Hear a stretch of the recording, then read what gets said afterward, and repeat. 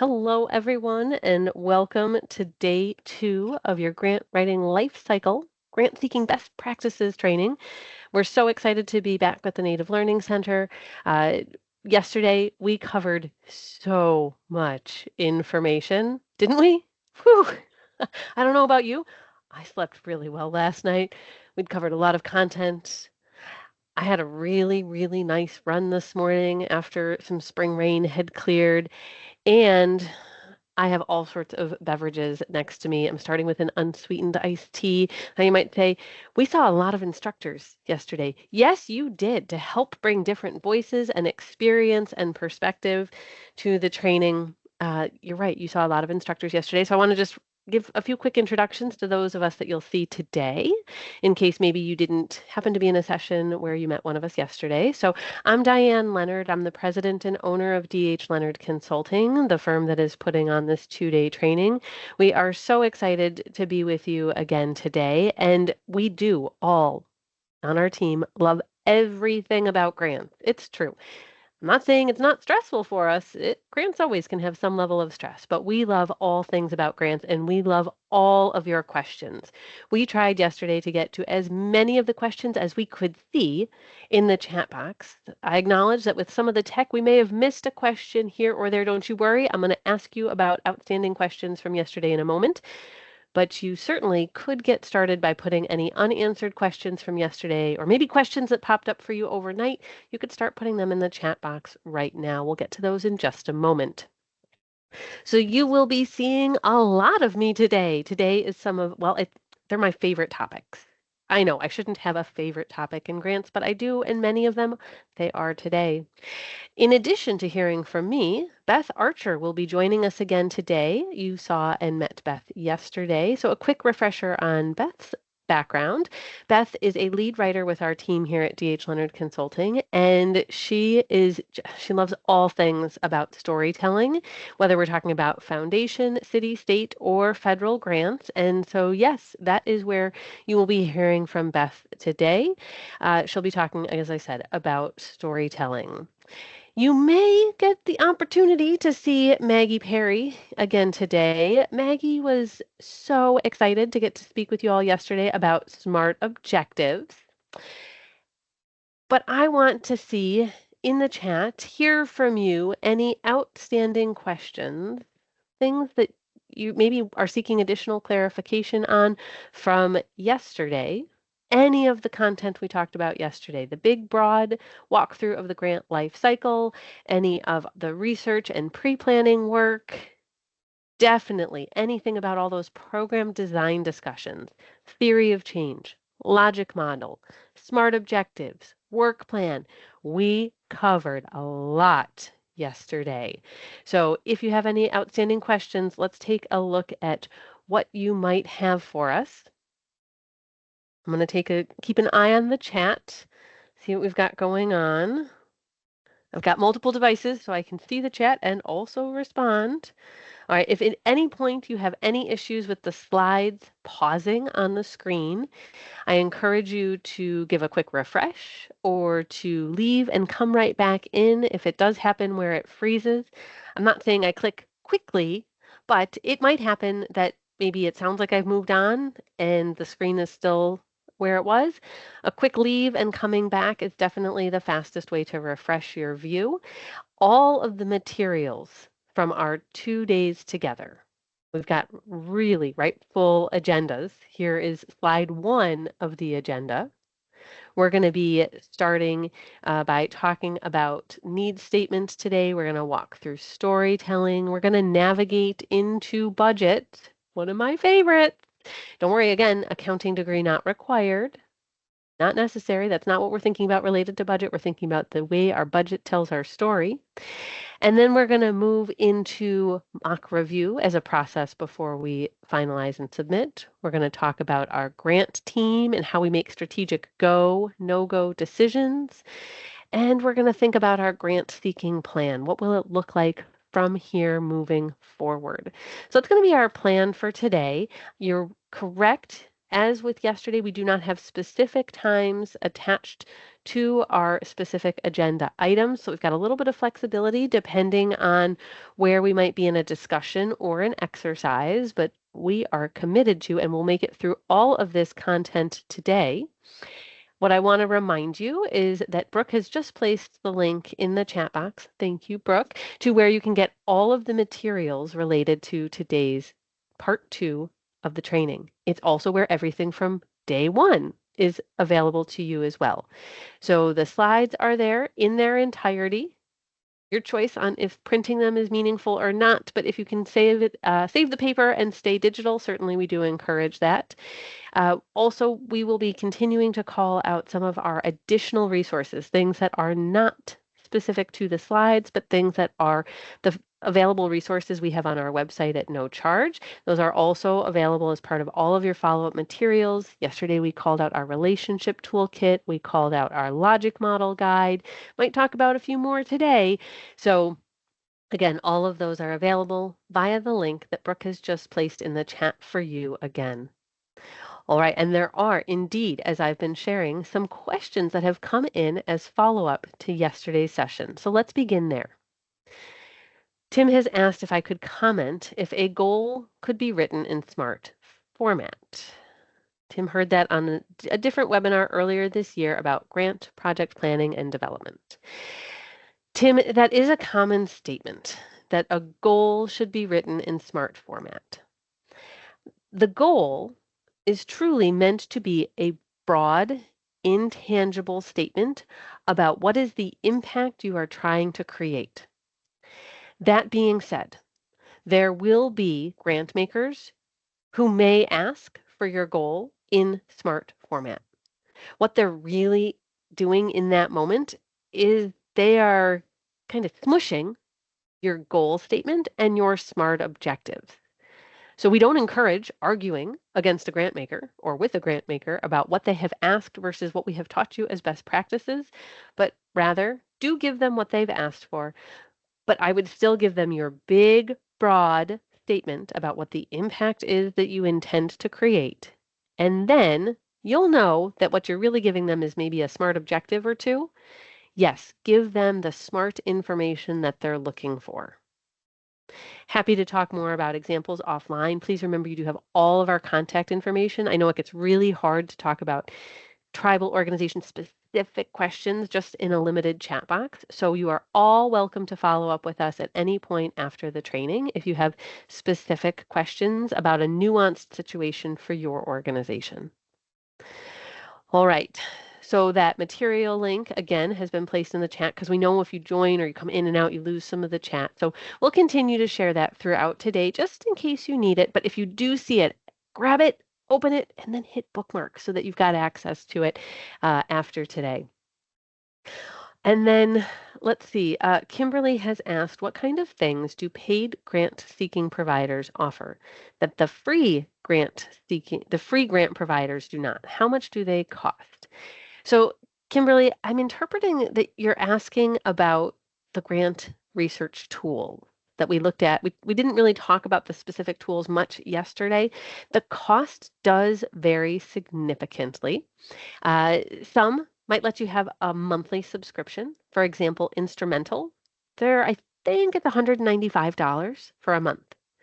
So you might choose to pay for a month. Some, like Foundation Directory Online, that is about a $2,200 bill annually.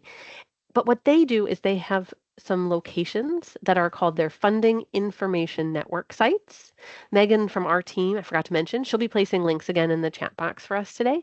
The funding information network, you can put in your zip code and find the closest location. That's a spot where you can use Foundation Directory Online at no charge. Please be sure to say thank you to those locations if you go to use their tool at no charge, because honestly, they're paying. They're actually paying more than $2,200 a year, and they're doing that so that organizations just like yourself can access it at no charge. So there's a whole bunch of variation in terms of the costs, in terms of what the tools are. I'll also call out Grant Station. Grant Station is sometimes available at a discounted rate through TechSoup.org. So you can keep an eye out for that. It usually happens about once or twice a year that it might be in there.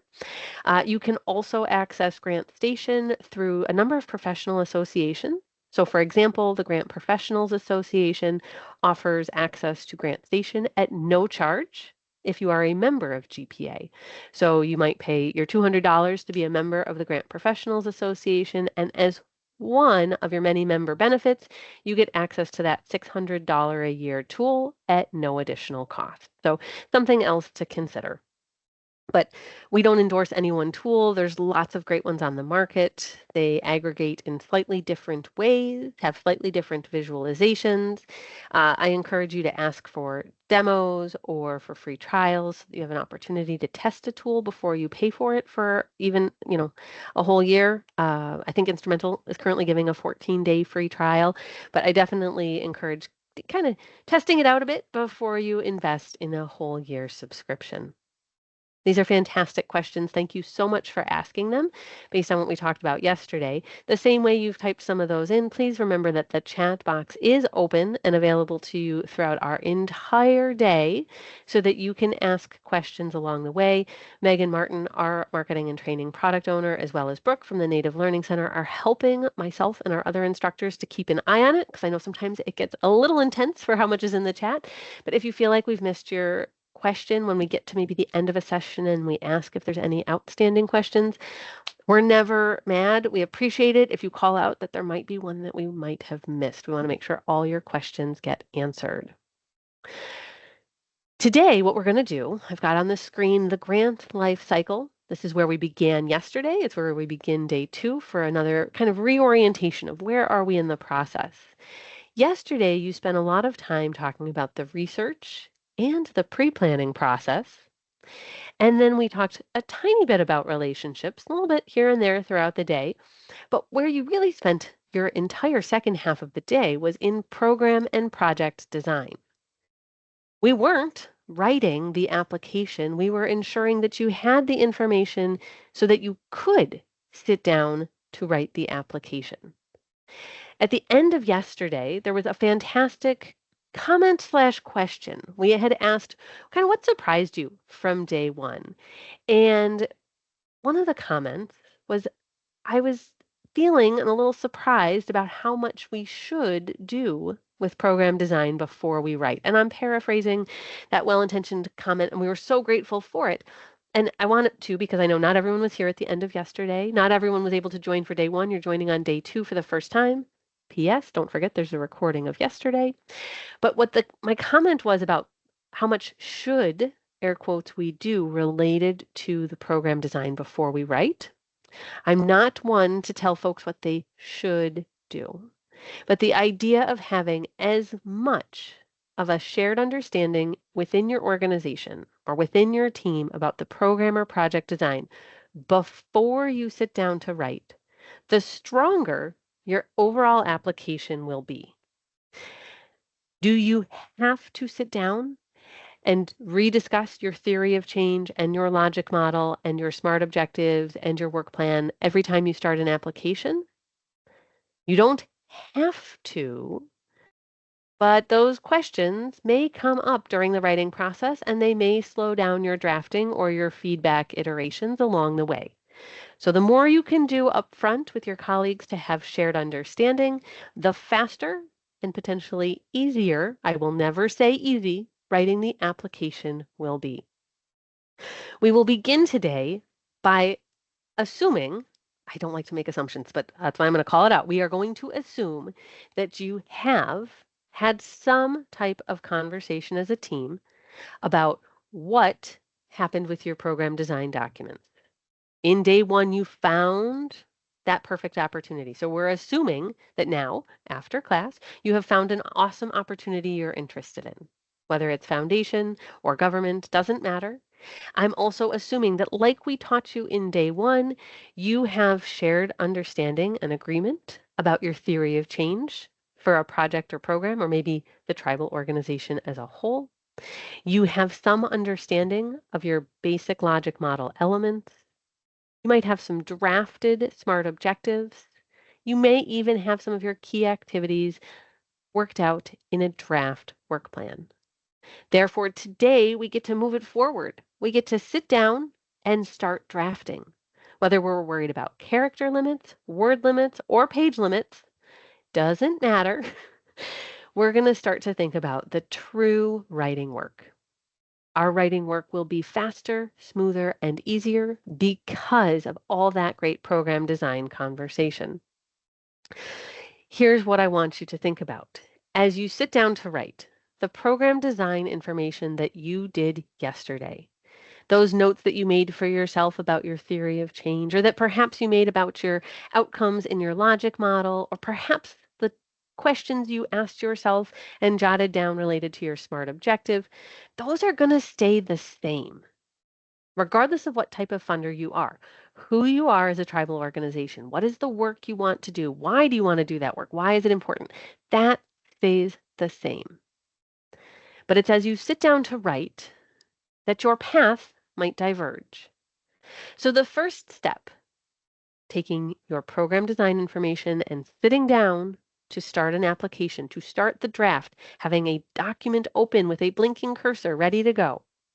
The first thing you need to ask yourself is, what type of grant maker am I sitting down to write for today? Am I sitting down to think about a government opportunity? City, state, county, federal, doesn't matter? Or am I sitting down to think about foundation funding? A private foundation, a family foundation, a corporate foundation, a public foundation, anything that's a foundation. Those are the two buckets that I want you to think about. If you said, Diane, I'm sitting down today because I'm going to write a government grant, I want you to think about how your work, who you are, what you want to do, the goal and the objectives that you laid out with your colleagues. How do those things connect to the governmental policy of the agency or department that you are going to apply to? Why does it look like you are a good fit? Why does it look like they should fund you? Who you are and what you want to do does not change. But thinking about this from the beginning starts to set the stage for how you might tell your story. Maybe you say, Diane, I'm not sitting down to write a government grant today. Rather, I am sitting down to write a foundation grant. Okay, so your program design documents and your notes from yesterday are all still great. They're valid. They're wonderful to have in hand. And instead of thinking about the policy alignment, I want you to think about the mission statement of the foundation. How does the mission statement language of the foundation you want to apply to, how does that align with your work, with your proposed program or project? Why are they parallel? That is going to be the basis, the foundation for the story that you will work to tell in that specific application. So you will have two divergent paths. One, if you're thinking government, you will want to have in your head, what is the alignment to policy? If the path you are going to take is foundation, you want to think about how is your mission statement aligned with that of the foundation. Your base is the same. Your project and program designs from yesterday remain the same. What is changing is how you will approach telling the story. Let's look at some of the common grant application elements that you might be asked to complete based on your program or project design. On the screen, I have a list of some of the most common types of elements that grant makers are asking for. Everything from what might be the very top, a cover letter, or maybe even like a cover form full of basic contact information. Some grant makers ask you for an executive summary or a project abstract, maybe a 2-sentence version, maybe a 2-paragraph version, maybe a whole page version. Grant makers, whether they use the heading or not, are typically asking you about your need statement. We're going to dive deeper into that in just a moment this morning. That's where you're giving the data to prove why is the work that you are proposing, why is it important, why is it needed? We then often are asked whether this heading is used or not. We are then often asked to describe the project or program that we're seeking funding for. You're going to use all of those great program design elements from yesterday.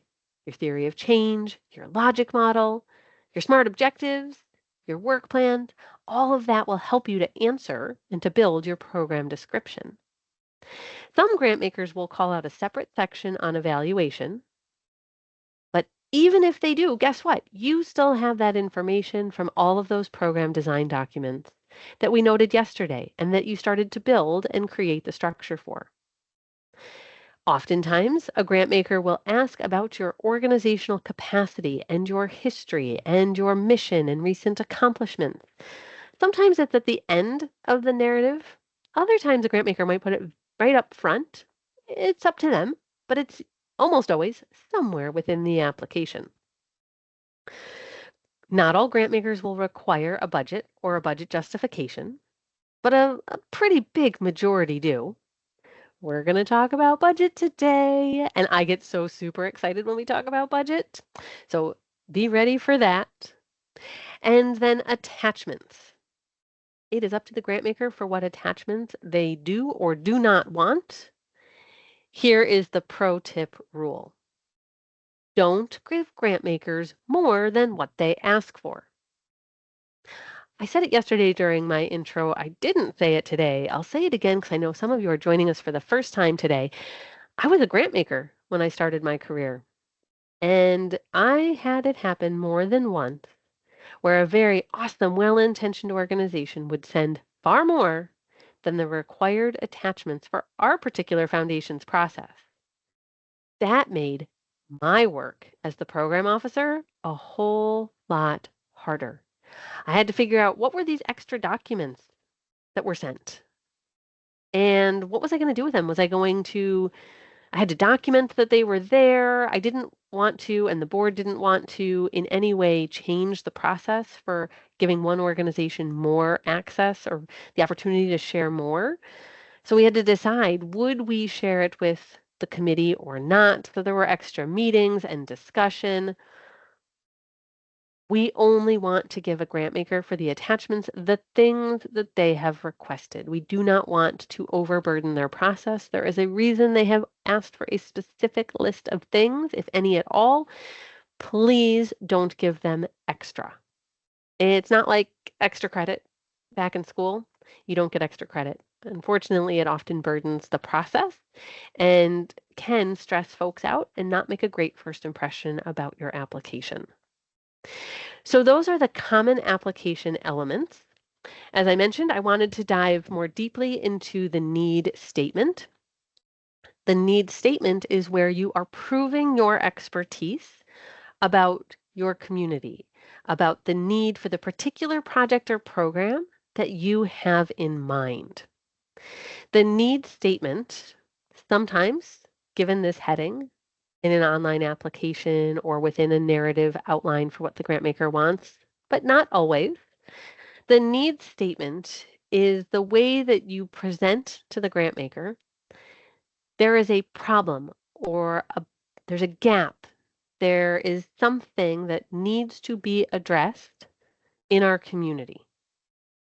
And here's the community, the specific segment of the community that I'm talking about. So it might be your entire tribal community, or it might be a specific age group that you're talking about. Yesterday, we ended the session talking about the need for long-term care on reservations for elders in tribal communities. That's a very specific segment of your broader tribal community.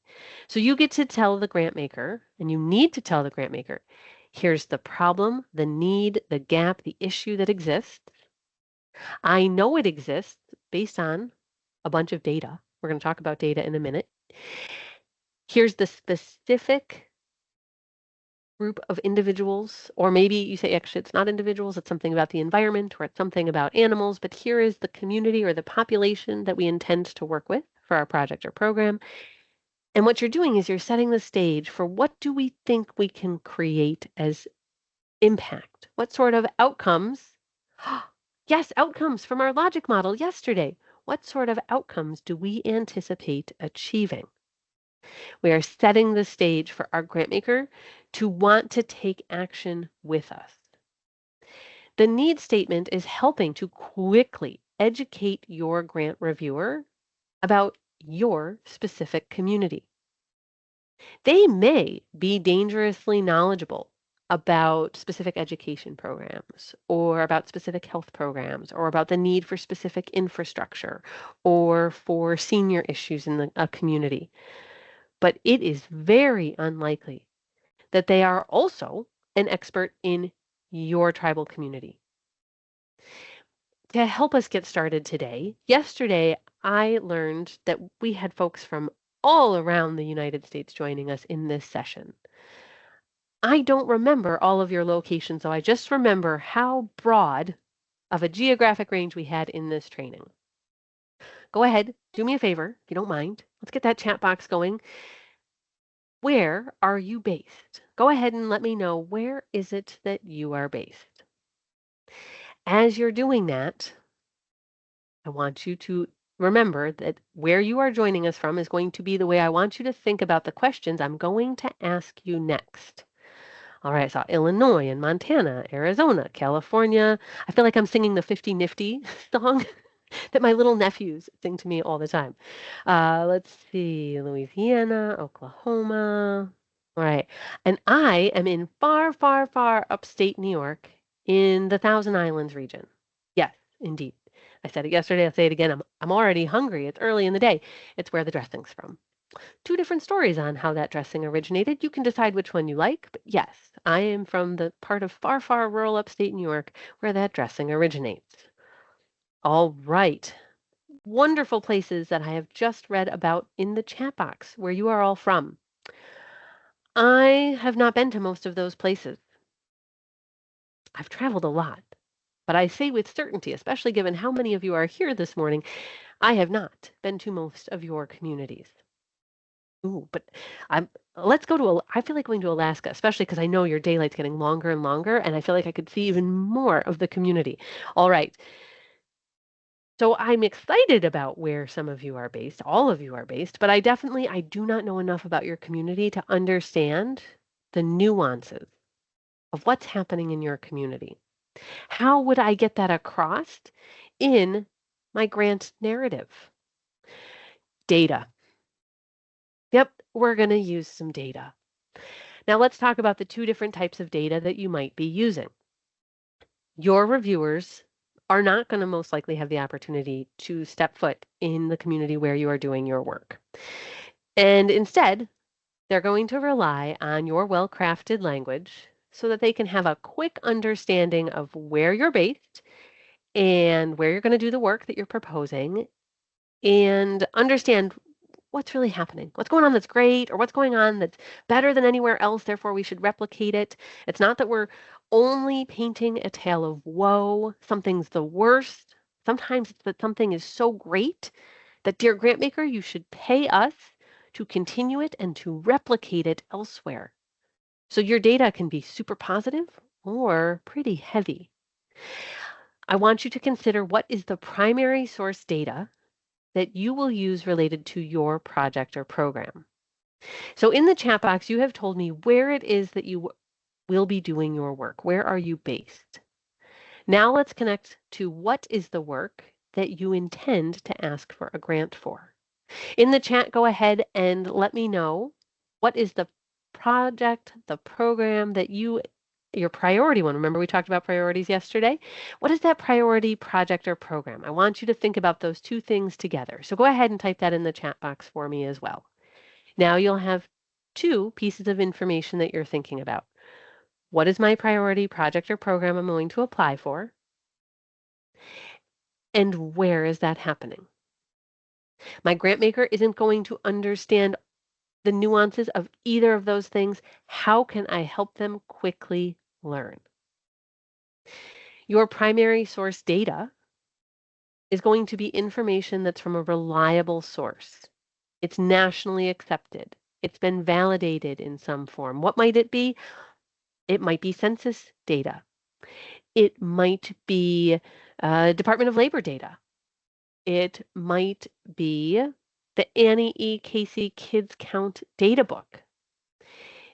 It might be, what else? What are the primary sources of data that you rely on to help explain the need in your local community or region for the priority project or program that you have just typed into the chat? If you have a go-to source that you would like to share with us in the chat, love to hear it. Where is it that you get data that helps anyone, a new grant maker in particular for you, to understand what's happening in your local community as it relates to your priority project or program? This is information that you're going to be using in your narrative. You're helping to set the stage so the grantmaker understands, why is this project or program you're about to propose, why is it so important? All right, I see tribal enrollment numbers for a service area broken down by age. Great, fantastic, Josh. A county needs assessment. Okay, so that's local, but still a great source. I love some of these big national ones. Census, always a good option. Please do remember, or if maybe it's new information, census staff do put on fantastic free webinars about how to use their online tool. So if you're not sure how to best navigate the online free census tools, I encourage you to check out their free online training. All right, so we've got a variety of primary data sources that we can see in the chat. Fantastic, keep them coming. Now let's think about a secondary source. This is information that is still from a reliable source. It is something that is locally or regionally accepted. So the reason I said, oh, let's think about that needs assessment for a local community, I would refer to that as secondary source because it is not national in its nature. It is still incredibly important for you to use. But the difference, if we're thinking primary, we're usually thinking about nationally accepted. If we're thinking secondary, we are thinking regionally or locally accepted. Using both will give the best picture to your grantmaker. What you are proving is your expertise in the particular issue area that you do work, whether it is housing or health or education or infrastructure. The combination of primary and secondary data that you're using is, again, presenting your expertise. As we think about those two different types of data, what is it that we need to consider? What is going to help us engage our grantmaker, help them get to understand who we are?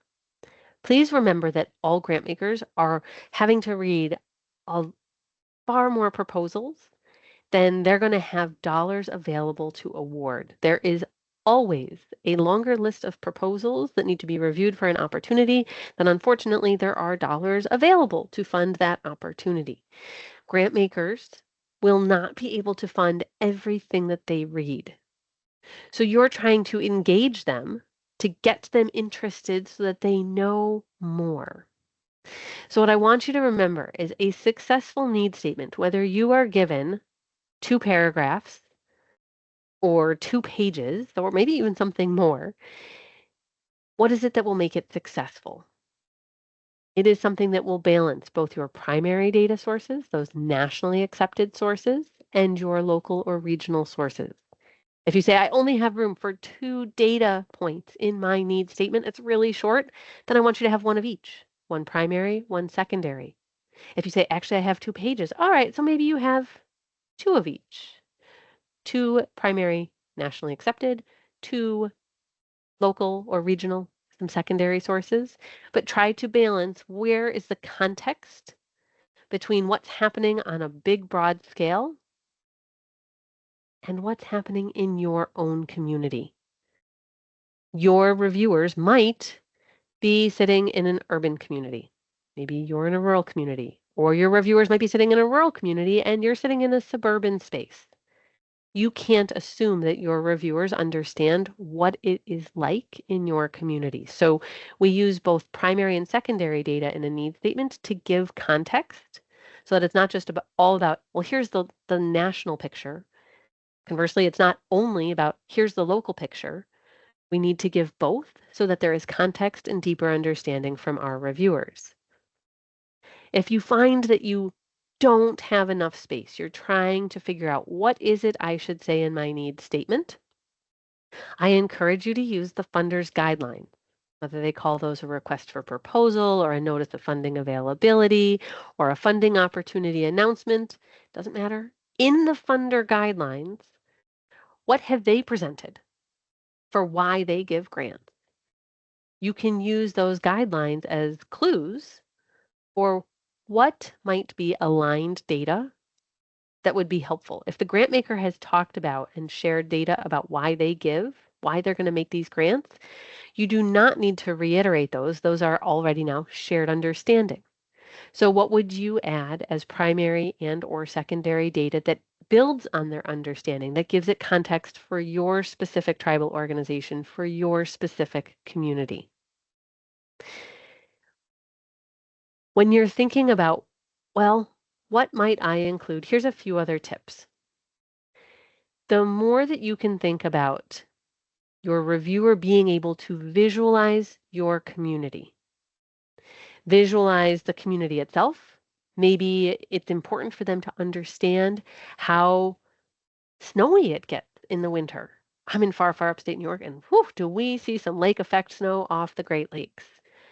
If your reviewer is maybe down in the southwest portion of the United States, they might not have ever experienced a heavy snow to understand that when there's no public transit, walking is not an option to get to services in a community, not in a safe way, not either because, right, there's no shoulder left on the road or it's too cold to walk to get to services.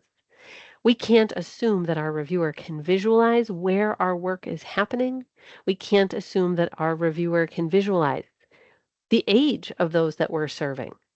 So we want to give as much specificity as we can in our needs statement so that our reviewers start to visualize our community. When we think about what we might or might not share, you might have, and Bethany actually talked about this yesterday when it comes to data, she was saying related to her, she loves to write about arts related things when she's doing grant work. And so she might have a way that she would talk about the arts if it was a funder that wants to worry about the economic impact. And she might have instead a different set of statistics that she would use if it was art as it related to the health benefits of program participants. So thinking about what it is that the grant maker cares about, why is it that you are a good fit, might also help you to sort out of all the data that you have available to describe your community and why your work is needed. The funder's focus area can also help you to sort and to shrink the list of data that you're going to try and utilize within your needs statement. I really want to understand your community when I'm a reviewer. As I mentioned, I was super excited to see some of the different locations where you are. I love travel. I recognized some of your community names, but I haven't been to many of them. My family, we have one of those maps where we put the pins. Where have we been? Where do we want to go? There's still an awful lot of where do we want to go places on our map. So I might have a sense of where your community is, but far from an expert about it. It might be just a pin on the want to visit map for the family. One of the things that I want you to consider in terms of giving context is actually related to some pretty cool tools. The first one, I think I'll say it right, but Megan should be able to give us the link in the chat. It's data.io. I think I said that right. We'll see. It's close for what the web address will be. The reason that I like that particular site is that when you're thinking about how does what's happening in my community, how does it connect to others, other regions, other counties, other communities, what's that context that I would give a reviewer? Ah, I was close. datausa.io. Thank you, Megan. It's in the chat box, everybody. You can put in your community and the focus area you have, and it will help you to think about what's the context I want to give. What is it better? Is it Worse? What's happening? So that can help you come up with some ideas about the way you present your story. This is where I will also say that AI, artificial intelligence tools, whether you're thinking about ChatGPT free or, oh my gosh, there's such a long list. I won't even begin to pretend to know all the other tools that exist that are free. But this can be a spot where you would appropriately and ethically use AI as you're thinking about your grant application. Here's my data that I want to use. And is there any other data I should consider presenting for context for a grant maker? What a great engineered prompt to see what else might there be. It's not that you have to use it, absolutely not. But that can help to spur some additional ideas about how might you want to present the information to someone learning about your community and your work for the very first time. I want, though, more than anything, for your need statement to align to that specific grant maker's opportunity. I know that reading grant makers' guidelines is long and burdensome and sometimes really dry, and let's be frank, a little bit boring. There's legalese in there, there's stuff about the different required federal acts that are keeping procurement orders in place, and there's references to executive orders, and there's a lot of legalese in those documents, whether we're talking state stuff or federal stuff. Foundations aren't quite as bad, but all of them still have unique terminology to the grant maker. I want you to think about and to consider your choices related to data, related also to your language choice, based on the grant maker's guidelines. It is incredibly important that as we talk about how we are actually going to write our application, that we acknowledge that given the significant changes that have happened with federal grants, there are more language choices than ever that are important for you to consider. So these different acronyms that are here, yep, we've got RFP, request for proposal, NOFA, a notice of funding availability, FOA, funding opportunity announcement. They're all different language choices of grant makers for their guidelines for an application. When we are looking at the different types of grant makers, please be aware that different grant makers have different terminology choices and preferences. And it is up to you as an organization to decide what feels appropriate for you in terms of how you want to align your application, every bit of text that you put forward, and how it will align with what the grant maker's expectations are. I am not suggesting that you should change your language so that you align to the grant maker. Sometimes it's about small things. In healthcare organizations, it could be, or healthcare funders, I should say, it could be that the grant maker tends to refer to those that are served by their grantees as patients or as clients. And it could be that your organization prefers to refer to those that you serve, even through your health-related programs, as community members. You might say, does it really matter? They kind of all mean the same thing. They might mean the same thing to you, or it might be a really important description for how you refer to those that you're working with, those you're supporting.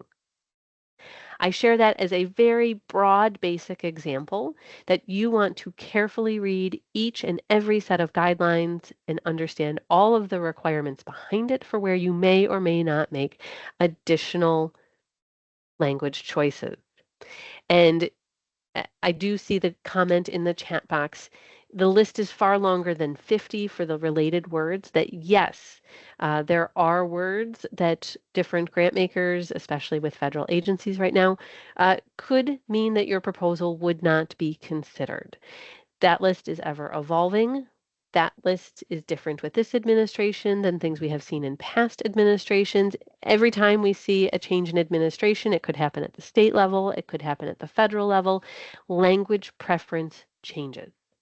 And so that's why I wanted to call this out and make it as broad as I could, that it does not matter what administration at the state or federal level we're talking about or which foundation we're speaking about. Every single grant maker has language preferences.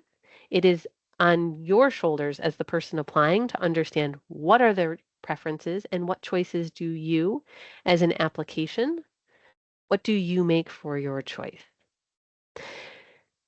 While we think about our needs statement, there is one incredibly important thing that if I am your reviewer and I make this comment or I circle it or I highlight it, it will be very difficult for me to advocate for you. We need to properly cite all of our statistics. You never want to leave your reviewer asking according to whom. You don't want your reviewer to worry about whether or not it is your opinion. You want them to know what is the data source, why are you experts? This is not just your opinion, whether it is a combination of Census Bureau and community needs assessment or other data that you put in the chat box, you are proving your expertise to the grant maker. Make sure that you are citing it. I'm not saying it has to be in footnotes. Often it is not in footnotes. It at a minimum needs to have an in-text citation, something like according to whom? Like according to the US Census Bureau, according to what is the source? Sarah, great question. So with traditional knowledge, if you're saying something that is maybe tribal elders knowledge, I'm trying to come up with who would you cite for some of that. I would call that secondary data that is locally, regionally accepted as a secondary source. You would still want to say, where does that come from? It is far more than opinion. It is traditional knowledge. And so and I'm happy to talk about offline some language choice around it, but I would want to cite what that is so that it's not the individual writer's opinion. That's what you want to avoid. Great question. Thank you so much for asking. Having a reviewer ask according to whom, what that does is it decreases their confidence in your expertise. We don't want that to happen. If they start to question your expertise, they might now advocate for a different proposal. As we think about the writing work that you're going to be doing, that's taking all of your program design elements and starting to put it onto paper, what will be character, word, or page limited. When you think about how you describe your work, why is your work needed? I want you to think about what it would be like if you met a friend or a family member at an upcoming gathering. You hadn't seen them in a long time, and they said, "Oh, tell me about the work you're doing." So you give a quick description, like, "That's interesting. I had not considered that. Tell me a little bit more. Why is that needed?" What does it sound like when you are narratively describing what is needed? That's your overall idea for the story. Your job as the person writing the grant is to find the data to prove what you have just said. What you are doing in the need statement, I've got a little formula here for you on the screen. On the left-hand side, it's our problem statement. That's our need statement. What is the problem or the issue that we are going to address? Our need statement narrative and our narrative responses are addressing that. In our program description, we're going to be saying, here's the action we take. Our action we laid out yesterday in our activities in our logic model. We laid it out using our SMART objectives. We laid it out some more in terms of timeline and who would be doing the work in our work plans. That's all action. So that we achieve our desired solution. So that we have achieved your results from your theory of change or your big, broad impact in your logic model. So the problem statement, the need statement, we didn't cover that yesterday in program design. Yesterday, we covered all of our action and our solution.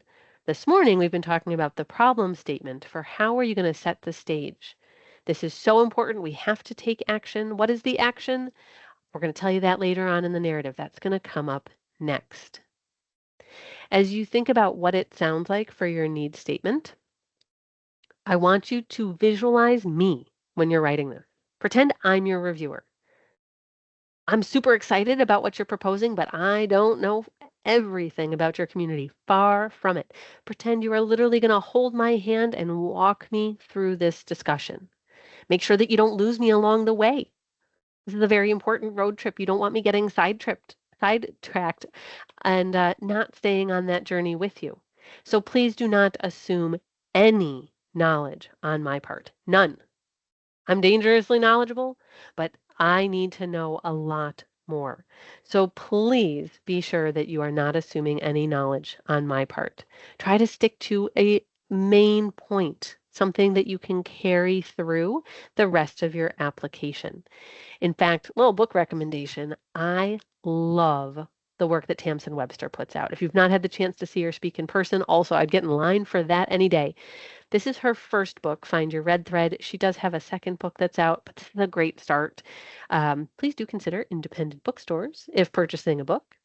But the idea of one main point, something you're going to carry through your application, that's a red thread in the way that Tamsin describes it. And by keeping that idea in mind, you're going to pull that red through the application. You're going to make sure that you never assume any knowledge on my part. You want to ensure that the grant maker, they know that transportation's a barrier. Maybe it's the cost of public transit. Maybe it's the complete, utter lack of public transit. Yeah, that's my community. Zero public transit. I think maybe occasionally there might be an Uber driver that pops up on the app. So that's not an option either because that's going to be way too expensive. What is unique to your community? Please help the reviewer understand that. Help them to understand what is also awesome and different, right? It doesn't have to all be negative and heavy. It could be that you've got amazing collaborations, but we still need to think about how to engage some of our oral health providers with the rest of our health collaborations. So we've got a lot of great things in place, but we've still got this gap. We've not yet engaged oral health providers in the rest of our health collaborations, right? So there's a huge big positive to that story, but then we share what is the current gap. How might you know about those gaps? How would you put those forward so that they are not your opinion? Your different needs assessment processes and tools are all fantastic options for secondary data sources, whether it's your own database about community members and your own demographic information, maybe it's focus groups, maybe it's interviews and observations. Those are all fantastic options that you might be using as some additional sources in your needs statement. I do want to call out that you might find yourself in an application structure where you have the ability to put in graphics, visualizations, bar graphs, pie charts. That's amazing. Not all reviewers learn and digest information in the same way. If you are able to, because formatting allows, put in some sort of chart, even a basic table, I encourage you to do so. Please be sure to always label it so that it is as easy as possible for them to learn. This tells us we've got math on the left-hand side, we have reading on the right-hand side. I can see what time period is covered. I can see the grades that are included. Make it as quickly digestible as possible for the reviewers, yet please be sure to give it context and label it within the narrative text. If you want to go beyond Excel or Google Sheets in terms of presenting data, there's some really cool templates involved in Canva. And I share that not because I'm a Canva affiliate or not, but just because it is something that you can have for free for your tax status. So do want to remind you that that is available. Now the need statement, I showed you that image. It had our problem, so that we can start to then describe our action and ultimately get to a solution. That is a formula that we're going to think about for our overall story. But before we talk story, you are right. It is hydration stretch time. My, how time flies when we're having fun talking grants. It is 12:32 Eastern.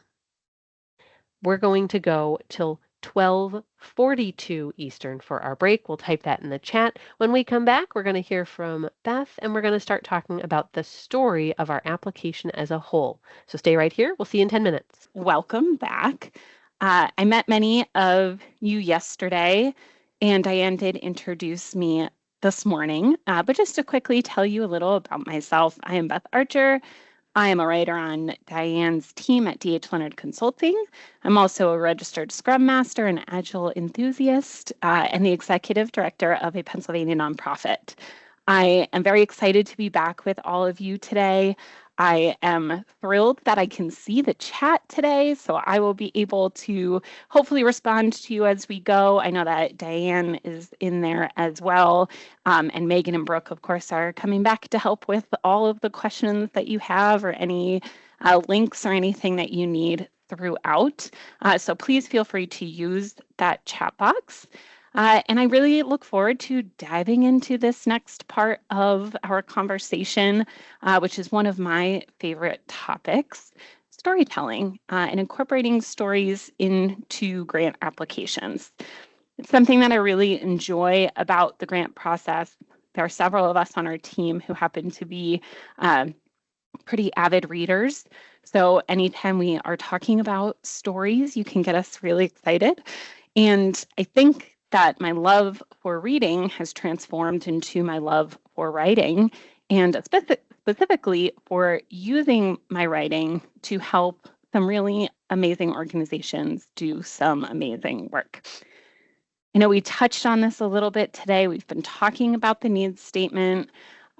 We are going to move on to how to tell your organization's story in a grant application. We're going to get into a process and some very specific steps to finally get us to that writing piece. And we want to talk, now that we've focused on statistics a little bit, about using more than just the statistics or the data or the facts, and make our application personal and engaging and one that is going to stand out. You're going to talk a little bit more about relationships after this afternoon. So you may hear this a few times today, and you may have already heard it some yesterday, but something that you really need to consider when writing grants, no matter the funder, no matter the opportunity, is it a corporation? Is it a family foundation? Is it a government agency? No matter the type, there is a person on the other side of your grant application. Yes, funders give to organizations, but at a more basic level, people in this relationship, people are giving to people. And you are going to be more successful in your grant seeking if you are incorporating storytelling elements into your applications.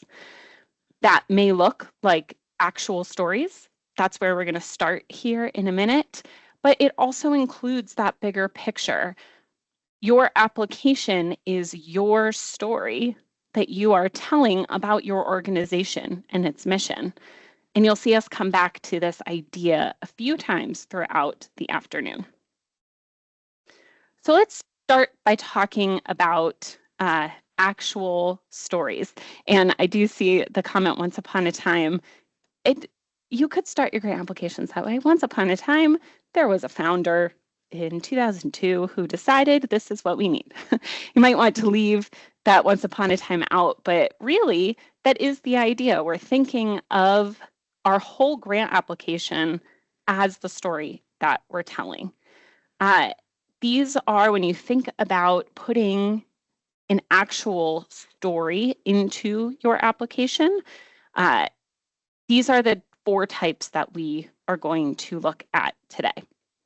Client stories, donor stories, staff stories, and community stories. Now, without a whole lot of context at this point, and knowing that there are varying levels of experience from all of you who are joining us today, let me first ask, just by looking at this initially, show of hands in the chat box. You can use an emoji, you can do Y for yes or N for no. Put in the chat box How many of you have incorporated some kind of story that illustrates your work into a grant proposal? How many of you feel like you might already be doing this? Again, just looking at the basic overview of the types of stories we're going to talk about today. I see some yeses, I see some nos. I see someone who agrees with me that it's their favorite part of grant writing. I do please ask that you continue to use the chat box and share some ideas with each other as we're going throughout. It seems like we have a lot of experience doing this. And for those of you who have said no, I do challenge you as we're going throughout it to rethink how you are doing your grant applications. And after we get through the storytelling piece, you might actually change your answer and see that you are doing this. Maybe it is not in a purposeful way yet, but you are likely doing some of this already in your applications. So if you have done this or have considered doing this, or even just thought about it now for the first time since I asked that question a minute ago, oftentimes the first place our mind goes when we think about incorporating a story is adding a client story into our application. When we say client here, this is really a more general term of those that you are serving. If you work for an environmental organization or an organization that serves animals, maybe you don't call those you serve clients, but that is what we are referring to here. The person or the animal or your local river that is impacted by your program or your organization. Client stories are observed or shared directly to you by those you serve about the impact that your organization has. And you can see an example of a client story here on the slide. There is a written story and it looks like a YouTube video that accompanies the story as well. The first consideration when we are talking about client stories, especially if this isn't something you are already doing, or if it is something that you are looking to strengthen within your grant seeking, make sure that you have some process within your organization to collect these stories. If you are talking about clients who are people, you of course want to be sure you have permission to use these stories and that you have removed any identifying information to protect the individual or the individuals. So you want to be purposeful about how you are collecting these stories, how you are receiving permission to use them, who is taking them and making sure that identifying data is removed. When we talk about Rachel here, is that Rachel's actual name or is that the name that somebody already changed? These are things that if you consider before you even get to the writing piece, you'll be able to incorporate easier. And consider it regardless of whether or not you are serving human individuals, you should still be thinking about how you're collecting it. Ask yourself if you might already be doing this, if someone in your organization might already be doing this, so that you have a collection somewhere of stories that illustrate your impact in a succinct, compelling way. You want some variety, so you make sure that when you are preparing different types of different applications for different programs, that you have some stories to support it no matter what it is that you are focusing on. A good place to ask yourself about where you might be doing it or where you could do it. Add something into your evaluation or data collection process that allows individuals to share stories. As the fundraising professional, whether grants is in your title or not, depending on your role in your organization, you might not be the one directly receiving these stories. If you're in the fundraising part of the organization, how often do you see the program evaluations from your staff who are delivering the services. If you don't see them often, that piece might already be in there, or it might be easy to add it in or make it a more formalized way. And just as you consider that stories may come from other places in your organization, also consider that others may benefit from having access to these stories. This first example on the slide here is not from a grant application. It is from the organization's website. We've worked with a client who did this process one time, received incredible client stories. We used them in several applications, many of which were funded. They put them on their website. They shared them on their social media, but they did it as a one-time process. And then those funders' reports came up, and then their renewals. And we found ourselves looking through the same stories, trying to see which ones we hadn't already used, or trying on the fly to collect new ones. Don't put yourself in that position. Really, a good practice here, if you aren't already doing it, is work with others in your organization to collect and store updated, approved client stories that anyone within the organization can find, can access, and can use, and make sure that this is an ongoing process. These examples here are from grant applications, and you can see here how it can be incorporated right into your narrative. I have seen funders ask specifically for testimonials from clients, and certainly that makes it pretty clear when you are determining where you might incorporate a story. It's pretty clear where you're going to put it if they ask for it in a specific section. But even when a funder doesn't ask for that, there are many options for how to incorporate it elsewhere. And the reason that we are collecting a variety of stories, again, so we are being responsive to that funder, but also because then you will probably have varying lengths of stories. It doesn't need to be something that is very long for it to be impactful. The first one is a good example to remind you that when you are telling this story, you should not only think about what you are sharing, but how you are sharing it. This really draws your attention and would stand out for the reviewer. It has a bold title. It is indented. Of course, if you are in a portal, maybe you can't do it this way, but it is an option when the structure allows. And you see a second example here where once you start reading it, it is apparent you are talking about a client story, but maybe it doesn't stand out in the same way. But we aren't just limited to client stories. If we're thinking about the other information we have available to us and the other statistics or data we might be sharing, we can get creative and draw from other audiences. Because remember, we are talking about more than the statistics, not including stories in place of the statistics. We really want to use these to support the data and the other pieces that are also an important part of our applications. And so maybe a client story is not the best fit, depending on the funder, depending on your program. So also consider donors.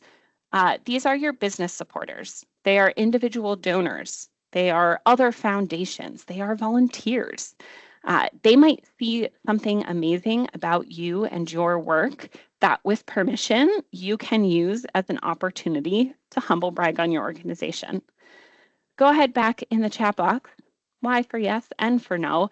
Have you ever collected or thought to collect or used, because you are a rock star and you already collected them, donor stories in your grant applications? Are these something that you have considered using before beyond client stories, which tend to be where our brain goes first? And without having the actual numbers to compare ourselves here to, it does appear that we have a lot more no's in this section than the first time that we asked this question. So maybe this isn't something you've already considered doing. A few years ago, I worked for a great organization in Philadelphia that really had this down. They included donor stories everywhere. One of the best ways that they engaged donors was through volunteer opportunities. They had a really robust volunteer program. It was built into their model and how the model functioned, and it allowed people to be engaged one time, several times a week if they wanted to. They also provided opportunities for adults, kids, families, etc. And they were fantastic at collecting stories and photos a lot of the time, and then using these as part of their storytelling to demonstrate their impact and encourage others to support their mission. A lot of the individuals who they were telling the stories about weren't just volunteers, they were also financial supporters. They also donated. And so it was really the fact that they had this as part of their process to collect it. They had an endless supply of donor stories to share. And sometimes if you are working with local donors and foundations, what this might do is create like some healthy peer pressure. And it could provide the motivation for another donor to support you. Or it might provide the vote of confidence that they need, knowing that another foundation that they trust is supporting you, or seeing the sheer amount of families and individuals who are donating to your programs. Using staff stories can also be a really powerful way to tell our story and give your impact a face, especially if client stories aren't an option. Again, I suggest asking yourself, how might we gather this from staff? I don't want any of this to feel, excuse me, like a lot of extra work. We all have plenty of work to do. I don't need to add any more to your plate.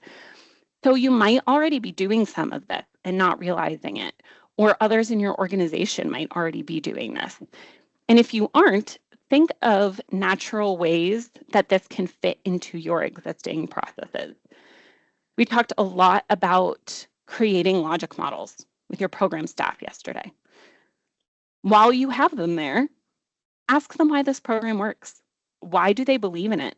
What do they see happening with those you serve as a result of their interactions with your organization?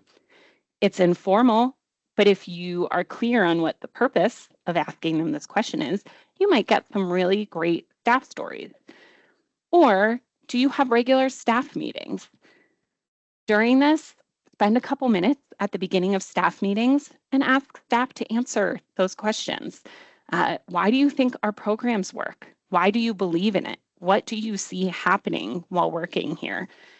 You can also, again, if it's something that becomes a part of a process or is already part of your process, do you have photos of staff members in action? Get a quote from them to accompany it, and then you have a quote and a picture. You can put both in when the structure allows. You can put some in, but not others. This is a really often overlooked way to give your impact a face. And then the fourth type of story, there are community stories. And this is really thinking about other stakeholders broadly defined.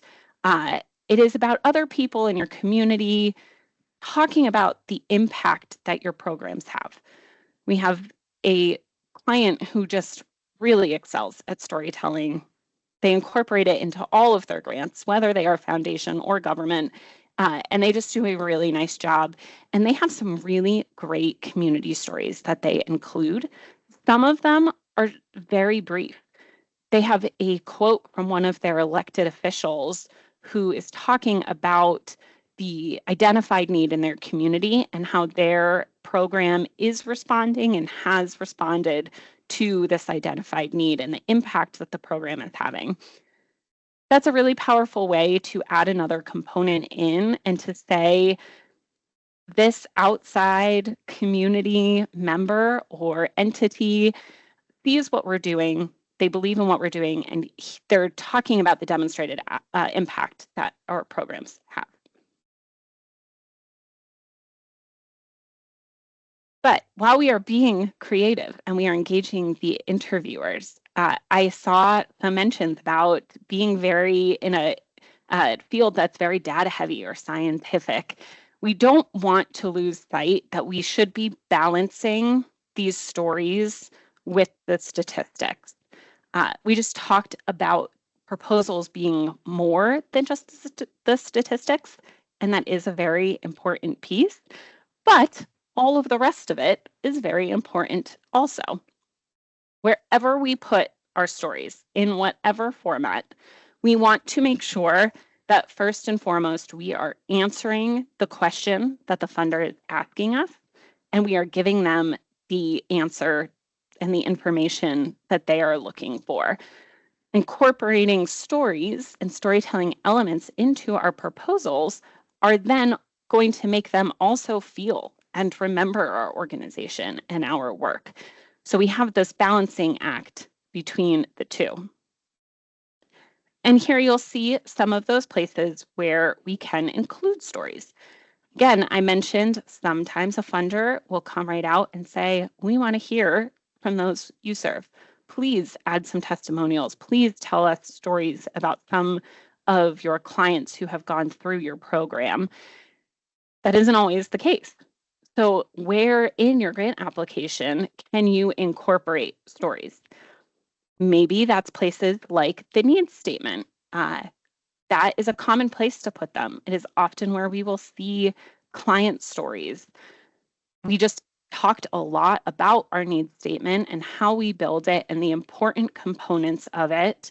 Think about how much stronger it would be if we are including stories as part of that as well.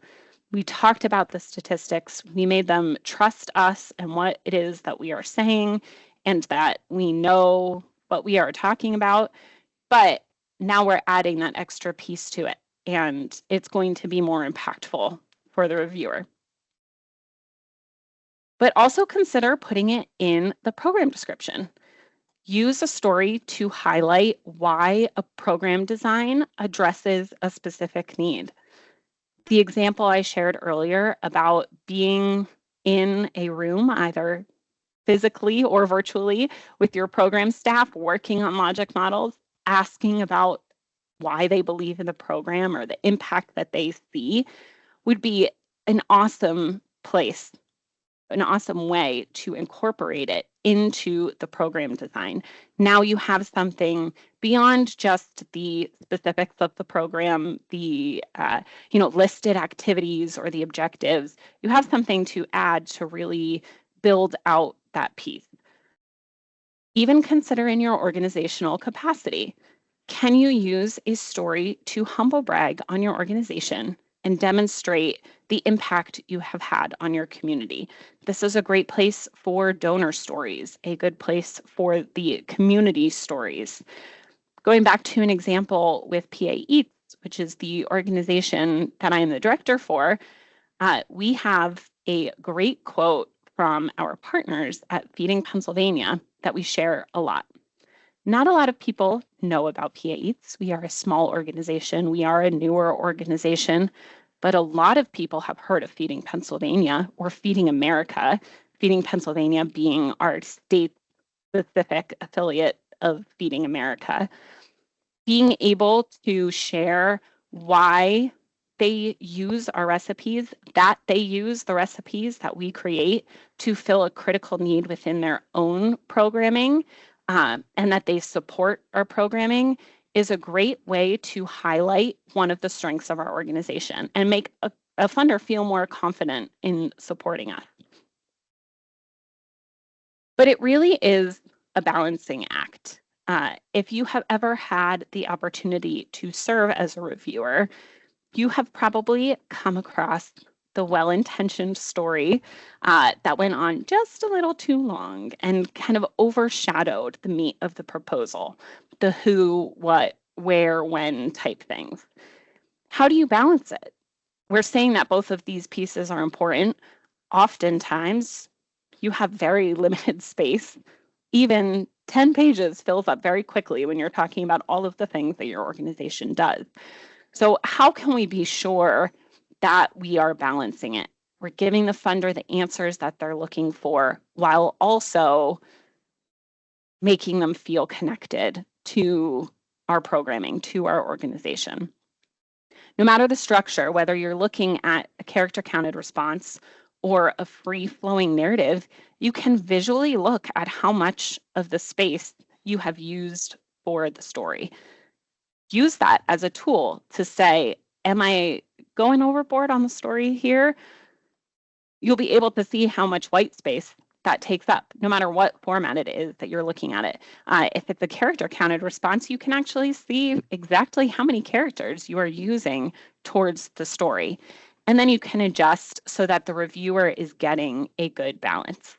You're not going too far on storytelling and missing the answers to the questions. Again, an easy way to do that, if you have the ability given the structure, think about how you're sharing the story. What is visually appealing? What makes it stand out as something different than just the statistics or the facts that you're providing? And again, easier to see for your own benefit whether or not the story is really overtaking the proposal. And you see another example here. In this case, the story is italicized. It is referenced at the beginning of this LOI. And then actually, they go back to it just before closing out the letter. A really creative way to kind of sandwich the meat. I did not do that pun on purpose, but wow, does it work. Sandwich the meat of the proposal in between the pieces of the story. You're now making sure that you're incorporating both. It's clear to the funder that you've covered all of your bases, but you are adding that human element and really connecting to them. So I mentioned at the beginning of this portion, once we got back from our break, that we are going to look at storytelling across different kinds of grants. So let's start by looking at foundation grants. I know a lot of you are considering government funding sources, and we will get there shortly. We're moving there next. But I think it's important to see the range of grants and to talk about how to incorporate storytelling no matter the type of application. I also think it's good for you to be able to compare the two. You're going to see some differences, but also some similarities in process. And I imagine that a lot of people don't come across many similarities between a family foundation funding proposal and a lots and lots of page SAMHSA proposal. So we are going to look at the differences there, but we're going to find some similarities as well. We're ready to write that grant. We are ready to focus on a foundation opportunity. We've looked at our needs statement. We've done some of that thought work into the types of stories that we want to use. We know we have some, and we know maybe which one it is that we want to use or what type of story we want to use. But where do we start? Start by thinking, okay, what is going to do this? What is going to engage this specific funder? We're trying to catch their attention, whether it's the reviewer, whoever's on the other side of this application. We're trying to catch their attention. We want to stand out. We want them to feel connected to our mission and to those that we serve. We want to engage them. But how do we do that? And there's a great article here, and I see that Megan is already ahead of me and dropped it into the chat as well. So if you have not read it, you have the link. I highly recommend doing so. But this great article by Allison Jones is about if you have met one foundation, well, you've met one. And truly, this can be expanded to any type of funder. If you have met one funder, you have met one funder. We'll summarize it here in case you haven't read it. You don't need to go read it right at the moment, but I do suggest doing so afterwards. Basically, what it is saying is that if you are doing this right, if you are, excuse me,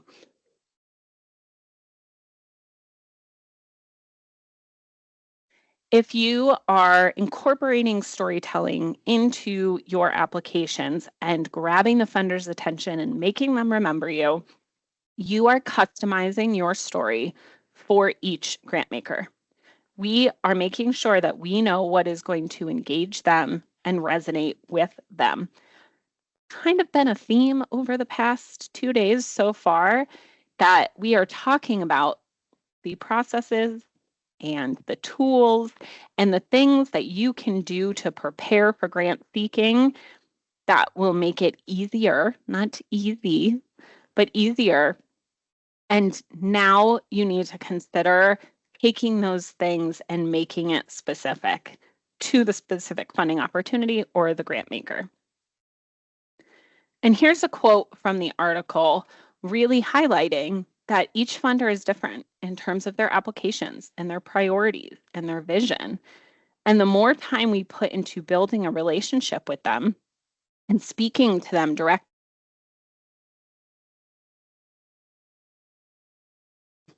whether that is actually speaking to them or speaking to them through our proposal, the more successful we are going to be. We talked a little bit about this yesterday when I was with you, when we were looking at research. Excuse me one moment.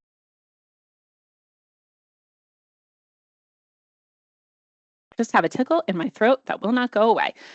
But we did talk about this a little bit yesterday in the research portion. You've done the research. You've looked into the specific funders. You have a lot of information on them. You have them documented. So you should be able to answer this question now. What would be meaningful to them? What is going to stand out to them? What do they want to see in their funding relationships? A lot of organizations have draft template language that they use in their grants. Obviously, we talked about building some of that over the past 2 days. There's only so many ways to talk about your organization's history. It is what it is. It was founded, how it was founded, or it grew how it did because of how it did. So there's only so many ways to talk about some of those pieces. It's not uncommon to have some draft template language. It's obviously not uncommon to have some of those tools and resources where you've already built your program design. But you should never just be copying and pasting your whole grant application. Let it help you get started, but then make sure whether you are incorporating a specific type of story or you are taking a step back and looking at your whole proposal as that story, make sure you're customizing your request in some way to that specific funder. And it is good to make this part of your process. Have steps that you can follow and make a habit out of this and just part of what you do so that you are guaranteeing you are customizing the application to that funder. You want to start with reviewing the foundation's guidelines and their application structure. Select the type of story you'd like to use. Verbally practice your story. We're going to talk a little bit more about this in a bit. I am excited about that part. It's one of my favorites. And then we are going to start writing your application. We are going to guide you through these steps for preparing your story. We have some examples, and we're going to start here with foundations where we already are, and then later we're going to go into the same process, but looking at government proposals. So the first step, and something that if you have written a grant before, it is probably something you are already doing, and that is reviewing the foundation's guidelines. You might be saying to yourself, Beth, of course, we are going to read the guidelines. That is rule number 1 of applying for a grant. I know, but what we mean when we talk about reviewing guidelines here is that we want you to read them through the lens of your story.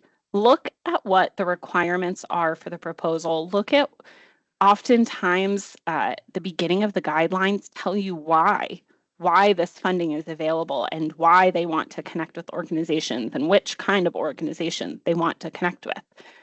And ask yourself which data points are going to be the most meaningful to them.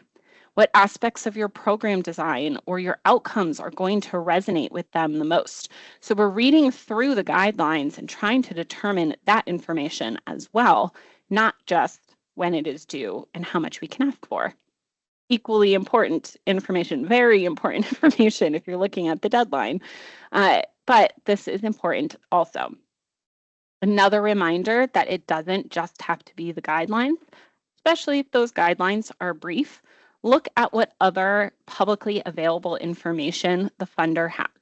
So in this example, we are looking at the Fresh Sound Foundation, and in multiple spots on their website, you can find some interesting clues about what is meaningful to them.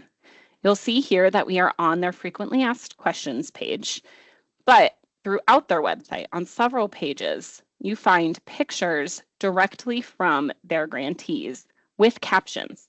So they're likely things that their grantees have submitted. Here's a picture of our action and work. Here's a little bit of a description about our work in action. In this particular picture, you see students hanging out of a boat. They're looking down at the St. Lawrence River, participating in a Save the River activity. I happen to know just a little bit about the St. Lawrence River, as my two colleagues who are with me today, Diane and Megan, live there. So I'm actually familiar with Save the River and the opportunities that they provide to youth in their community. But even if I didn't know that, you can gather a lot from this information, and you can see that the impact their funding has on individuals is something that is really important to them. In a second example, we're looking at the Mother Cabrini Health Foundation. It is a huge foundation in New York State. They have grown a lot recently. On their website, they have started incorporating some more pictures and some like graphics and things without it, but still a lot of their website is very factual. Not a lot of pictures, not a lot of graphics. But if you look at the language, there is a very strong focus that they serve low-income individuals, and they're looking to meet healthcare needs throughout New York. So where the Fresh Sound Foundation is very focused on the individuals that they serve, and they have those photos throughout, we are now taking the language that is used throughout this funder's website and interpreting what might be important to them. We have two very different foundations now and what might be meaningful to them, but we aren't ready to start writing our story yet. We're not ready to start even thinking about the type of story just yet. Now we want to look at their structure. If you are thinking about how you are going to tell your story, free-flowing narrative might feel really great. There is a five-page maximum here, but it's just write in 5 pages and answer these questions. There are specific questions. There are points to touch on, but there's no character counts. There's no small boxes. And I guess I say yay to that, though some people may feel differently. So if you didn't want to see a 5-page free-flowing narrative, we are now looking at the Mother Cabrini Health Foundation, and we're seeing those character-counted portal questions. Maybe you like this format better. I actually do sometimes. Actually, let's go to the chat box and see which of you prefer a free-flowing narrative when you are writing grants, and which of you prefer character-counted responses. So go ahead and add it into the chat box. Would you rather have a grant application, say write 5 pages, hit on these points, but do it however you want? Or would you prefer for the questions to be broken into those character-counted responses? For me, it really depends on the day. And I'm already seeing some people who agree with the character counts and some people who agree with the free-flowing narrative. I often appreciate the structure of character-counted responses, but I know that there's a lot more freedom in that free-flowing narrative. Again, lots of people who agree on either side of that. And the reality is, in grant writing, you are probably going to see both and every combination in between. But no matter which one you prefer, you have to acknowledge that these character-counted responses the format is a little bit more chunky, and you have to respond to these very specific questions they are asking. And so we might have to think a little bit more about how we are going to incorporate some type of story, or how we are going to connect all of these brief responses across the whole proposal and make sure that the theme of our story is clear no matter what it is that we're putting in those responses. It is harder if you are looking at it from a storytelling perspective, but we still can do it. We just have to decide which section we are going to incorporate those storytelling elements. So now we've looked at the funders' guidelines and at their website, any other publicly available information that we could find. And we also know what the type of structure is that we are working with. We know what the application looks like and how we are going to have to structure our responses. So now we can think of what type of story we might use. If we think of all of the information we have gathered from the Fresh Sound Foundation, that first example, what type of story do you think they are looking for? Remember, we saw a lot of pictures of the individuals who are being served by the grants. Likely in this case, a client story is going to be very meaningful for them. On the other hand, in the second example with the Cabrini Foundation, we didn't get a lot of clues, especially from the brief screenshot that I shared with you from their website, but we do know that they are focused on total population impact. So maybe we are going to share a specific client story, but maybe we should also be thinking about the bigger systemic impact that we can show. And we're going to choose perhaps a community story. We are just at the bottom of the hour here, and I think that this would be a nice place to take our break. Before we do that, I just want to see if there are any questions that I missed in the chat. I don't think so. Or if anyone has any questions at this point, please go ahead and add them in. We are going to get to the next step here when we get back from our break. We are possibly going to have some time to practice this today. If not, we have a great structure for you to practice it on your own after today's sessions. And then, as promised, I promise you we are going to get into the government proposals as well. All right, so it doesn't look like there are any questions at the moment. I have that it is 1:29 Eastern, so we will be welcoming you back at 1:39 Eastern. We'll put that in the chat there. Hope everybody enjoys a little bit of time, and we'll see you soon. All right, everyone, I have 1:39 Eastern on my computer here, so we are going to start making our way back. I hope, once again, that you had a good break. You were able to do something that was meaningful to help you reset for the next hour. I chose for the happiness of myself and my colleagues and my family later this evening to not re-up my coffee anymore. I think I've had enough today and I am good to go.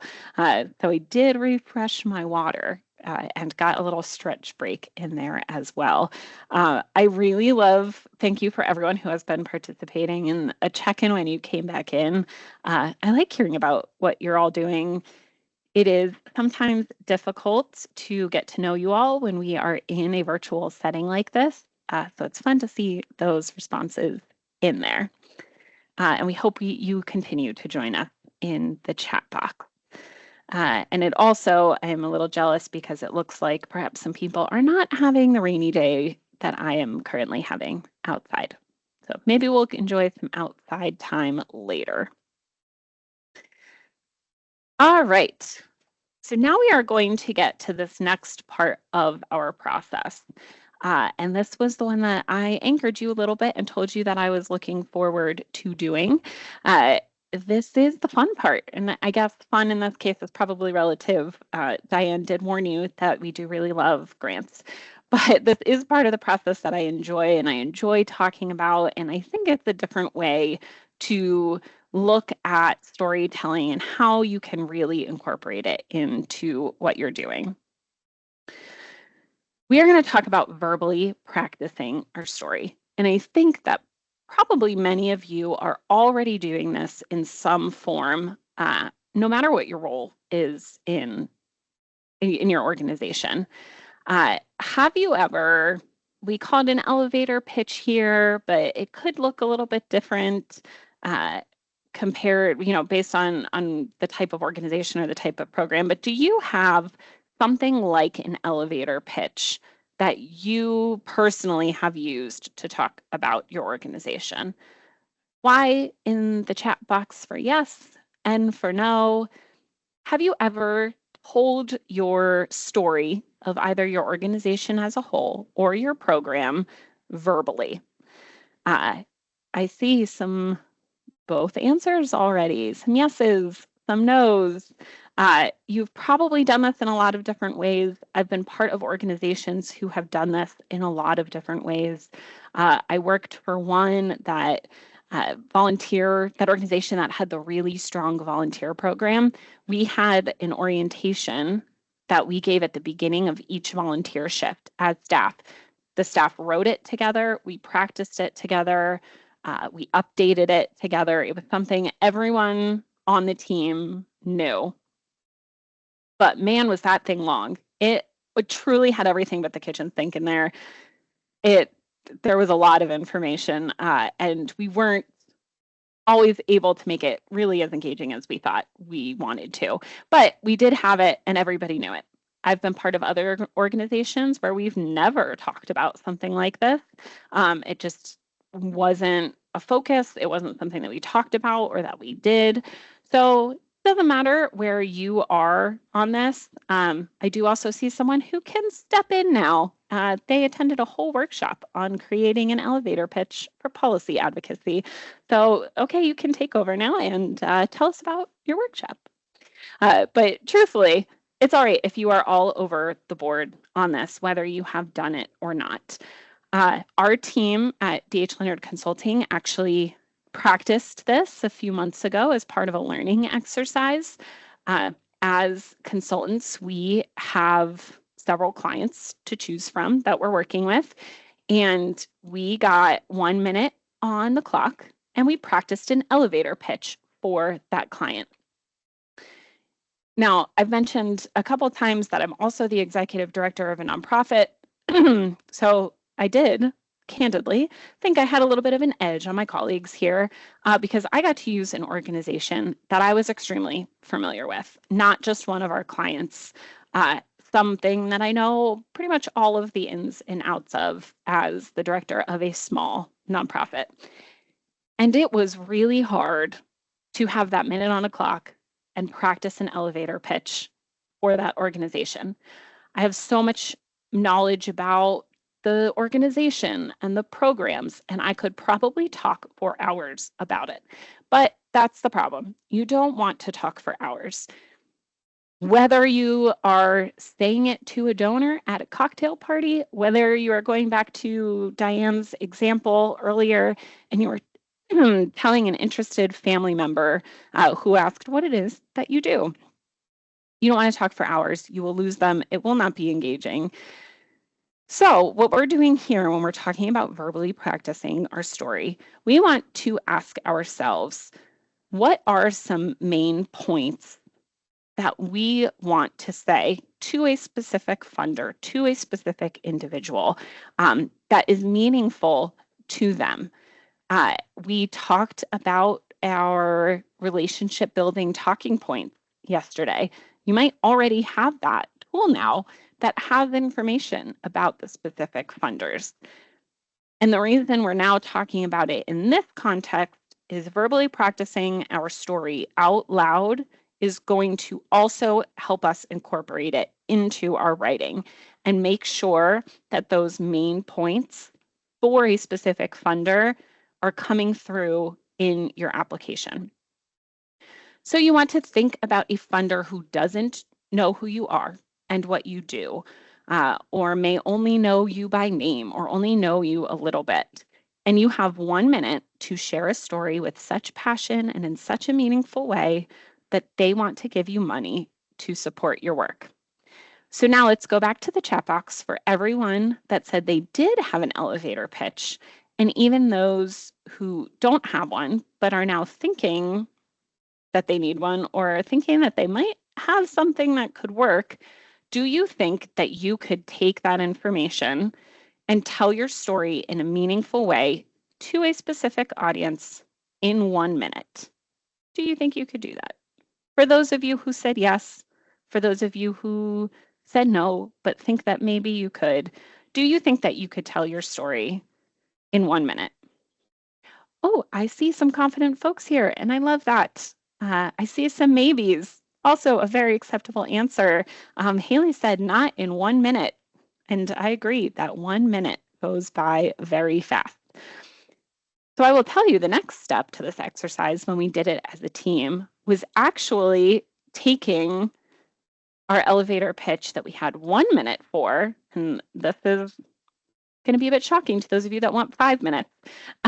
We tried to do the same thing, same prompt, same idea, and do it in 30 seconds, which was even harder. Do you think that you could do it in 30 seconds? Some people do not think they could do it in 30 seconds. And, this plays out in our example here. We have our funding examples, right? Our Fresh Sound Foundation, our Mother Cabrini Health Foundation. We might feel very confident that we can get most of the information into this free-flowing narrative. If we've practiced this and we've said it in a minute, okay, that equates to 5 pages. I could probably get all of those important points and more into that 5-page narrative. We can tell them why we are amazing and a good fit with priorities. On the slide, you see the example here for Save the River, who we talked about in that picture. For PA Eats, I could talk about our Nourish PA series. The main points that I'm going to want to hit are what makes the series unique. We are reaching people in all 67 of Pennsylvania's counties. The first year of growth for our Nourish PA program, we saw a 140% increase in page views of Nourish content. We're the only organization providing nutrition education in this way in our state, and those resources are being used by our neighbors. You can deliver this with a great deal of passion and really make an impact on the reviewer. If instead we only have 30 seconds to verbally say our story, we will become a little concerned with time. If you weren't already concerned at the 1 minute mark, now you're very concerned. Or in the case of the Cabrini Health Foundation, we might become very concerned with our limited character counted boxes. By practicing the story, actually verbally saying the story, and thinking of those main points that you want the funder to remember, if you only had 30 seconds to talk with them, is a great way to ensure that you know what those pieces are and that you can put those pieces into your character counted responses. Now, we've looked at the structure and we've thought, where am I going to put these pieces? Now, we've practiced it. We've heard the main points. We've heard the important things that are going to connect them to what we do. And now we know the what that is going to go into those places. And here is the other reason to practice it and to actually say it out loud. It is one thing to write it, but what might land you in the no pile for a funder is if your proposal is very flat or factual and it doesn't engage the reviewer. It's not that the writing isn't good, but it doesn't convey the passion. And so if you say it out loud, that again sounds very different to you, and you can make sure that that is coming across in your organization. Giving yourself or in your application, but giving yourself the time limit also helps you really hone in when you do not have a lot of space to connect with your funder. And now we are getting to step 5 of this process, and we can actually start writing. We have gathered our details and our story, and we are going to write to the Fresh Sound Foundation. Or you can gather your story, you've practiced it, you know what the main points are, and you can make it fit across your character counted portal responses. I will, of course, say that this is another piece. Thinking about verbally practicing the story is another piece that is not just applicable to your grant writing. You are probably wearing many hats in your organization. You are probably interacting with funders and donors, whether that is in written communication or over the phone, email, in person. And now you feel more confident in the story that you are sharing.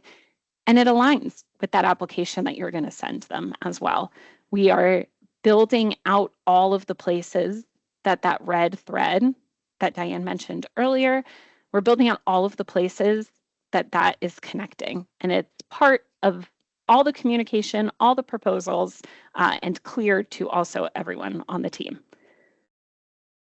All right, we said we weren't just going to talk through this process with foundation grants, so let's talk about government grants as well.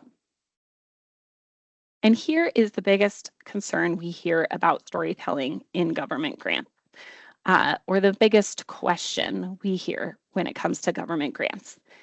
Is it possible to incorporate stories, to tell stories as part of our government grant applications? A lot of times, government grants are a little more formal or more structured, or people see them as more rigid because of that structure, and perhaps feel that this isn't a place to include something like stories.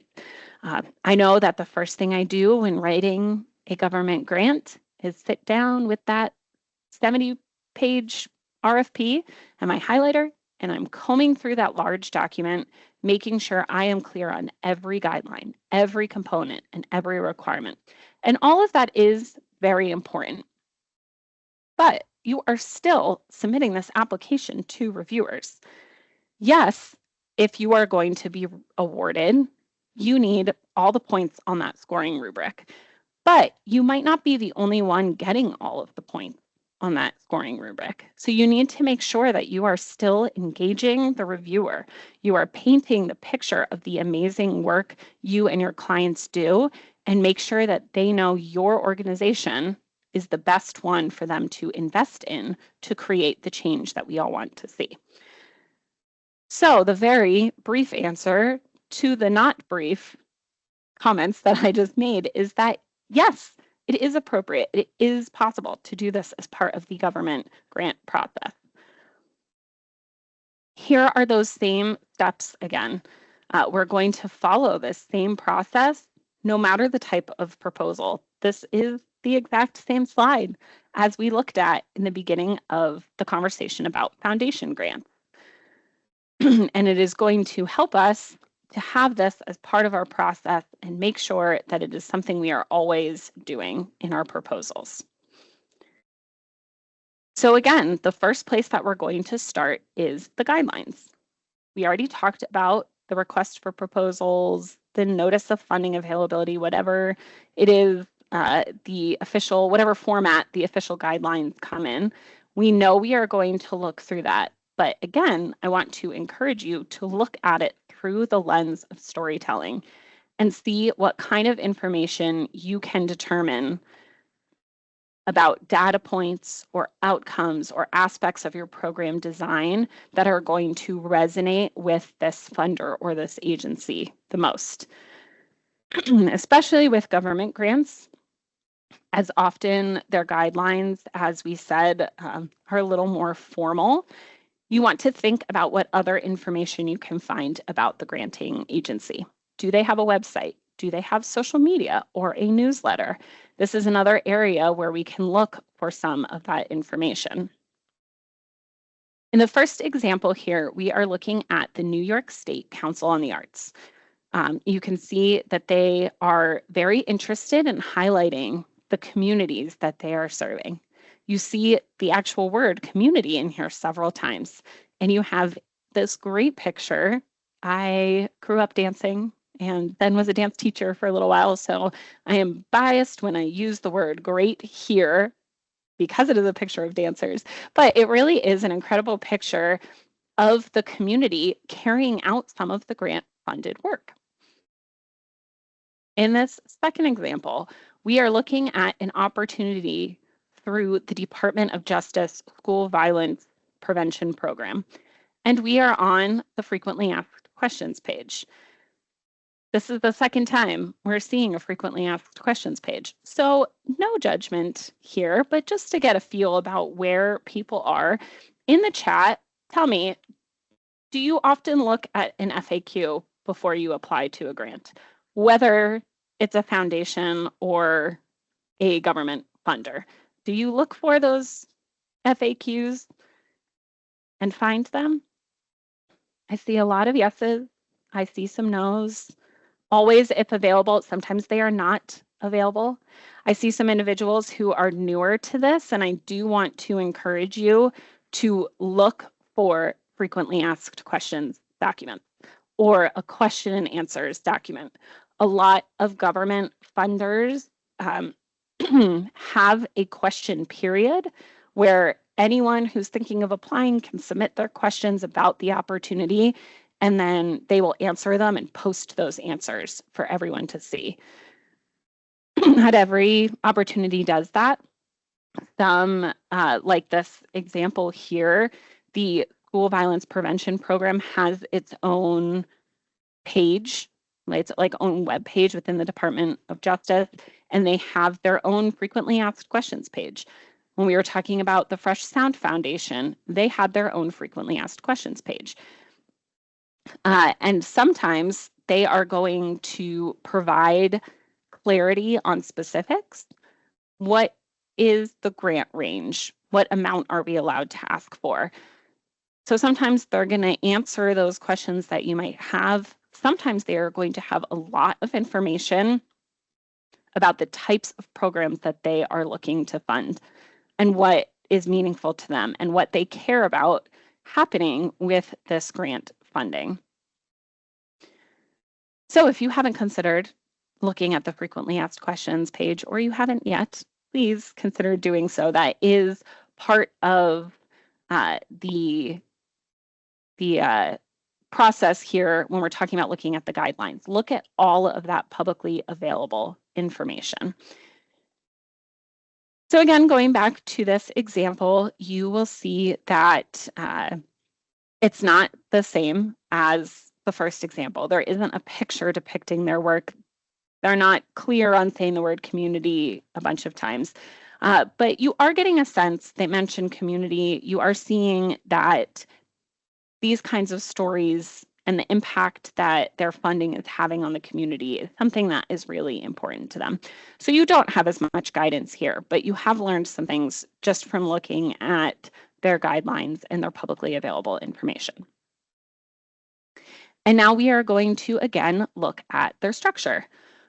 For the Council on the Arts, it's a character counted portal, but look at that. There is an actual question within the structure where you see an opportunity to include a story that demonstrates community benefit or community involvement. First glance, this seems like a really great place to be able to put your story into. For the School Violence Prevention Program, they don't necessarily have a specific section for this, but you do see that this application has a little less structure. It's not character counted questions. They have different attachments, like a narrative attachment, which includes your project narrative and your budget narrative. So within this attachment, that likely is going to have a page limit or a size limit. You have opportunities to, similar to that free-flowing narrative, maybe creatively incorporate stories into your answer here. All right, and now we're going to use that information to select the type of story to use. In that first example with the New York Council on the Arts, all clues all clues point to including a community story. It seems that community impact is something very meaningful to them, and you have an opportunity to demonstrate how your organization has the exact impact that they are looking for. You might include a client story that talks about a group of individuals. You might include a client story that talks about a specific individual, but really consider how your program is impacting the whole community. Those that come directly to your program, but also all of the members of your community. That is something we're going to think about doing in this first example. This should say example 2. So sorry about that, but this is example 2. We are talking about the school violence prevention program. And again, we didn't get as many clues this time, but we know community is important to them. We know that we have a little bit more free-flowing structure to be able to incorporate something. They aren't character counted responses, though there are specific attachments that we're talking about, and maybe a community story is the best fit here. But again, use that knowledge and everything you've already learned about them to make that decision. And again, before we start writing, let's verbally practice that story. Know what the main points are that you want the reviewer to leave with knowing about your organization, beyond the fact that you have all of the staffing in place to carry out the project, or confirmation that you will do all of the required activities. Again, all very important, all going to get you those points on that rubric. But remember what is going to leave them knowing that you are the best organization to do this work. Make sure that that is coming across in your application. And now again, you can actually start writing. Gather the details and start incorporating the story across the character limited responses or across your attachments. I mentioned earlier that we have a client who kind of gets the gold star at storytelling. And I just want to use this as an opportunity to show you that it is possible in government applications. They have used pictures when the structure allows. There are some that very explicitly do not want you to use graphics, or you're in a portal and you can't use graphics. But they have used pictures, they have used stories, they've used quotes from their elected officials, they've used quotes from their partner community organizations. You can do this as a part of the government proposals here. And we are now here, we are ready to start putting the stories in. We've gathered them. And as I said, we put it across either the character counted portals or the attachments. So another way to tell stories that we haven't talked about yet, Diane mentioned it briefly this morning when we were talking about our needs statement, but the idea of creating personas in grants and using personas. This is a great idea if you don't already have a specific story that supports what you are saying. If you are looking at what's important to this funder and you don't have a story that feels like it really fits, or maybe your organization doesn't collect stories regularly. We talked about how we can make that happen, but I understand that getting everyone on board to a whole new process might take some time. So maybe you don't have that process incorporated into your work already. Or maybe you work with a population where confidentiality is very important and you aren't able to share client stories in the way that you would like to. And this is where personas come in. It's very important to remember here that you are building a persona based on the information that you have about your clients. You aren't building it based on assumptions that you are making about people. You are saying what you know about your clients and building a persona from there. A lot of times applications, and especially government applications, will ask you to talk about the priority population, or however they decide to word that. And here, you'll often share data about those that you serve. And that is what you are going to use to build the persona. Again, if you don't directly serve individuals, this is something you can still do. Create an animal persona. I clearly am anchoring you here, but I would love to read about an animal persona and hear about what you are doing for the cat. But you can create a persona in that way, or a persona about the individuals who live in the neighborhood that are along the river your programming is focused on. And this idea can be then incorporated in a few different ways. So let's talk about creating them and then how to incorporate them into our applications. Similar to having a collection of stories at the ready, you can create a collection of personas, especially if your organization serves a variety of individuals. Don't make it about this is our typical person that we serve. Create a collection of the types of people, of the wide variety of individuals that you see who come into your programs. Maybe you have some youth services, but you also serve older adults, or maybe the individuals in your housing program range from children to single mothers. Make sure that you are getting the full picture of all of those that you serve. Look at your client demographics and think about these points. Their age, their location, education, income.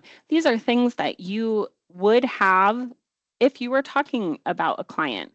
So use this information to build the persona.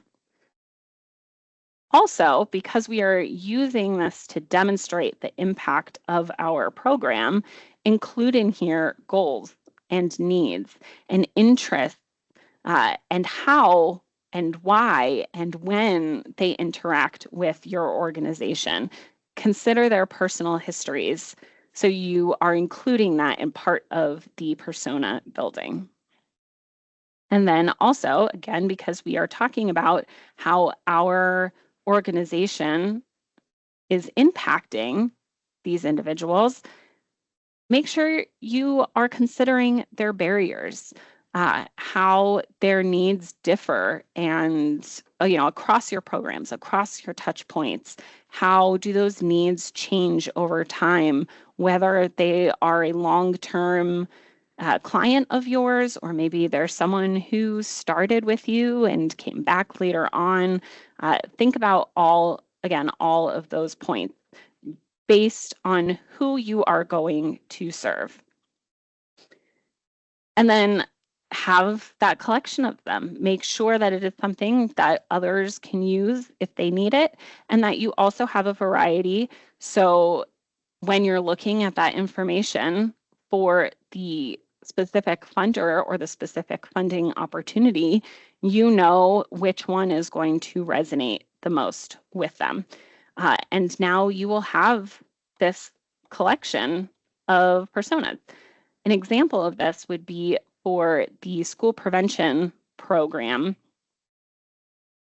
If you do not have this information readily available, if this isn't information that you collect from the people in your community, could you share a story from the perspective of a parent?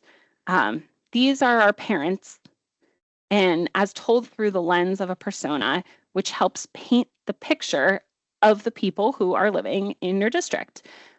This parent is feeling vulnerable with the safety plans that are not firmly in place at the school.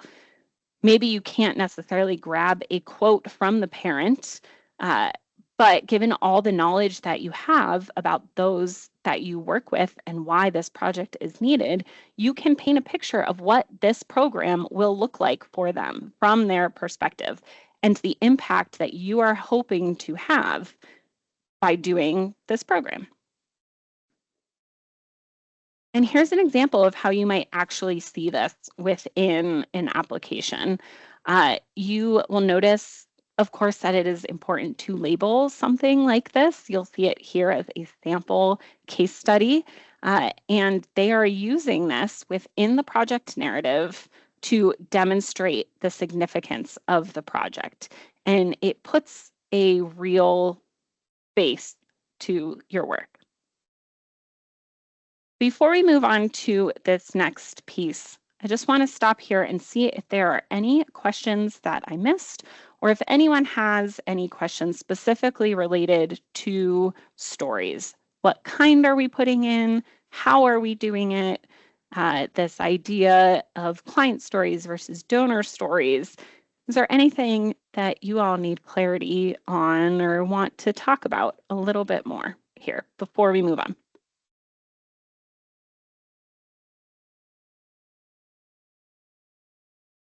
All right, I am not seeing anything in the chat, but if you have any questions, please do not hesitate to ask them. All right, so hang on, we do have a question here.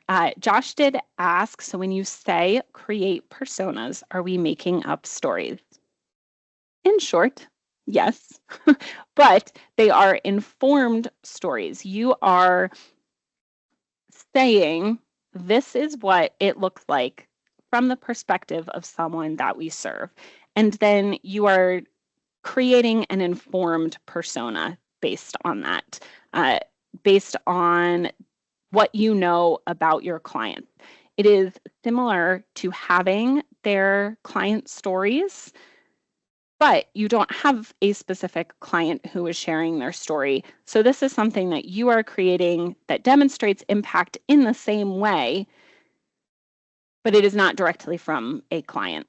So in short, yes, you are making this up, you are creating it, but it is from the information that you have about your individuals that you serve and their background and their barriers and the ways that they interact with your programs. I also see, are there materials for this to read or to go along with? And I don't know if that question is specifically related to personas. If so, I will have to look at maybe what we can grab for you related to personas, but related to this as our whole day here, we do have all of this information, the slides and all of that available for you. So if you could just clarify whether, the whole training, awesome, great. Could somebody please, maybe Megan has this available. If not, we'll grab it for you in just a moment, about where we can find the slide deck and all of the information for this training. We do have one for you. And then I see another example here from Celeste asking, would we need official documentation, or could it be casual like a thank you email from a participant? You do not need official documentation. You do not need them to say, I am submitting a client story to you, but it is very important that you do have permission to use the story. If you are talking about someone and using their experience to demonstrate the impact of your program, please make sure they know that that's what you would use it for. I know that a lot of people are going to say, yes, as long as you can't identify me, then yes, I would love to share that story. There are some who say, please tell my story. I will say it on video for you. So just make sure that you're being upfront with that. But you can get very creative with this. I worked for an organization where when the children that interacted with the program received, say, school supplies from the organization, they created these they were called Sunshine, and it was a piece of paper that they decorated basically as a thank you note. And they knew that we were going to put those up places and that we were going to share them with donors and volunteers. We took a couple of them and made them into thank you cards. So you can, it doesn't have to be something super official, but please make sure that people know how you plan on using the information. And Megan was able to put that link in the chat for me there. So that is where you can find all of the information and resources from our trainings. And then I see another comment here about, so a persona is meant to put a face to the work, a hypothetical client based on the data we've collected about the group of people we serve. Yes, Exactly. It is helping us put a face to the work, and it is a hypothetical client. Awesome. All right, keep those questions coming. We are going to continue to answer them as we see them. We're going to go into this next part here, but please, if there's anything we haven't covered, do ask. So we've talked about incorporating stories in all the different ways that you can do that and all the different places that you can put it.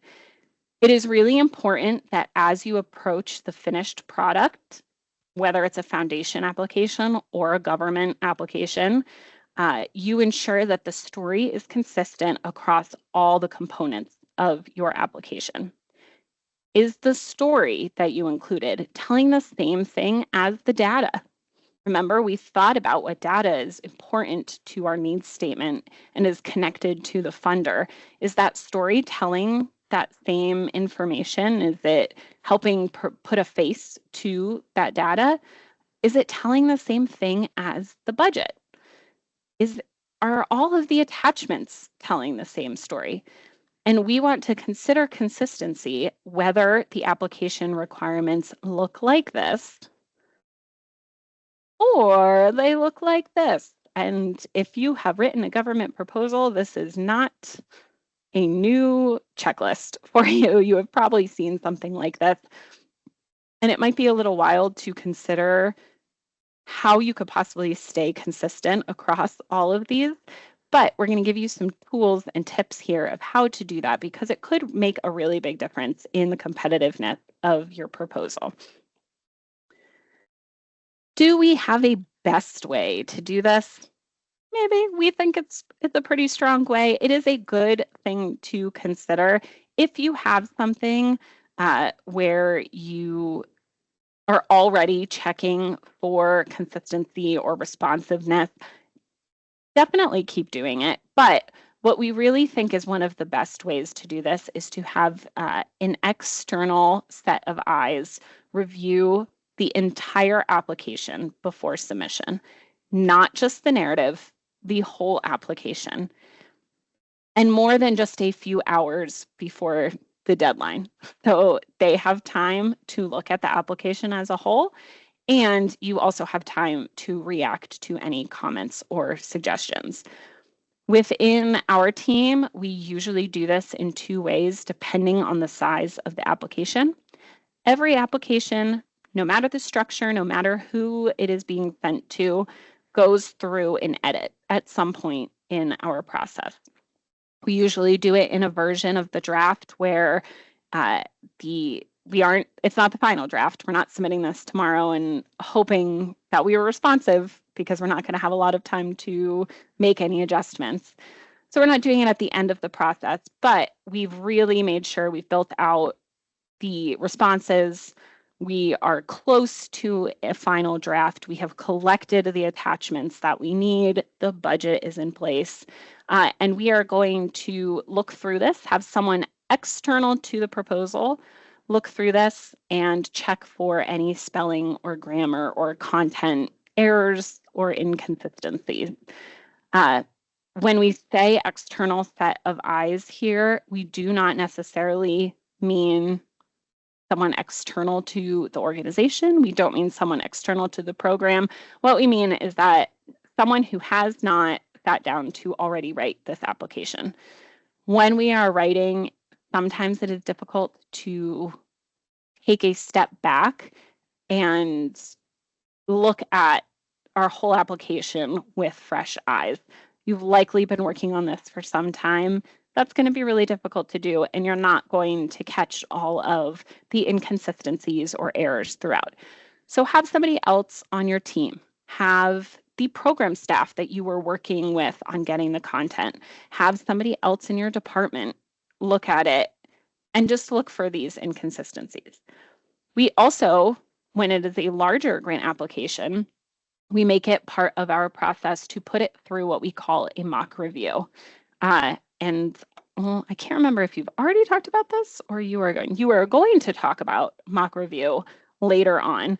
But basically, we take the scoring rubric that is part of the application, whether it was provided on their website or through their RFP or their guidelines, And we have people external to the proposal actually score the application. There's a place for the scoring, there's a place for comments, so we can see where maybe our story isn't consistent, or we aren't being responsive, or we shared a story, but it feels kind of misplaced based on what we're talking about with our program. So again, we're going to go into mock review a little bit more later on, but this is a key piece of ensuring that everything is consistent. And I will say too that some of these pieces that Diane had commented on earlier are still really important here too, and ask your reviewers to look for these pieces as well. Maybe if it's someone within your organization, they do have a little bit of context to your program and to your geographic location. They might know a little bit more about that, but ask them when they're reviewing to look at it with fresh eyes. You don't want to assume, I'm repeating what Diane said earlier, but because it's very important, you don't want to assume that the reviewer has any knowledge or understanding of the need or the program. Try to stay away from jargon, try to stay away from acronyms, try to stay away from making assumptions that they know who you serve and that they know what the geographic location is like. And they may have knowledge on the content. Sometimes you know who is going to be reviewing. Sometimes that is shared with applicants. Sometimes you don't know who is going to be reviewing, and you want to make sure that whether you know or not, it is very clear to them the need, what you are doing. That let's think of back to that equation where you are talking about the need, you're talking about what your program is going to do and how it is going to do that. And again, provide that context and really hold their hand through the application. And that is why we suggest using the process that we just discussed, planning what the main idea of your story for this funder is from the get-go, finding that red thread Diane talked about earlier, and making sure that it carries through all of the components. That is what is going to make this possible. Don't let the reviewers have to put the pieces together themselves. The less questions that they have at the end, the more competitive your application is going to be. And here's a nice visual for that. I mean, looking at this, which of these connect the dots would you want to have to complete? Be very clear about the pieces as much as you can and make sure that you're down there at the 3 so that they only have a couple dots to connect around the picture you've already painted for them, instead of looking at number 1 and not really knowing what the picture at the end is supposed to end up looking like. And after we've incorporated all those pieces, the data and all of that, you are using the storytelling elements to draw the funder in and bring in that connection piece so that they've connected the dots and they remember your proposal. You want to get all of those points, but remember, you might not be the only one that's getting all of those points. If you have never had the opportunity to serve as a reviewer, I recommend you look for opportunities to do so. Our team does something called unfunded reviews. It's an organization called Unfunded, and people can submit their proposals, whether they've already been submitted and denied or whether they're thinking of submitting them, and they have volunteers review them and provide feedback. And that really is a very eye-opening piece. And I thank you, Megan already put the link for the unfunded list in the chat. So if you have the time and the capacity or you are interested, it is a great way to strengthen your own grant writing because you are getting the point of view from a reviewer. And you can see maybe what you're missing in your proposals. We've done this for a few cycles now, and there's still one proposal that really sticks out to me, as I just remember thinking it was structured so nicely. It was, the guidelines kind of allowed for a lot of their own structure, for them to kind of create the structure themselves. And it just hit all the points. It was so clear that they had their program design down. But throughout the whole proposal, I don't think they said their organization name one time. They said we a lot, or they talked about the organization, or they talked about different aspects of the organization. And that is something that I probably would never think to pay attention to unless I was on the other side of that and I saw what it feels like to review a proposal and think, wow, that was great. And then not 10 minutes later, not remember the organization that it was for. That's just one example of what it could be. On the other side, and this is a little bit different than serving as a reviewer, but I remember doing one of these webinars, and we were talking about logic models, theories of change, and all those pieces. And we asked everyone who was participating to start in the chat box and tell them a little bit about their organization, just a brief statement about what they do. And there was one person that I will never forget the name of their organization or what it was that they did. And it was a one-sentence response. But it really hit all of these storytelling pieces in how they laid it out. And they were very memorable. Now, is that going to matter if at the end of their government grant proposal, they didn't include all of the attachments? No, because now you're not getting all of the points. But would it make a difference if at the end I was looking at two proposals that were scored the same way and I was thinking about where I would recommend the funding to be directed? Yes, it does. And that is why all of this that we just talked about this afternoon is an important piece of it. We are once again just right here at the bottom of the hour. We are going to take a break here shortly. Again, if you have any questions as we're wrapping up this piece, before we go on to talking about budgets and continuing to talk about how these different components play into the larger story, please include those in the chat. I would love to spend a little extra time answering them, or maybe we will touch on them later in the afternoon. But we are just about, it's going to be 2:29 p.m. here in a moment. So let's take a break and we will come back and see you all at 2:39 p.m. Eastern. Welcome back from break, folks. I hope that you enjoyed your hydration stretch break. I have moved on to a sparkling ice as my next hydration of choice. This is the final hour before we head for your lunch break. I'm in the Eastern time zone. I guess I should start to think about what it is that I want for a snack. Lunch has long since passed for me, but definitely snack 030 is where I will be headed. But I see Megan has asked you in the chat, how did you spend your break? Hopefully it wasn't too much email, too much time in your team asynchronous chat tool of choice. Jessie, I feel like you're sharing your break activity on purpose so that we know that you also love talking about grant budgets. Or maybe are extra excited for this particular section since you said you were reviewing a budget narrative. That is perfectly timed since that is going to be the content that we're focused on in this next block of the training together. And so when we think about budget, I mentioned this in my introduction for the day. I love the budget section. You would think that I might be an accountant by trade. Far from it. But I do love the grant budget. It tells and sells the application story.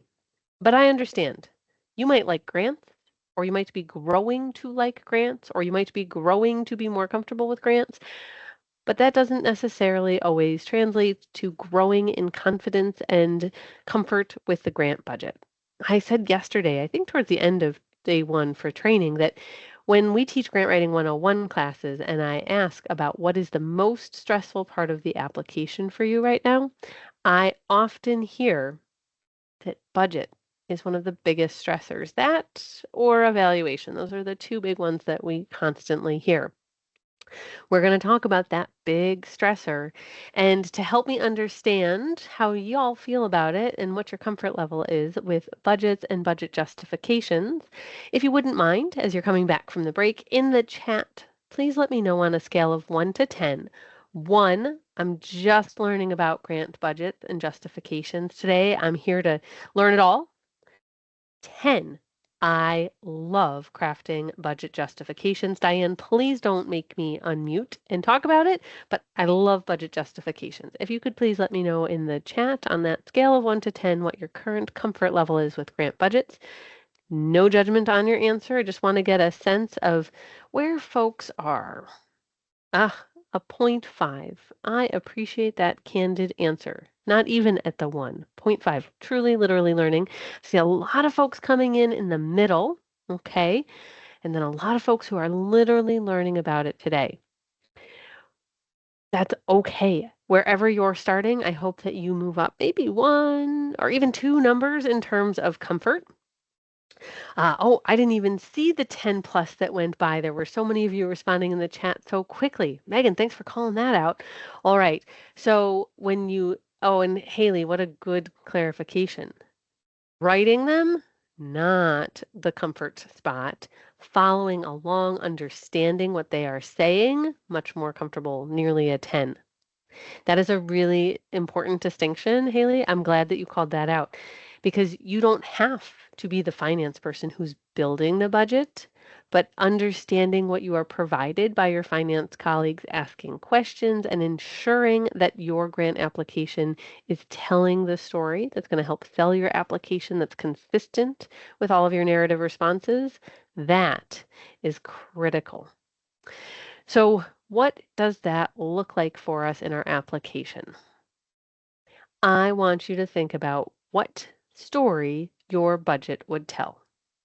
Yesterday, I asked lots of questions about what was your priority project or program. And then I reiterated that question again this morning when we were talking about your need statement. And I asked you what was your number one priority project or program. We were thinking about where were you going to do the work and what was the priority program. So please keep that same program in mind.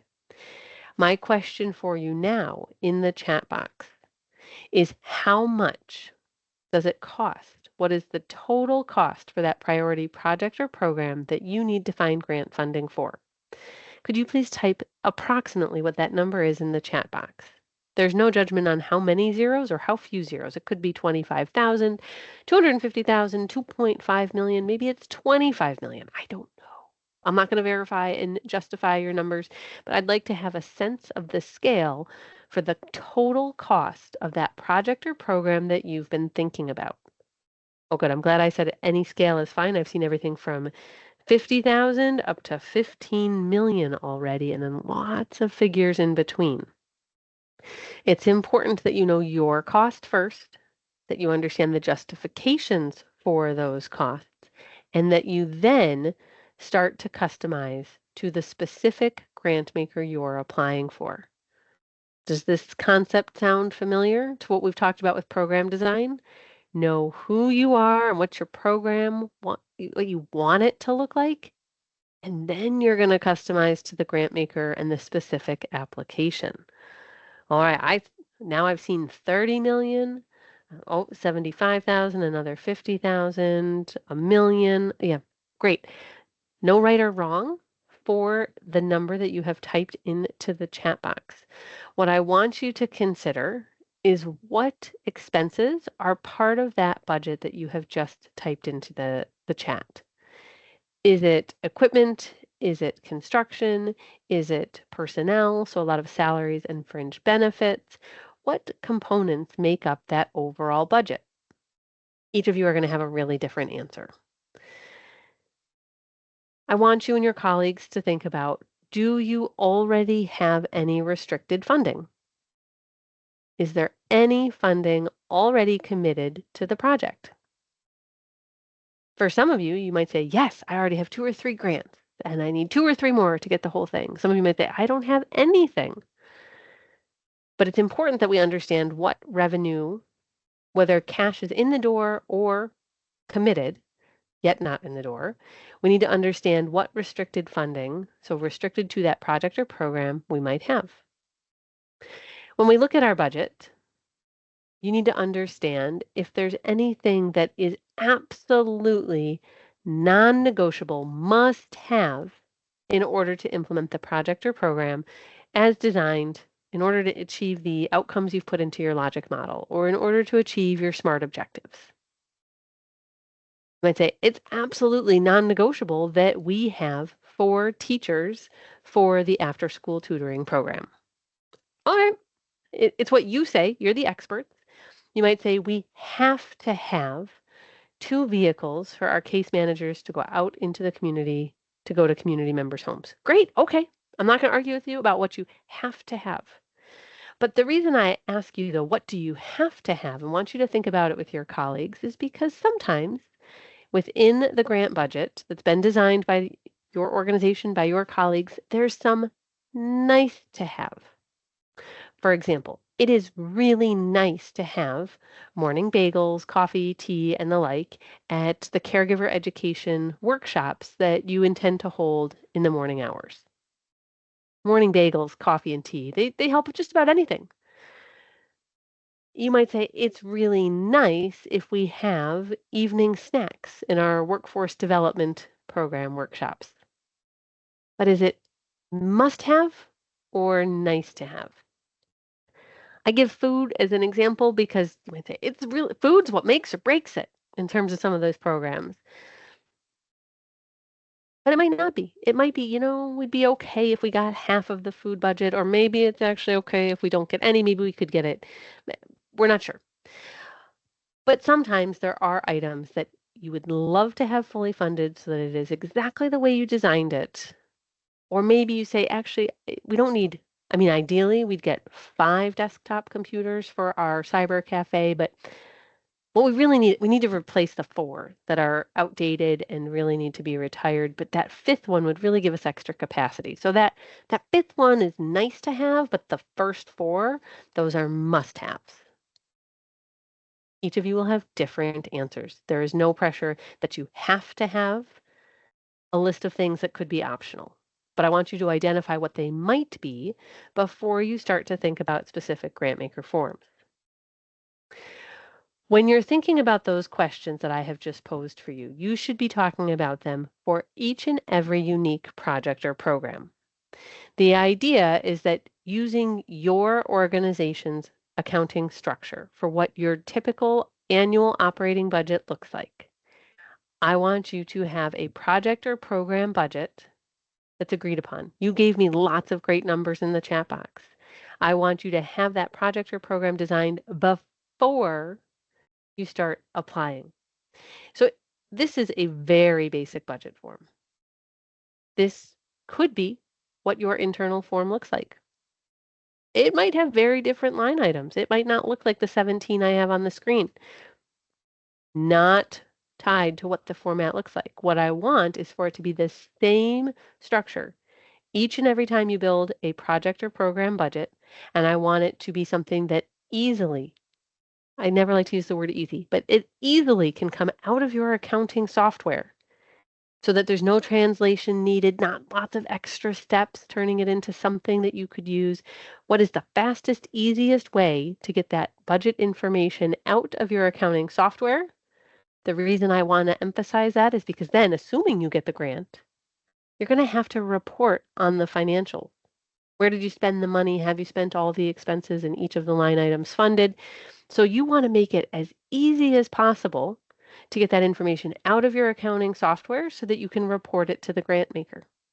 That's why you want the budget from the beginning to make a lot of sense, coming out as easily without translation as possible from your accounting software. I also want you documenting what revenue do you have for that project or program. One of those 4 questions I asked you was, do you have any restricted funding already committed to the project? It could be from a local corporation. It could be a other foundation grant. It could be another government grant. You could think about them first as what is committed, either money in the bank or an award letter in hand. Those are what mean the most to other grant makers. You could also list, for transparency with your team internally, what is pending. You want to find out how close are we to getting the full project or program funded. By talking upfront about what do we have for our expenses and what do we have for our revenue helps to ensure that we understand where are the gaps in funding, where do we need to ensure that we ask for support.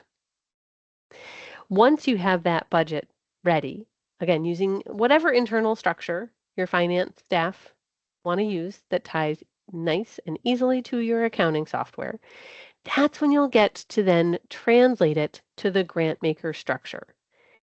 It very well will look different. And so this is where I want you to worry about translation. How do you go from your form to their form? When we think about our total budget, each grant maker could potentially have a different budget form. It is at their discretion for what their form looks like, for what expense line items they want to put forward for consideration, what they want to fund. It's up to you to present them the complete story of what it costs to operate your project or program. One of the items that is most often left off from very well-intentioned grant-seeking organizations everywhere. You might say, oh, is it salaries? Nope. Folks are usually really good at putting in their salaries. Is it supplies? No, folks are usually pretty good at putting in the direct supply expenses or a prorated share of their office supplies. It's their indirect cost or their administrative overhead is what is most often left off of this initial budget. So when you think about that total cost that you typed into the chat box, could you let me know as a follow-up response why for yes and for no, question mark if you're not sure, does the number that you typed in the chat box include your indirect cost or your administrative overhead? Why for yes, question mark if you're not sure, N for no. I love it when I see the yeses. When we think about our grant budget, what does the budget tell the grant maker? It tells the grant maker how much does it cost us to operate the project or program. It also tells the grant maker, have any other grant makers already committed to supporting our work? It also tells the grant maker what sort of expenses does it take in order to implement this work so that we can create the great impact we've been telling you in all our narrative responses using the fantastic tips for storytelling that Beth talked to you about these last 2 chunks of time. The budget, there's a lot of pressure. That's a lot of things it tells the grant maker. The amount that you request, well, this tells the grant maker something different. This actually doesn't tell them anything about you. This tells them more about how well did you do your homework about them.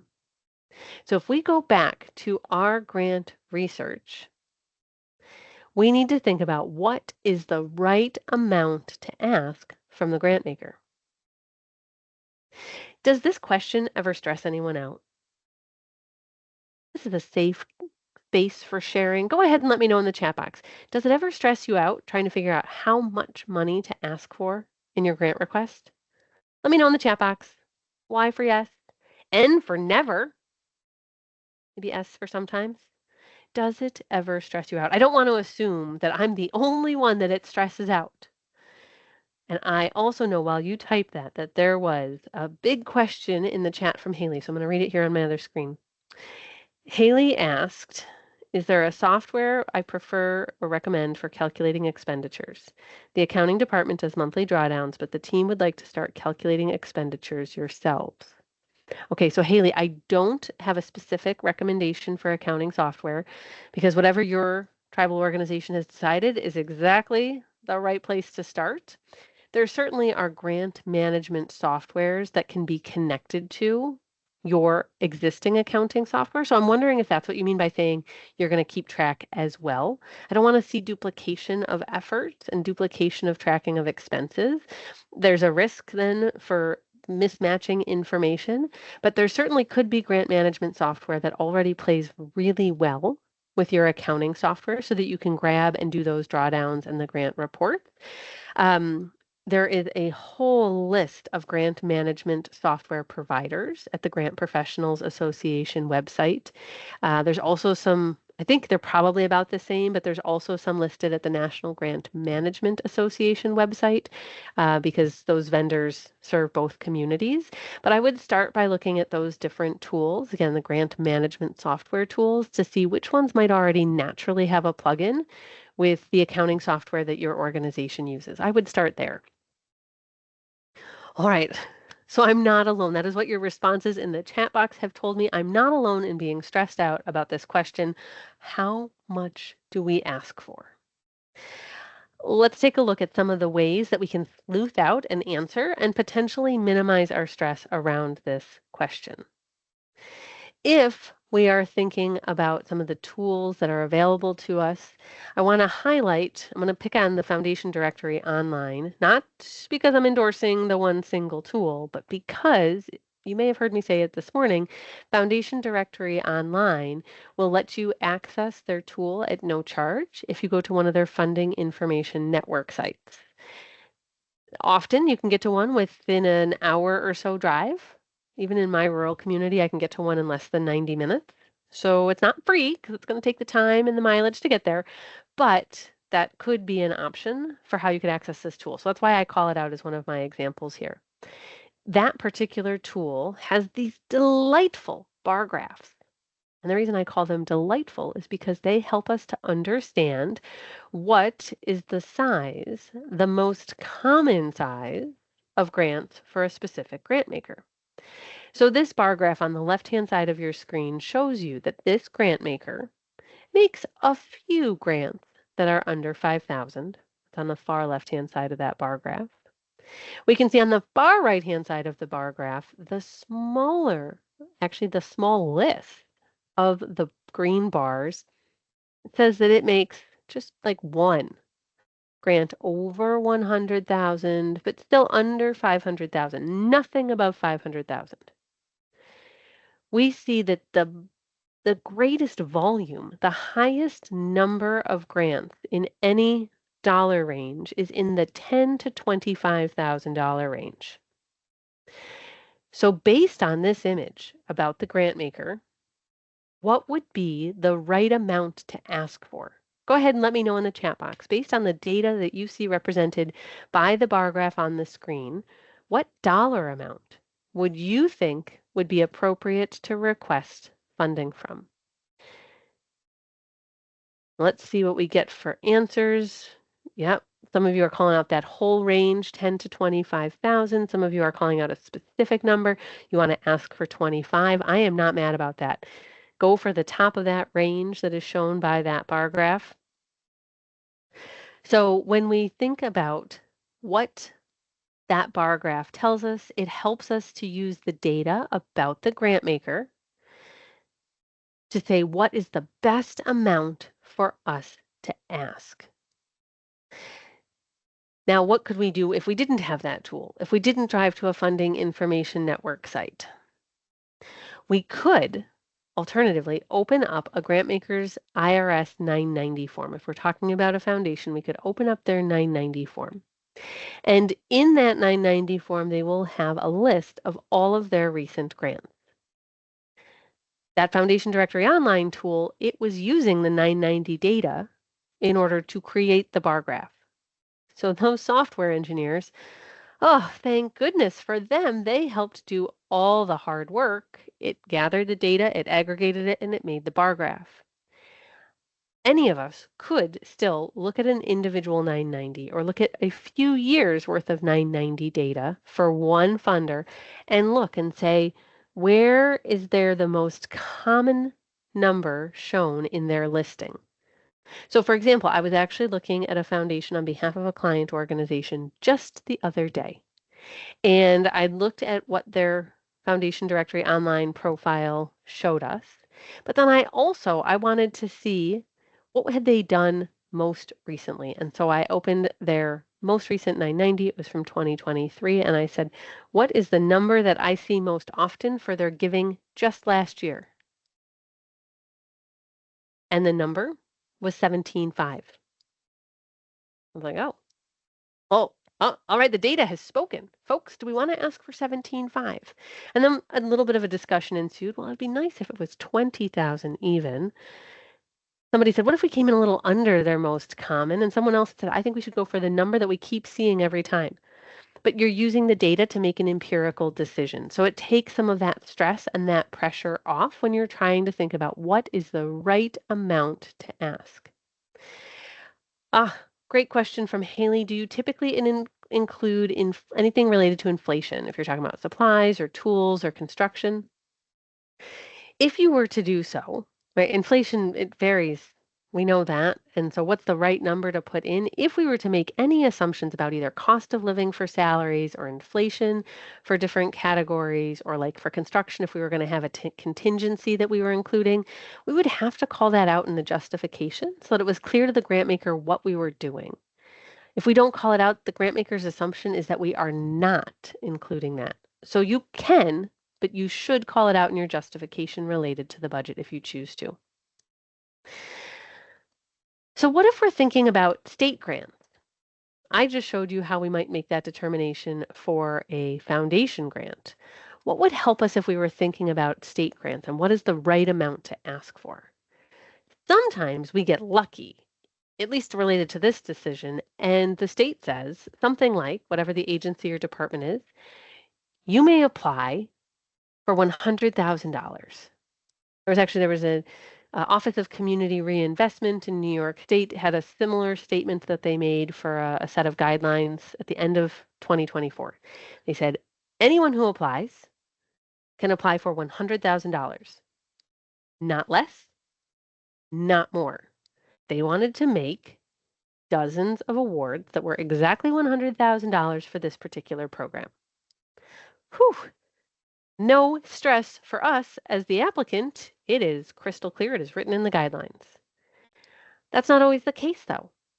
I'm thinking about a particular process in New York State. It's called the Consolidated Funding Application Process, and each of the programs that it runs through it, in approximately probably 2-3 weeks it'll open, has a different amount that they say for their funding. They all have a floor, they all have a ceiling, but what they also contain are different matching requirements. We will pay up to 50% of your project. We will pay up to 75% of your project, depending on what your poverty rate is in your own community. They each have their own ranges, but not specific. You can only apply for this. And the data about them is very difficult to visually present, like I showed you in that Foundation Directory online tool. So the best thing to do is actually, because they're programs that have, for the most part, existed before, is to look at the previous year's award book. Big PDF called out by the different regions and the different counties, and you can flip through and look for where is my funding program announcing awards and what is the dollar amount that I'm seeing, and try to recreate something like that bar graph for yourself so that you are using the data to be empirical as possible. As we think about the state, it will be different, unfortunately, for each and every one of your states. So sorry. I wish there was like one link where I could say, here's where you're going to go for all the state stuff. If we're in Colorado, you're going to each individual department. New York, sometimes there's some consolidated stuff. Sometimes I'm still in different agency websites. So I recommend that you find the agency or department websites in your state that are most relevant. Subscribe to anything and everything you can. Maybe set some like Google alerts related to finding things about recent awards so that you'll have access to the data the next time you need to make a decision. Now, foundation, there were some cool tools. State stuff, it's a little harder and much less consolidated. But on the federal level, oh, there is another cool tool. This time, you're right. You heard about this yesterday during pre-planning. USAspending.gov. USAspending.gov is where you can look at who are the current and recent grantees or contract recipients of federal dollars. You can separate it out grants versus contracts. So if you wanted to look at maybe there was a particular SAMHSA program related to mental health, or maybe you were looking at something related to workforce development. Whatever the program or project is that you're interested in, if it is not such a program where they say everybody gets to apply for and receives $325,000 a year, whatever the number might be, looking at usaspending.gov, maybe not too far back in history, but in the recent few years will give you an indicator of, all right, what does the range look like? You could start to make some assumptions based on, well, how big is the city or community where that award was made? Are we seeing kind of proportional based on population size? The big cities get the big awards, or does it look like, regardless of your community size, city, suburban, or urban, everyone's getting about the same amount, even if the dollars are a little bit different? You're using that recent award data to make an empirical decision about what is the right, air quotes, right, amount for you to request. So, do you need to be an accountant to use these tools and make recommendations for your organization about what is the right amount to ask for? Absolutely not. This is a data process. This is data sleuthing, data mining for what is the most common number, what is the most likely number based on what has recently been awarded. When we think about these different tools, you're right. There are a lot of tools in your digital toolbox that we've been sharing with you since we started the class yesterday. That's part of why we do our best to ensure that the link is on the slide so that in that handout you can see them. That's why we're also putting them in the chat as quickly as we're able so that you could click on it, save it, and bookmark it. There are indeed a lot of different resources.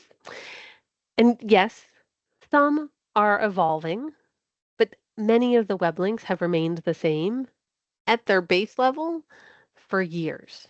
Absolutely for years. So don't worry that there's going to be lots of new things changing. These tools have been around for a long time. Now, you might say, in fact, some of you might be thinking about it and just haven't typed it yet in chat. Diane, what would happen if I asked an AI tool, what is the best amount for me to ask this grant maker?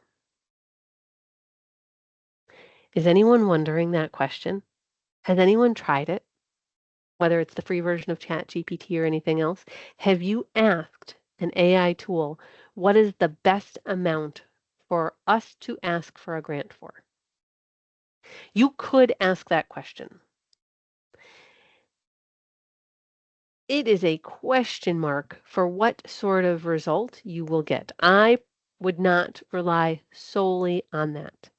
I personally might use it as another justification to see how did my math work out, or how did my interpretation of the bar graph work out from Foundation Directory Online.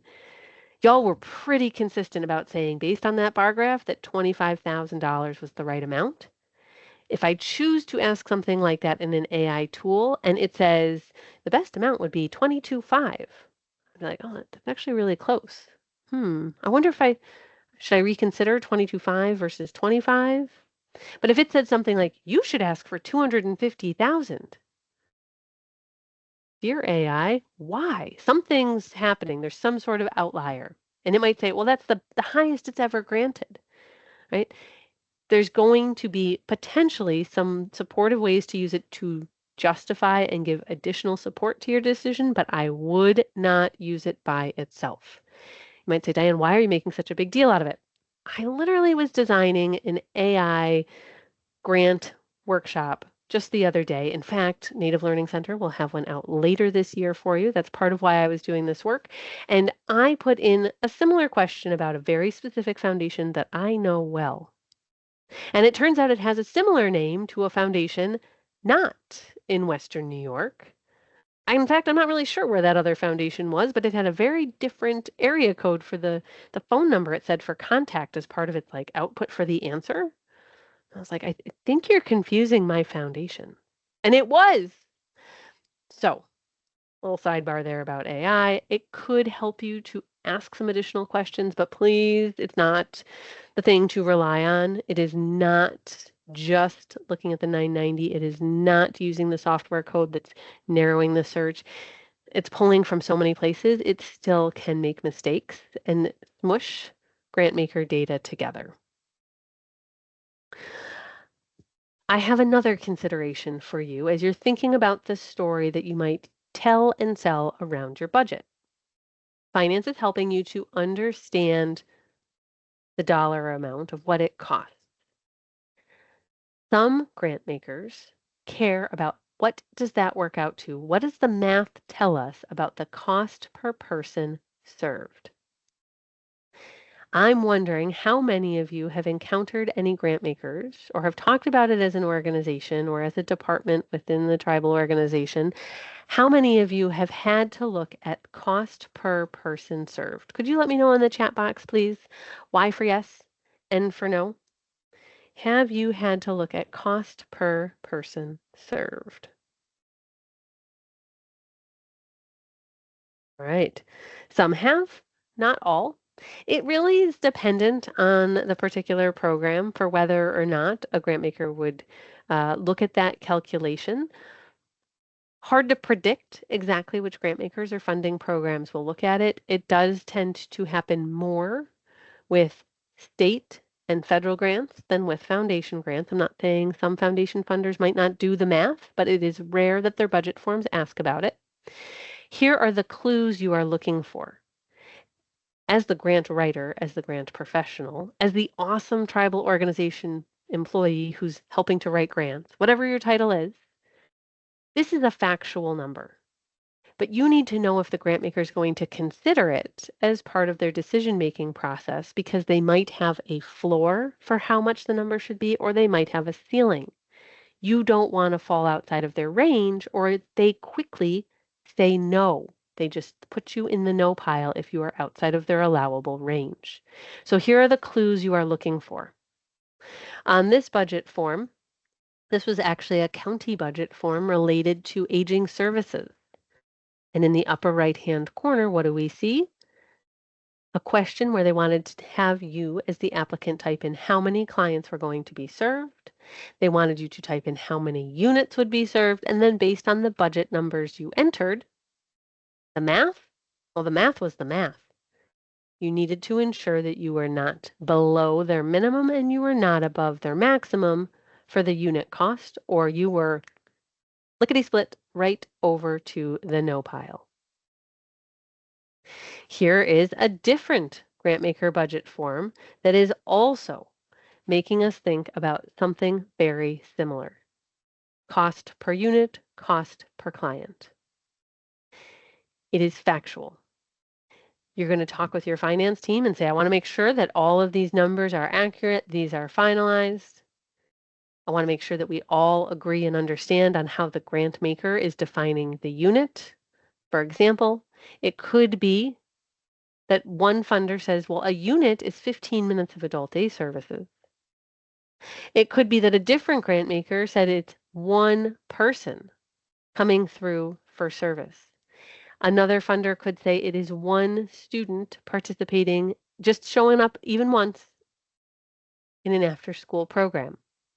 Different grant makers have different ways they define the units. You should not assume from one funding program to the next that they would have the same type of definition. So cost per person served, or it could even be cost. We've seen units in terms of houses for home, different renovations that have happened and lead abatement. So the units actually don't even have to be people or time. They can be things like a house. It's factual. You're not going to change the numbers. They are your numbers. What you want to look at is, are we presenting the full picture? Are we sure that they're going to actually review our proposal, that we are above their minimum, below their maximum? Because if we're not, we shouldn't spend the time applying, or we should revisit our design. When we're talking about our budget costs, I asked you about, are you including indirect costs or your administrative overhead? When you were typing into the chat box for me, all the different types of expenses that are part of your total project cost, a lot of what I saw were the direct costs. And so these different definitions here on the screen, these are related to federal definitions because they're the most restrictive definitions. But then we see states, counties, and cities also following the definition. So highest standard is the way we'll talk about this. So the direct costs. They are easily identifiable as it relates to the proposed federal grant, project, or program. You typed a lot of these things already into the chat box. It could be the salaries, supplies, equipment, etc. Your indirect costs, these are the things that cannot be assigned just to a project or program. The way that I like to think about it or talk about it more broadly is lights on, doors open. These are the things that keep the organization moving forward, chugging along, but we can't say these are only for the after school program, or these are only for the diabetes awareness program, or these are only for this capital project. They're the things that cost the organization money no matter what. We would not exist, we would not operate day to day if we didn't pay these things. So indirect cost should be a part of each and every grant, project, or program budget. Each organization has a slightly different rate based on what your actual operation looks like and maybe how many buildings you own or what sort of collections you might have or what sort of research equipment you might have. Everyone's going to have a different rate. This is not a statement about what your real indirect cost rate is. What I wanted to highlight is that at the federal level, in November of 2024, there was a big change. What is known as de minimis, so the amount that every applicant is entitled to ask for, went from 10%, which was really way too low for a lot of organizations, to 15%, which you might argue is still not enough for some, but is what is allowed at the federal level, unless you have an approved indirect cost rate with a federal agency. So anyone without having to do any paperwork that applies for federal funds should put 15% of indirect costs. So I've been asked, could I give some examples of indirect costs? This is where it gets a little confusing. Indirect cost, the line items, they look exactly the same as direct. There's going to be salaries, there's going to be supplies, there's going to be rent and utilities or mortgage and utilities.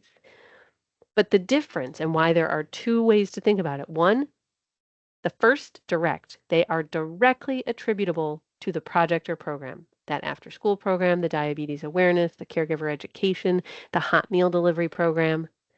Indirect, it's the part of salary related to HR and to finance and to leadership that is not directly contributing to the operation of the after school program, of the direct meal service. You need those things to happen for the organization to function, but you can't say yes, each and every one of those minutes for that person in HR, the person in IT goes to that project or program. So that's why I said it's more about lights on, doors open type expenses are what build your indirect cost. Yes, indirect cost, which is the way that is the primary language you're going to use at the federal level, same for many states, is the same as administrative cost. Foundations will use both terms. Hard to say which one they're going to use. They mean the same thing. Haley's asked if grant makers will turn away organizations if their indirect costs are much higher. What grant makers will do is they will only fund to a certain amount. So, for example, I know Beth shared with you the Mother Cabrini Health Foundation when she was sharing storytelling examples. The Mother Cabrini Health Foundation, they will fund 15%, or I should say up to 15% for indirect cost. You might say, but we're an organization that has an indirect cost rate of 22%. What do we do? You still show them your total cost because your total cost is 22% for indirect or administrative cost. But they're only going to pay you up to that 15% amount. So you're going to show them that you have other revenue that you will secure for that gap. You don't want to show them less than your total cost. It still costs you that much to implement the project or program. And yeah, Russell, thank you for sharing the indirect cost rates. Yeah, housing, absolutely right. The cost of owning and operating physical structures makes indirect cost rates way higher. Museums, really high because of the cost of maintaining collections and like the proper airflow and all the good stuff. So there are types of organizations, healthcare organizations, huge administrative overhead rates compared to maybe something more like basic needs, social service type rates. So today we're not judging at all what your department or your tribal organization's rate is. I need you to understand it could be less than or it could be more than what a grant maker will allow. Don't, regardless of what the number is for you, don't change it in your total cost. That is your total cost. That is factual. Where you might change it is in your request amount. Now, how do we describe these different expenses? The form is the form. It's a number. There's a number in there for salaries. There's a number in there for fringe benefits. There's a number in there for supplies. It is a number. How did you get the number, though? Grant makers love to know, how did you get the number? So it's one thing to say, I love reading a grant budget. I mean, I do. I learn a lot from reading the form. I can see how heavily, as a percent, is a project going to be in salaries or in capital expenses. You can learn a lot from the numbers, but where grant makers really learn the most is in the budget justification or narrative. This is the section I love. Yes, you will write sentences in budget justifications and narratives.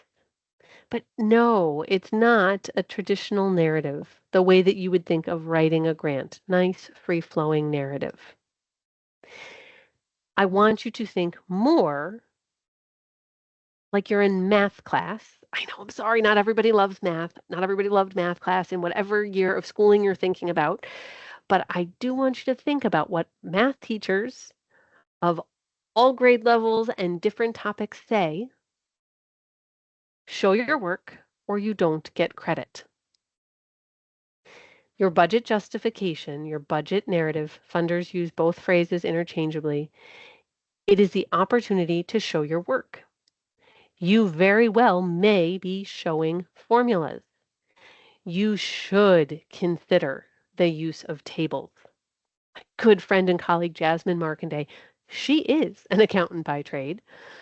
When she is reviewing a budget justification or a budget narrative, if she's not on the grant maker side, but she's on the writing side, if she's reviewing something that she didn't write, her most likely piece of feedback is, have you considered presenting the information in table format? The reason I'm showing you this image on the screen, this is a real grant justification. If you had not, as the author, if this was you, if you had not shown the reviewer that each year of the 5-year grant request was a different dollar amount, what would you as the grant maker have assumed? That the $2.5 million and change budget was going to be probably an equal distribution, asking for the same amount each year. Yeah, Celeste, exactly, that it would be the equal amount each year. By showing the statement, here's how much we're asking for, here's how it breaks down by each year.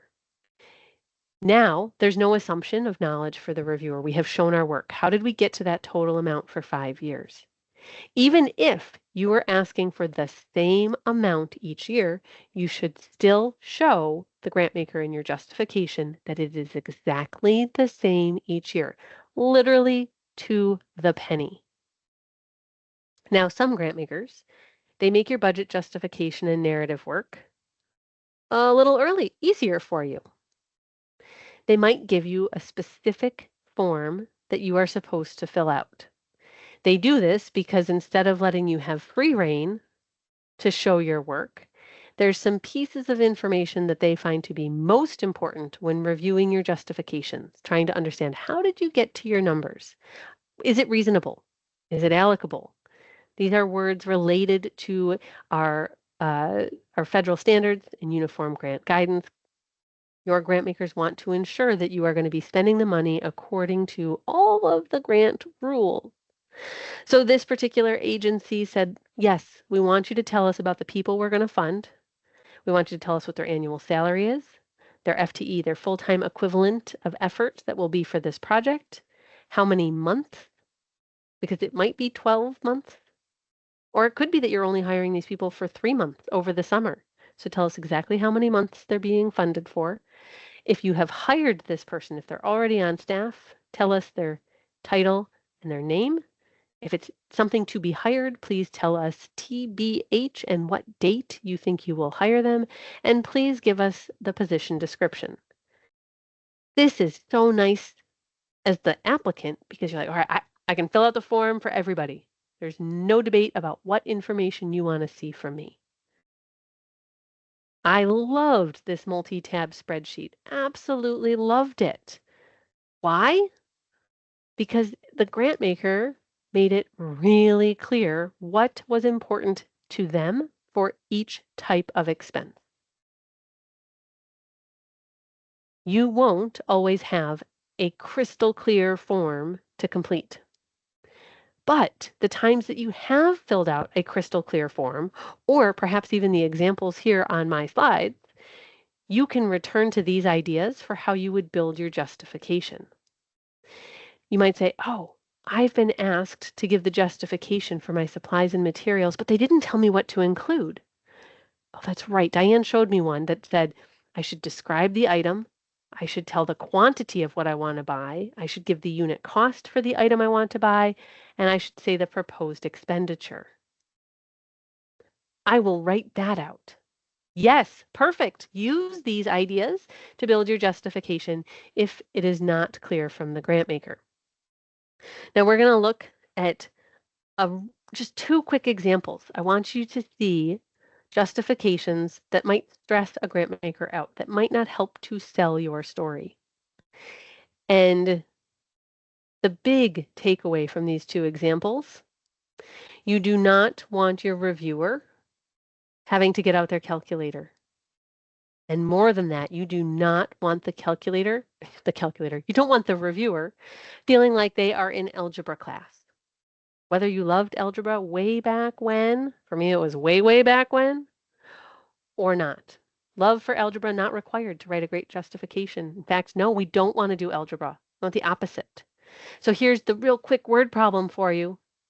If you were the grant maker and you were reading this and you said, okay, let's see, 56 cents a mile, yep, and $1,762.56 a year. Wait a second. I'm solving for a variable. How many miles are we paying for each year? Don't get out your calculator. Can you tell me in the chat box, real quick mental math, folks? Can you tell me how many miles? All right, I know some of you are going to have that, like, you're going to have the brain that can do really quick mental math like that and give me some numbers that are really close. But like 95% of us probably said, I'm going to get out my phone and I'm going to do that calculation. I'll be right with you. You don't want to make your reviewers solve for a variable. This would have been a beautiful justification if they had just added that one detail. I love that it showed it's the equal amount each and every year. It showed not only the total for 5 years, but it showed each year. It showed us the mileage rate. To Haley's question earlier, what if the mileage rate changed? Well, you could renegotiate that each 12 months, so at least this is solid for the first year, but tell the reviewer how many miles. Now, one last example real quick, and then we're going to head for our lunch break. Can you guess why I'm so excited? Yes, there is a table. But I wanted to show you this example. It called out the cost per family. If you know you have a grant maker that has cost per unit in their form, cost per unit, whether it's individual, family, house, whatever it is for the unit, should also be in your justification. If it's in your form, make sure that it's represented in your justification as well. Remember, you are showing your work just like you would on a math test so that you could get full credit. That is the best way to tell your complete story so your reviewers don't get frustrated, feel like they don't know the whole story, and take some points away in your score. Now we are right at the bottom of the hour. In fact, I am 1 minute past. I told you I love talking about budgets, so just a few seconds over.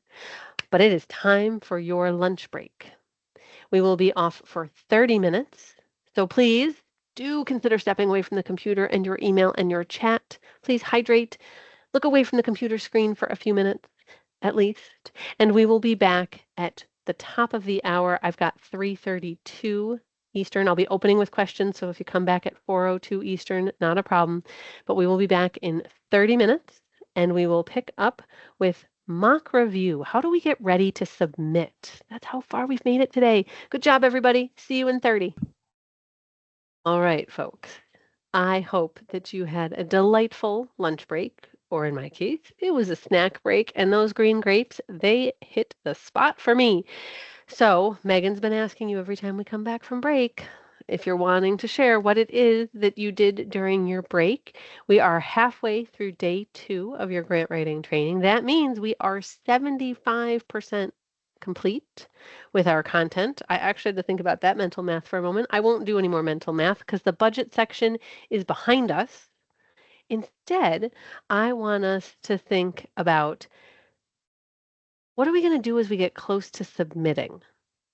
What are the things that are going to help us feel really confident as we finish fine-tuning a narrative, as we put a final application document off to maybe copy editing with a colleague? What is it that will help us feel incredibly confident as we click submit? Or perhaps as you tell your authorized organization representative to click submit if it is not you that is the one that gets to click submit. I am not the only one having green grapes today. I had strawberries yesterday on break. Yum, yum, yum, yum. So I'm laughing. Russell, thank you for sharing budget justification in the chat. I appreciate that we weren't having to do algebra to follow along with your reconciliation for your grant report. Same recommendations hold for grant applications as grant financial reports. Never make your reviewer or your program officer do algebra when looking at your numbers. Advice to live by, absolutely. So I'm wondering, before we talk about mock review, this is, I think, one of the coolest processes that your team can add, whether you are new to grants or rather seasoned with grants. Mock review is something that we have found that turns up the dial on competitiveness for organizations of all shapes and sizes and increases their award rate, increases their dollar amount in the door. I know, I've got your attention now.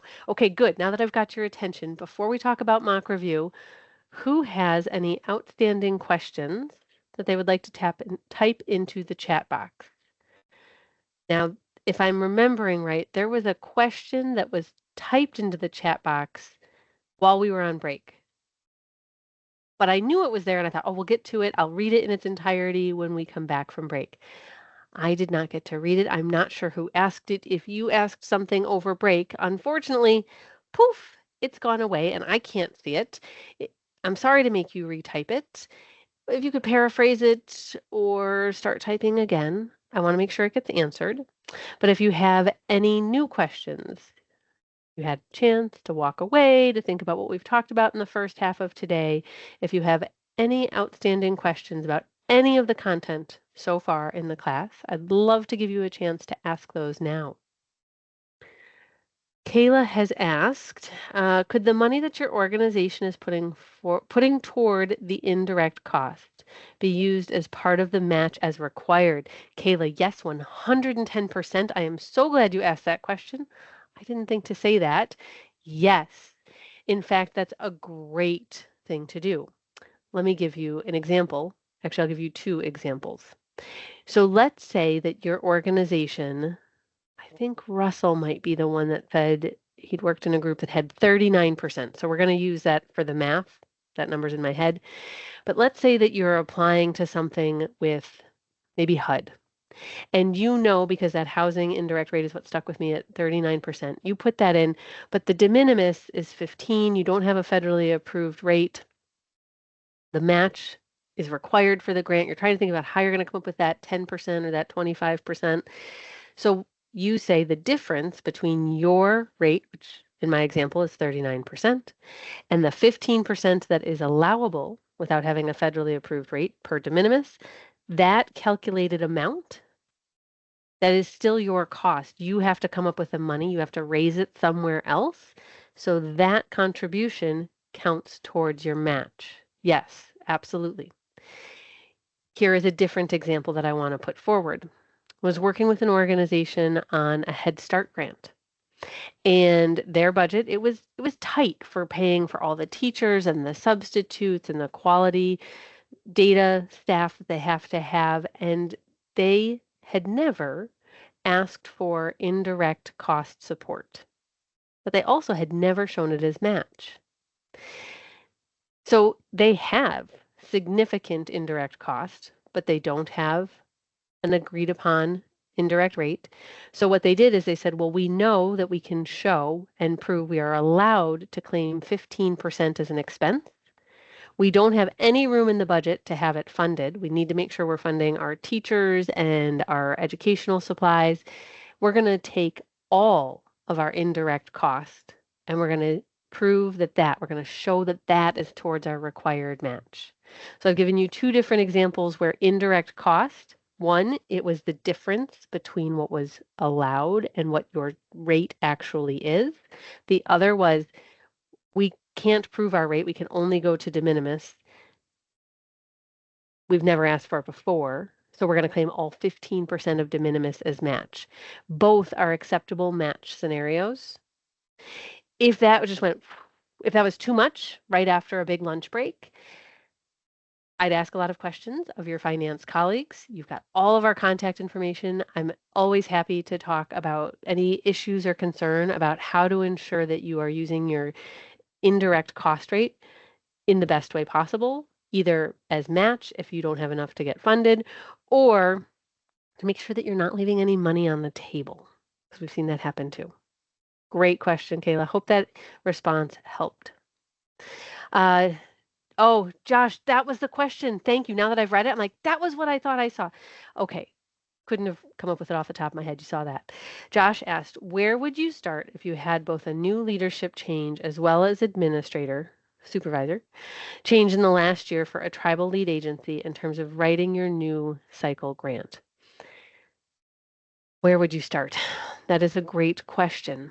So when you say a new cycle grant, Josh, could you give me a quick clarification about what you mean there so that I understand? I'm making assumptions about what you mean there right now. Is it like you have to go for a new, like a multi-year grant? Your multi-year grant is up for renewal? Okay, 3-year cycle. I didn't want to make the assumption completely. So new leadership, high level, new, more direct leadership, that's a lot of change since the last time that you applied. So let's think about the best practices we looked at yesterday. In a situation like that, I would want to make sure that we were doing as much pre-planning as possible. You know you're up for renewal. Let's not wait for it to open. Let's sit down and talk about, what does it currently look like? What do we want it to look like? You might not have to talk too much about theory of change. That might not have changed. You might want to talk about your logic model. What are the activities that we're going to have funded? Outcomes? What do we think might be different in this next 3-year cycle versus what it was before? What have we seen in our grant reports in terms of our outputs and our outcomes that might make us want to make some changes? I would talk about as much of that as you could before it opened, so that you've got that head start, that running head start that makes you a little more competitive than if you're waiting for it to open to start talking about changes. So that would be my number one recommendation related to having such significant organizational change, leading up to a big, important grant renewal.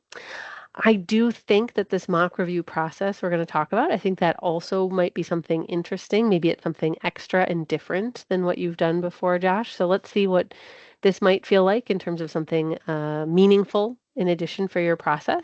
But I'm also happy to talk more offline if there's something very nuanced that's kind of got feeling a little sticky for you about that change as you approach the new 3-year grant. You've got all our contact information, so happy to talk more offline. Oh, these are such great questions. Keep them coming in the chat.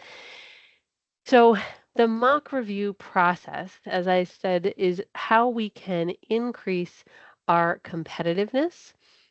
We have been doing the mock review process as a team with clients related to government and very large foundation grants for 9 years now. I had to think about that one for a minute. This is our 20th year in business. We have not always done this because, well, quite frankly, for the first many years, it was air quotes, just me. And so I would have somebody help edit, but it was a much smaller team. It was very much like if you have a single grant person in an organization. And I hadn't thought about how to use other people in client organizations to help get this process done. I'm going to explain exactly what this process is and exactly how you can use it. Our mock review guide is one of the resource materials that you get in this class for free.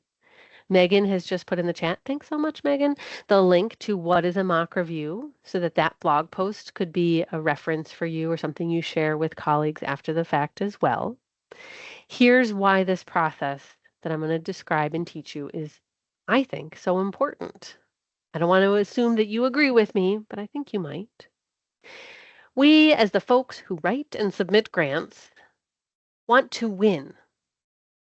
You might not have known how competitive you were until you started writing grants and you realized you want to win because you care about your community and the programs and the projects and the services that these grants fund. They are so important. So you want to win. And I don't think I have yet to find a person who likes the line that comes in so many rejection emails or letters. There were more strong proposals than there were dollars available in this funding round.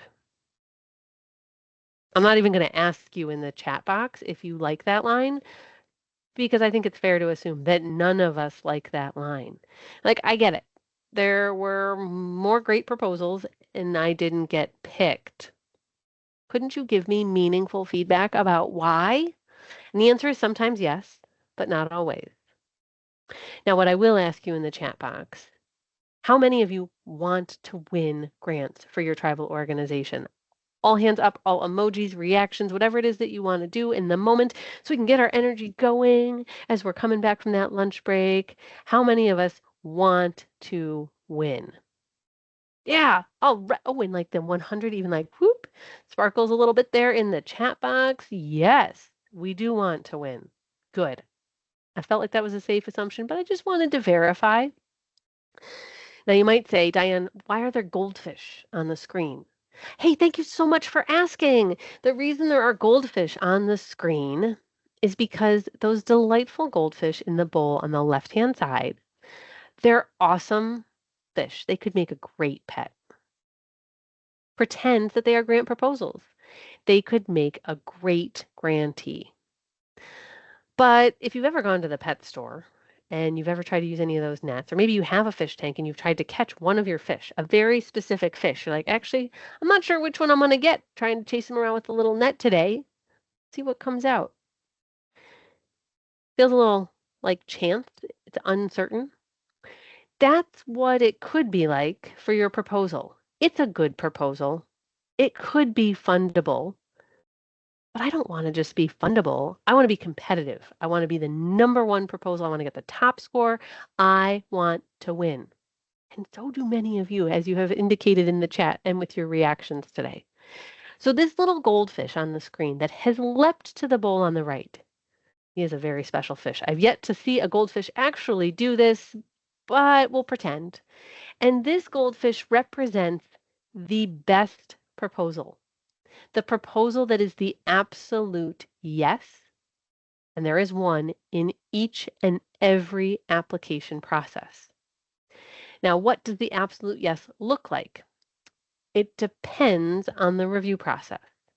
If we're talking about a process where you are scored, where there is an actual scoring rubric and your proposal receives a score, maybe you want to call it a grade, it is the proposal that gets the top score.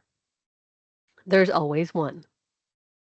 Might there be two and there's a tiebreaker? Okay, fine, yes, then there could be two goldfish that have leapt out of the bowl, but usually it is just one that actually gets the perfect score, or the very top score if no one got that perfect amount. If it is a proposal review process that is not scored, it is the proposal that when everyone in the review committee reads it, everyone says this. We want to fund this. This is a great proposal. Oh my, I can't wait to see what they do. Do we all agree? We fund this? Yes? Okay, good. And they move on and they start talking about other proposals, the fundable fish. The okay, the good fundable fish, but not the absolute yes. The absolute yes is the fastest decision that everyone makes. It's either got the top score or no one disagrees. Everyone, it's unanimous, fund them. So I want your proposal to be the equivalent of this awesome goldfish that is leaping out of the bowl. Mock review is going to help us do that because it has been our team's experience that when we ask for feedback on a grant application from our awesome colleagues who have piles of other things on their plate, we might get feedback like what you see on the screen. I think you missed a comma in that third sentence in the fourth paragraph. This looks great. Thumbs up. Go ahead, click submit. Oh, fingers crossed. I hope we get it. Have any of you ever gotten feedback like that when you've asked for folks to review your proposal? Let me know in the chat box if you've ever heard things like that. Now, occasionally, yes, you're going to have a colleague that is an amazing editor, and you are so lucky to have them in your organization and in your team. Krista is that person for me. Oh my goodness, all of my written work, even if it is a simple one-page little info guide, all of my work is better if Krista edits it. Hands down. I'm like, this is a great draft. I think it's going to make, nope, Krista's got some really good feedback. So you might be lucky to have someone like that in your life, in your team, in your office. But lots of well-intentioned colleagues, they read the work, they might give you a little copy edit, but what they really are doing, they're saying, well, you've asked me for feedback. I want to give you feedback that this is what we can do if we get funded. So what they're giving you is approval. I agree that this is good. I agree that we could do this if we get funded. I agree, thumbs up, that our team can implement those key activities the way you have described them. So the agreement is important. It's really important, and I don't want to discount that. But if someone is taking a bit of a fierce red pen to the work, what they are really doing, and what Krista, oh, so grateful for her work, what Krista's really doing for me is editing. Krista's copy editing. In fact, Krista, being who she is so great. She wrote a blog for us talking about the difference between copy editing and the mock review process I'm going to teach you. And Megan just put the link to that in the chat if you want to read about it afterwards. It's a slightly longer version of the chart you see on the screen. If we're thinking about copy editing, it's focused on our grammar. Our team is Team Oxford, comma. I get it. That might not be your team. I do. I have a shirt. It says Team Oxford, comma. Friend got it for me as a joke. I wear it with pride. It's up to your own style guide for your organization. What style guide do you follow? APA, MLA, Team Oxford, comma, or not? It's also word choice focused. What is your organization's language choice for how you talk about individuals in your community, those that you might be serving or supporting? Totally up to your organization. There is always the opinion of the editor. Part of why I love to call out Krista, and Megan, I hope you say something nice about her in the Humble Brag channel for me, that I'm talking about her right now, is that Krista has the most polite way of offering feedback in a comment in a document that I have ever experienced. And I've been a grant professional for 25 plus years. And it's something like, have you considered this alternative? It's so gentle. And I'm always like, oh, that I had not considered, but doesn't that make it better? And the stories that we tell as a result become stronger. But it is still her opinion that I am considering. All right, so what is mock review? You still always need a Krista or equivalent in your work. In fact, could you type in the initials or first name of the person in your organization that is going to give you edits of some sort that are related to the copy editing on the left-hand side of this table on your screen? I want to give them a little good grant love. I want them to feel the warm vibes in the chat. The same way that I just told Megan to please say something nice to Krista and humble brag, I want you to think about this person whose initials or first name you are just typing into the chat. The next time you see them, or maybe if they're in your chat asynchronously for your team, be like, hey, I just want to give you a shout out and say like, thanks for being awesome. I get how important it is to get great edits, and I'm really grateful for your work.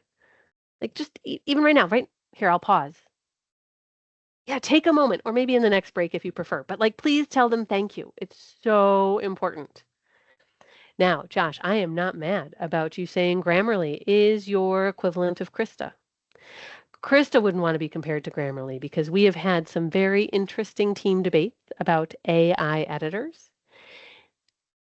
They're good for food for thought, please. And I'm not saying you do this. I highly doubt you do this, but you don't want to accept it without thinking about what it's saying, because sometimes it misses your intent as a writer.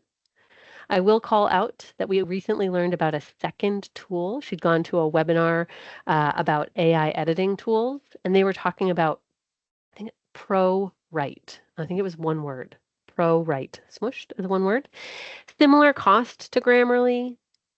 Similar in terms of like they still can miss some kind of grammar errors along the way. Neither of them is perfect, but another option. Some folks like that, I guess, instead of Grammarly, but things to say, things to consider.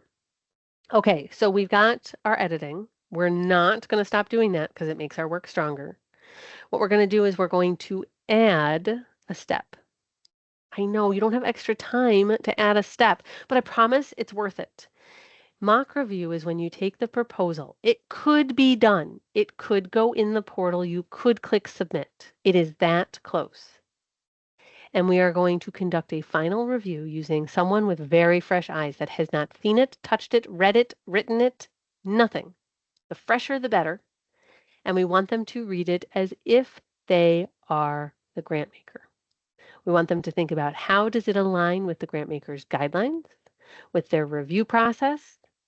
We want them to put on, well, the theoretical grant maker's shoes. We want them to walk a mile or read a whole proposal in the reviewer's shoes. Here's how we create this process. I want you to read the funder's guidelines, and I want you to create a super short, basic, probably 1 page, maybe 2, scoring sheet for your mock review colleagues to fill out. I would like for you to find 3. Ideally not 1, ideally not 2. You don't have to go all the way to 4. I want 3 mock reviewers. They should be colleagues or family members or friends or tribal advisory committee members or council members. They should be someone who's willing to help pretend to be a grant maker. I'm not saying they have to have been a grant maker, but they should not have helped write the proposal. What you are doing is you are asking them for approximately an hour or two, depends on the length of the proposal, but you're asking them for approximately an hour or two of their time. You want them to review, read everything you've written, and give you a score based on the guidelines. I would give you a 5 out of 6. I don't think you fully answered this question. I would give you a 9 out of 10 because I don't think your objectives were smart. I think that they needed a little more emphasis on the M. There were some measurable components that were missing. You're going to get all sorts of feedback. It's only going to take them, it should take them, like literally an hour or two. But I want you to give them, ideally, in your process, let's try to give them 2 to 3 days because they have other work that they have to do, whether this is their paid work or whether they're doing this for you as a favor outside of work, maybe a family or friend. At a minimum, please give them 1 business day, but your ideal is 2 to 3 days. This takes a little bit of setup because you need to have some psychological safety in place in order to conduct a mock review that's going to produce feedback that is candid enough to help you make your proposal better. You don't want for everybody like, yeah, it looks great. I'd give you a 100. That's not helpful. It is unlikely that your proposal is already perfect as it heads to mock review. The purpose of mock review is to make it closer to perfect. We are targeting progress, not perfection. It is rare. It is so, so rare. It is like the golden ticket from the Willy Wonka movie. Rare to get a perfect score for a grant. So the likelihood that you already have a perfect grant, unfortunately, I mean, the same is true for our team. It is so rare. You need meaningful feedback to get each and every point closer toward perfect. So what's going to happen is you're going to tell these reviewers, I am looking for your candid feedback. Maybe you use the phrase, I'm looking for a little tough love. I don't want optimism. I want what you really think as if you're the grant maker. That way, these scores that they're going to give back to you are meaningful. Appreciate the praise and the kind words, but I want to think about how to make this stronger because we all agree we want to win. When the scores come back in, sure, you're going to take the average of the total score. You might say, oh, we got an 87. Okay, what could we do to make it a 90? Or, oh, we got a 92. What could we do to make it a 95? The big total score, it's meaningful. But what I want you to do is look at the score for each section and find which section got the lowest score relative to the number of points available. That is the section where I want you to start to integrate the comments, the feedback, think about making edits. As you move closer and closer to trying to finalize and you're getting closer and closer to the deadline, if you still have time after doing that lowest proportionally scoring section, go take on the second lowest scoring section and see what other tweaks and edits you can make to integrate those mock reviewer feedback and comments to make that section stronger. And if you can get all the way through working your way up from the lowest proportionally scoring section to the highest, well, now you should feel super confident that the entire proposal has gotten stronger. If the deadline clock, I only made it through 3 of the 5 sections, I've got to finalize it and get it in so that I'm not submitting on the day of the deadline. Okay, you still made 3 of the 5 sections stronger before you clicked submit. You increased your chances of being that goldfish that leaps to the bowl on the right. The psychological safety that you're trying to create related to this process is important so that the reviewers give you meaningful, candid feedback Sometimes they might even think it might help if you say that you're asking them for advice on how to make it stronger. Sometimes the word feedback might keep them back a little bit. The word advice might bring them in to give you some very tactical suggestions. You need to pep talk yourself before the feedback comes in. You're about to be scored. Don't take it personally. You are the writer, yes, that is pulling together all this information from all your colleagues.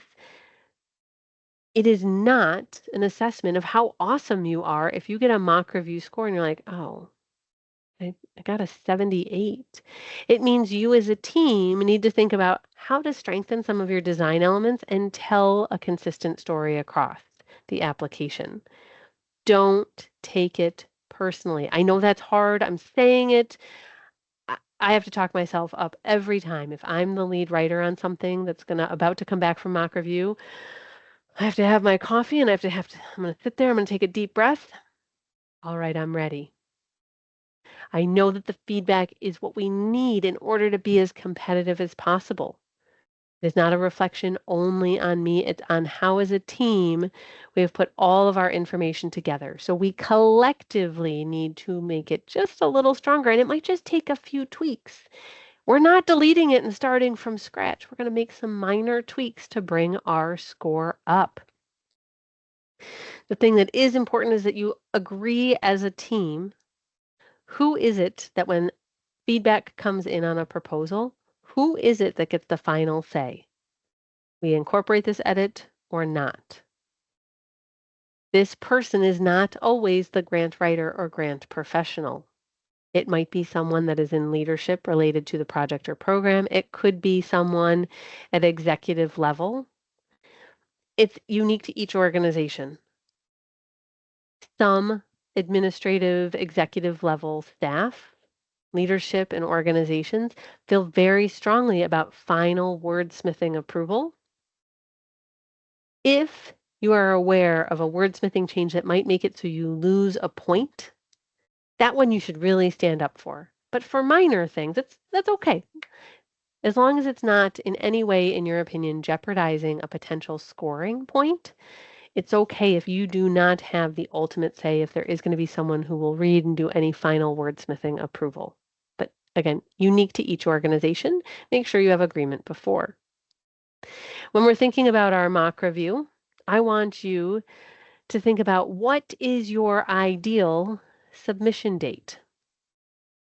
We've not really talked about submitting before the day of the deadline, have we? Maybe a little bit in pre-planning, in the sense that you're trying to get a head start so that you can write the application and not feel very, very, very crunched against the deadline. But let's do it. Let's talk about submission.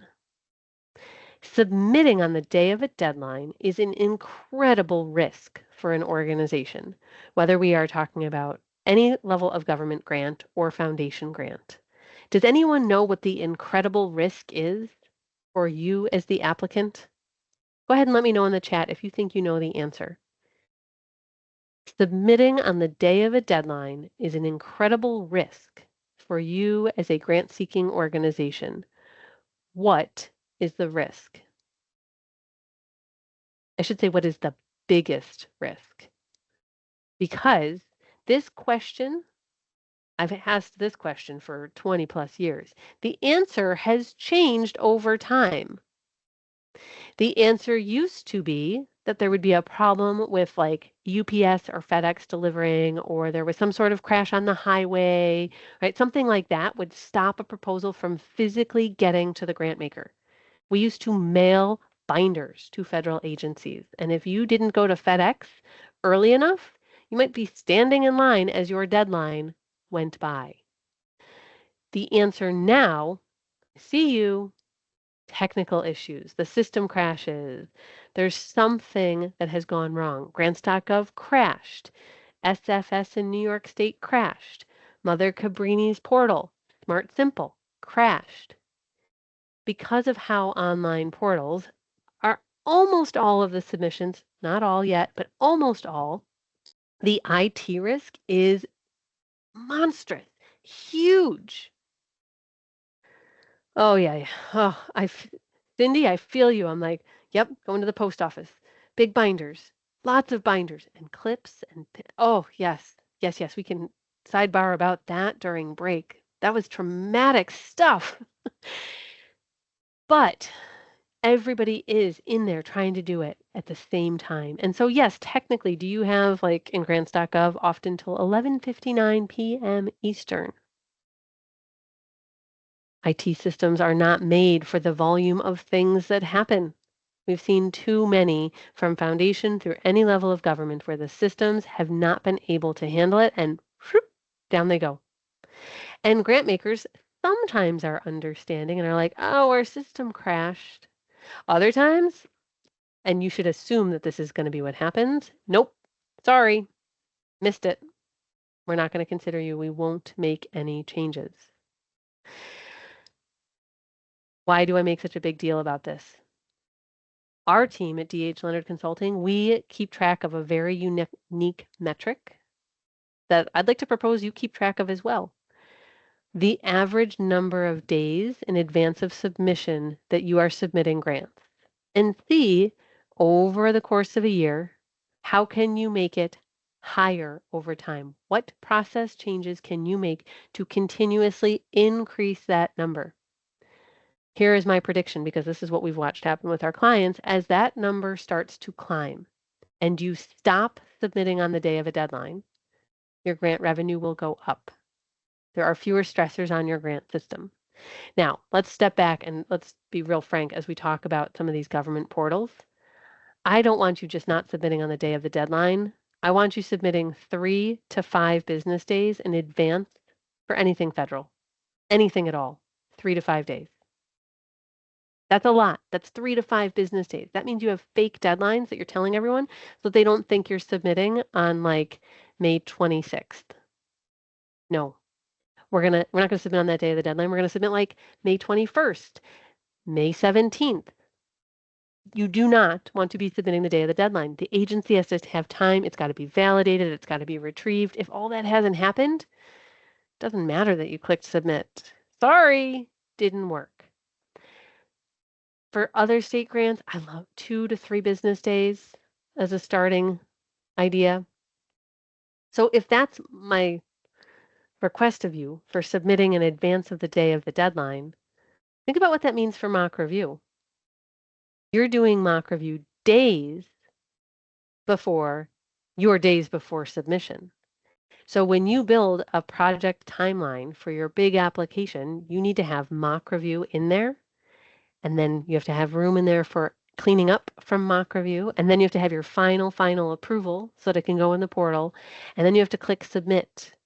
And that date in your project timeline for submitting, don't make that the day of the deadline. I could talk project management stuff all day long, but we'll stick with mock review for a minute. Now, why might some colleagues say, we do not have space in our work plan for getting this grant done to do mock review? It's fine. We always get it, or we'll be fine. We're usually competitive. We'll be fine. Everything's okay as it is. I'm not saying that's exactly what your colleagues would say, but we have heard these objections over the years, or they're really worried that they're personally going to hurt your feelings. Unless you are literally getting 100% of the grants that you apply for, there's room for improvement. So let's try adding a little something extra that might dial up our competitiveness. Now, Josh, don't lose heart. I see you saying you wish you knew this before you set your grant calendar. The time has not passed. It is not too late. You can go ahead and modify project timelines for something that you're currently working on. Or you can say, hey, all right, I get it for the one we're doing now. I'm not going to have time for mock review. Maybe you'll have room for mock review light. Come up with a smaller version of it. That would be fine. But for everything that you haven't started yet, I would recommend, yes, modify your grant calendar and your plan so that you can build this in. Sometimes we do hear folks say, I don't have anyone who can help do mock review. Ask other grant colleagues, hey, you're not competing in this process, are you? Can you be a mock reviewer for me this time? I'll be a mock reviewer for you next time. We see grant professionals trading that service for each other all the time. You can ask for folks like us, hey, I know you didn't help write it. Can you be a mock reviewer? If you're asking me more than 72 hours before you want the review done, the answer will almost always be yes. We try to make an exception and build in that time because the fact that you're asking for it, oh, we want to help prioritize that work, dial up that competitiveness. But whether it's your internal colleagues or you're kind of trading with maybe some folks in your network, or you're asking somebody externally to help, mock review, as much as I've emphasized its importance, I do want to also just let's be real. It can't guarantee that you'll get funding. There are other things outside of our control that might mean someone else is the absolute yes. It could be that another proposal got those bonus or priority points that were available that you just technically are not eligible to receive. Can't control that. It could be that there was a pre-existing relationship between the other applicant and the grant maker. And I said it yesterday, people grant to people. All grants on some level are relationship based. That could make the difference, especially if you were tied for your score. The one with a relationship will likely come out in that tiebreaker ahead. We can't control what other applications, what they look like, what they score, what their storytelling is like. We can only control ours. That's why we can't guarantee that mock review will absolutely 100% result in us getting funding. But I have the data and the case studies to show that it does make a competitive difference and that award rates climb. Now, what will the mock review form look like? Different every time because your guidelines are different. It might be a really basic little chart where you can say total points available and total points scored. It might be that there's actually one right in the guidelines. And you're like, oh, I'm just going to draw a little line next to it in the PDF and say, I could get 3 points for this section. How many points did you give me? Right? There's no reason it has to be fancy and that you've got to completely create this document from scratch. I'm all for giving a quick little PDF edit to something that already exists in the guidelines. It could be that you look at this teeny tiny little basic table. Hey, dear mock review colleagues, you can give me up to 35 points for the need statement, 30 for impact. Go ahead, tell me your score. Now, the thing to think about, if the category has that many points, there's probably a lot of subsections. So it might be helpful to show your reviewers what are the different specific questions that are part of those points. But again, you can decide what's the right structure, try to make it lightweight so that it's fast for your reviewers to score you after they have read your proposal. Now, our mock review guidebook is part of your materials. Megan has already put the link into the chat. It's part of what Brooke has for you as well. But what I wanted to show you is that if there is a grant and it does not have clear guidelines for scoring, you're not sure, you searched for the word score, you searched for the word points, you searched for the word rubric, nothing came up in the guideline PDF about how you would be scored. We do have a generic format that's within that guide that you could use. So that could be your fallback, or maybe you think, I don't know, I just want to go with something really fast and easy. You certainly could use that, but it is not nuanced to the specific grant maker you're applying for. It is generic as a way to think about some of the common things grant makers are asking about. So within our mock review process, I do want to highlight, as I said, that it doesn't guarantee you're going to get funded. If you are denied, please follow the best practice of asking for your scores and for your feedback from the grant maker. It sounds something like this. Dear grant maker, thank you so much for letting me know about your decision. If I could please receive our scores and feedback, we would appreciate that opportunity.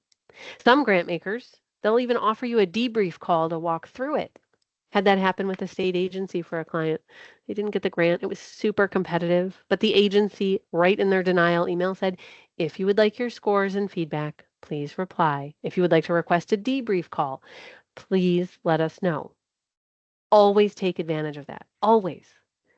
It's not that you necessarily did anything wrong. It might just be fine-tuned little things that would have put you at the top of the score. Here's the thing a lot of folks forget to do. Pretend you get the grant. Go ahead, celebrate in the way that's meaningful for you. Your cameras aren't on. If you want to do a little grant happy dance, no one's going to be upset about it. In fact, it'll be really fun. Get excited, celebrate. And then, this is true whether you did mock review or not, please stop and ask for feedback. It sounds a little something like this. Dear Grantmaker, we are so excited to be a grantee. Thank you so much for your vote of confidence in our work and our programs and our community. Say all the nice things. We would love to get a copy of our score and our reviewer feedback so that we could see, first of all, what it was that really resonated with the different reviewers, but also ensure there isn't anything we could do to be a stronger applicant for you in the future or for other grant makers in the future. And they'll go, oh, that's cool. They're going to be so impressed. Not all grant makers will provide either negative or positive feedback, but this is what I want you to remember. There's so much that happens that we don't control with grant decision making. Yes, we learn from every rejection, but each rejection, it's not necessarily failure. It might just be about that fine hair splitting difference between 1 point for you versus me. So what I really want you to do is think about, how do you replicate success? You got the award. That is amazing. Why did you get that award? What made the grant makers give you that top score? You were the fish in that moment. How do you do that again? So ask for your positive feedback so that you can learn from that and replicate it as a team again. Now, I would love to give you a chance to humble brag about yourselves. How many of you are already on a regular basis asking for feedback when you get funded? Go ahead and reactions, Y for yes in the chat, GIFs if you want, GIFs if you prefer. How many of you are already doing that? This is like super sophisticated, slick grant stuff.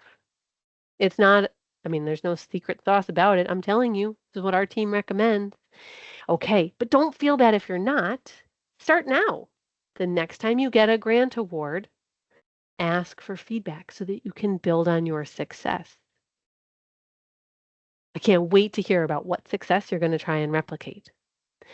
Now, a common question that we get related to mock review: what are the common things we learn that are making scores go down, that are maybe preventing us from getting a grant? So what we've done is we've built this list, and it is generic because we could be talking about any agency, we could be talking about federal, state, foundation. What are the things to not say? Are you excited? Don't do these things. They won't, avoiding them, of course, can't guarantee that you'll get funding, but these are some common themes that come from seeing feedback from different grant makers. Number 1, we are not sure how we will continue the program after your grant funding ends. I get it. If you knew where the funding was going to come from for your program, do you think you'd be asking for a grant in the first place? If you had someone that could independently just write a check and it was done, wouldn't you do that? We all would, but that's not the case. So we need your grant funding to make this happen. And so I thought we were supposed to be honest. Here's the deal.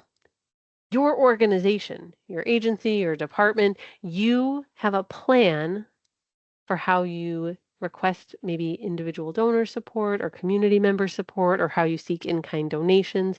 You have a grant calendar for where and how you're going to apply for funding to support and sustain your work.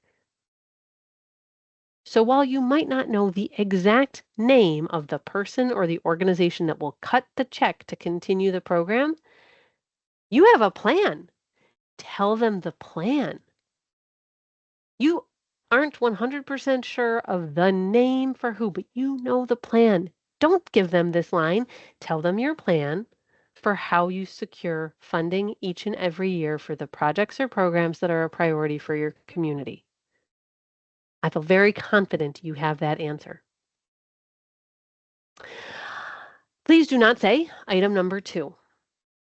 We hope to be able to. Please do not say that you hope to be able to do something. Do you know why? What are your thoughts? Let me know in the chat box. Why do we want to avoid the word hope? Why do we want to avoid the word hope? Could you please let me know in the chat box what you think? Celeste, you're right. No confidence. Elizabeth, I agree. It sounds uncertain.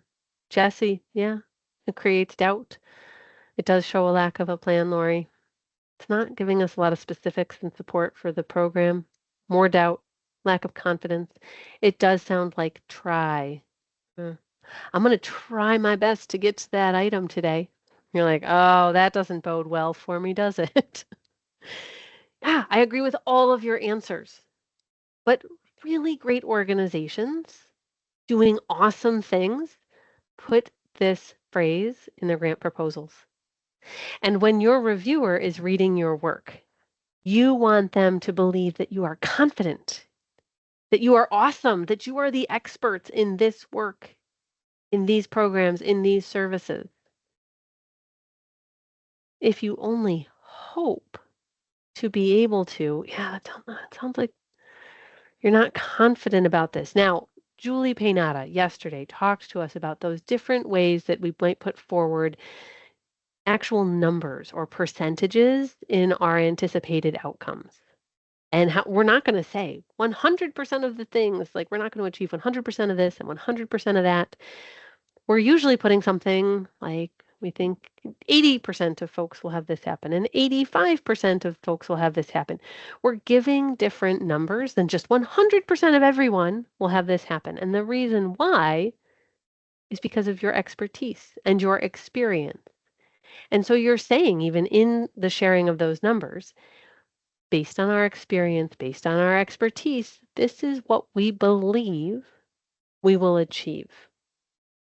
You are using your practiced wisdom to put forward a great plan related to your program or project. Don't let it rely on hope.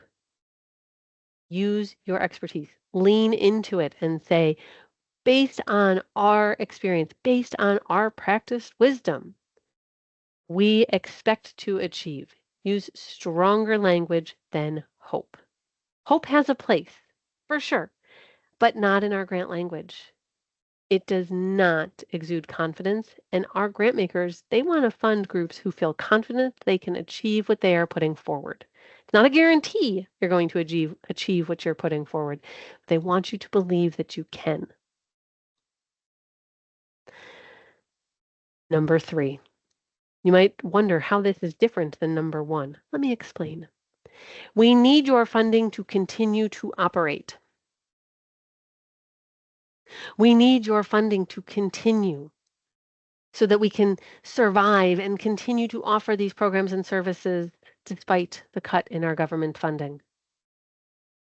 Lots of different ways we could wordsmith that. Let's be real. Funders don't care if you operate. They don't care if your organization is operating a program or operating a service. What do they care about? Can you fill in the blank? What do funders care about? Go ahead and let me know in the chat. What do they care about? They don't care about that it's you implementing the programs or implementing the services. What do they care about? Alicia, right there, impact. They care about the impact that you have in your logic model. What is it you are trying to achieve? They care about your results when you wrote your theory of change. They care about impact. Yes, you need to operate in order to achieve the impact. But don't tell them, I need your funding to continue to operate. I need your funding so that we can continue to deliver these hot meals to seniors in our community every day of the week. That is a completely different statement than we need your funding to continue to operate. Two very different things. Funders don't care about lights on, doors open. They care about your impact. They care about your success. They care about the result of the funding. Great things that you typed in chat. Little wordsmith changes that change the way the grant makers see you. Industry jargon. We don't want to do it. Beth was sharing some stories with you today from her experience as a reviewer for the unfunded list. I love seeing people sign up for the unfunded list as a way to get exposure to what it feels like for being a grant maker. Dave Moss has done a fantastic job building that program. I've been a reviewer with him every year except his very first year. I didn't know about it then. Every year. I think I'm in year 9. Love it. It is a great way to see and feel what it's like to be a reviewer while also helping other organizations. So check it out if you're interested. But one of the things you'll learn from it, if you took an opportunity like that, or if you've ever been a grant maker in any other capacity, is that you'll read something and say, what? I didn't understand what that meant. And you want to like end up like Googling words and phrases, but you don't have time because you've got to review and make a decision. So you're like, no, I just don't understand enough. I can't advocate for it. Please note the last item on this list on your screen. I include acronyms on this list. As a reviewer, there is nothing that will frustrate a person more than having acronyms. Yes, even if you defined it once at the very beginning of the proposal. Do you want to know why? Because proposals are rarely read in order by the reviewers. They are read in the order that the reviewer wants to read them in. I've already told you I read the budget first. So if you're using an acronym in your budget justification, but you defined an acronym once in your need statement, I'm like, where is that? I can't find, I'm not going to go finding it. No. If I now start looking for acronyms, I might not read the whole proposal. I'm going to be disjointed in my reading. You don't want that. I know, I get very I climb on a soapbox about acronyms. I once worked with a federal reviewer when I was on a review panel, and she said, I get so frustrated when I read a proposal that is riddled with acronyms that I put it down and I come back to it last. You don't want that. Yes, I get it. Word and character counts sometimes force acronyms. Long organizational names sometimes make you feel like you have to use acronyms. Please try to avoid it. And lastly, and this last of our 5 items will then help us head towards our next hydration stretch break. Think back to your outcome statements that you may have drafted for your logic models yesterday. If you are making overly ambitious outcome statements, something like, we will eliminate childhood hunger, fill in the blank for your town. How many zeros is that going to take? Even if you're in a tiny little town like mine, unfortunately, that takes a lot of zeros. So if you're making outcome statements that are oversized compared to your budget and what your project says, for the most part, it can accomplish, grant makers will check right out. How are you going to eliminate childhood hunger in this town for $50,000? I mean, wow, I'm super excited about your ambition, but that doesn't seem attainable. The A in your SMART objectives will help you not do this. A in SMART objectives is about, is it attainable or achievable for your budget amount and your timeline? So an overly ambitious outcome statement about eliminating childhood hunger for, I mean, even if you didn't say 50,000, something bigger in 12 months, grant makers are going to be like, you should win like the Nobel Peace Prize if you can do that, right? Like something that dramatic. They will not advocate for you if you make these huge, overly ambitious outcome statements. Make sure that it is right-sized to your budget and to the timeline that you are proposing. I love mock review. I hope, you like what I did there? I know, that was number 2 that we weren't going to say. I get it. Mock review takes extra time. Let's think about some of the objections you might face, how we could help build this into your process. But in the meantime, while you're thinking about it, yeah, let's do it. Let's have a hydration stretch break, shall we? I think so. Because when we come back, we're going to start to talk about what happens after you get the award. How does that set us up for success for the next one? I have, now that we've gone past lunch break, our breaks are now at the top of the hour instead of the bottom. I have 5:01 Eastern.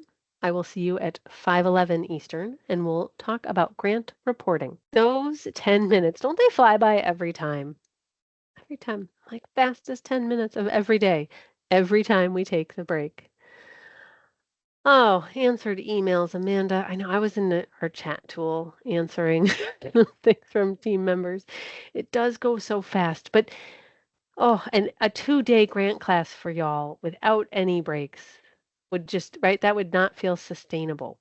And we're back to the grant life cycle, and I bring us back to the sustainable conversation that I opened yesterday with, because I want us to think about what it feels like to have an awesome grant process in place that is sustainable, that doesn't have folks saying, no more grants, can't do it, grants are too stressful. And I agree, Josh. Like, could we have another 10 minutes? Yes, in 50 minutes, you can have another 10 minutes. Absolutely. But this is more of what is a sustainable pace for how can we operate, right? We all get a chance to either check some emails, grab a new mug of tea, grab a quick snack, whatever it might be, so that we can dive back in at least a little refreshed. I want us to think about reporting, because even if you're new to the idea of grant writing, I want you to be prepared for how to be an amazing grantee so that when you look at this grant life cycle image, you are ready to be an awesome grantee, and then, well, you can start all over again because the grant life cycle never ends. And you could find yourself in different places in the grant life cycle for different funders at different times in the year. So you might say, well, we have 5 major grants that are supporting our work, and you might be in a slightly different stage of the life cycle for each of those 5, depending on when the grant award period begins or when you started your research work for them. I don't want to make an assumption because this answer is different in every organization. How many of you are responsible for both grant applications and grant reports? Can you please let me know why for yes? Yes, I am responsible for both grant applications and grant reports. Or N, no, I only do grant applications. No right or wrong answer. It's just kind of like a thing that it is. We see lots of different ways that organizations are structured. It just totally depends on your organizational structure, maybe the size of your grant portfolio. No right or wrong answer here. Just wanted to get a sense of what y'all were up to. It felt pretty split. So for those of you that said no, I am not responsible for pre-award or post-award. I'm only responsible for pre-award. Technically, I agree with you. Technically, you might not be the one that is responsible for completing and submitting grant reports, but you cannot ignore grant management. You cannot ignore grant reporting because it's going to directly impact your next application. So you need to be aware of what your other colleagues are doing around grant implementation and management, even if it is not your job responsibility to complete and submit said reports. I want to make sure that we all understand that. The reason that whether your responsibility is submitting the reports or not, that you need to think about the R in our 5 R's, the grant reporting portion of our grant life cycle, is because you need to be an awesome grantee.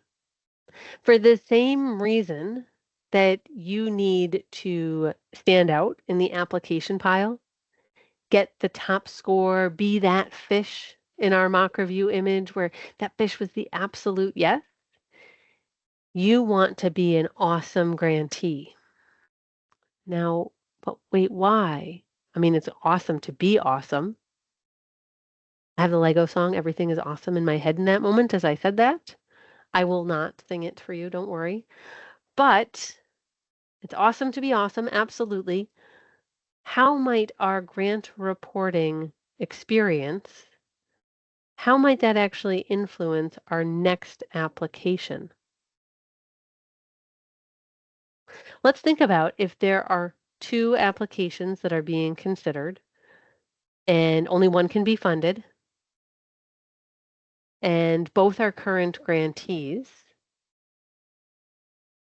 How do you think that your past grant reports could be used as a tiebreaker? Have any of you considered that the grant reporting information, your financial and programmatic reports, could be the way that a tie is broken if not everyone can get funded the next time? It's true. There are some, especially on the government side, there are some agencies and departments that are really clear that they will look at your past reports, your past audits, and that those may influence their funding decision. Usually they something like may. They may influence your score. They may influence their decision. So on the government side, they're pretty clear about it. Sometimes it can negatively impact you if you've not maybe submitted your reports on time, or if maybe there was a finding related to your grant implementation or your procurement process. That could certainly negatively impact your next process for application. Foundations are much less transparent about how past reports and how the current award cycle that you are in and implementing right now, how it might influence your next application to them. Just because they're not transparent about it doesn't mean that they aren't talking about it. If you are constantly submitting reports late, you're making their job harder. Whether we're talking about foundation or government, you are making their job harder. They need grant reports so that they can ensure that the money is going to be spent down, so they don't have to ask for anything to come back. They have to ensure that your application is going to meet their stakeholders' standards, whether they're talking about like a government committee or a government agency head, or they're talking about their own foundation committees or board members. They need to have that information from you in terms of reports to show that what has been funded is indeed creating impact. It's in service of their mission, their goals. So if we think about what the grant maker is asking for, this kind of, I know I used like the math class analogy earlier, show your work so you can get all the credit. This image, as I think about talking about reporting, what comes to me, what comes to mind for me are a lot of like those school report cards, sort of like that first image I had where they're like, exceeds expectations on a 0 to 5 scale. That's what that always brings to mind for me. And this same image, same idea with this image on the screen right now.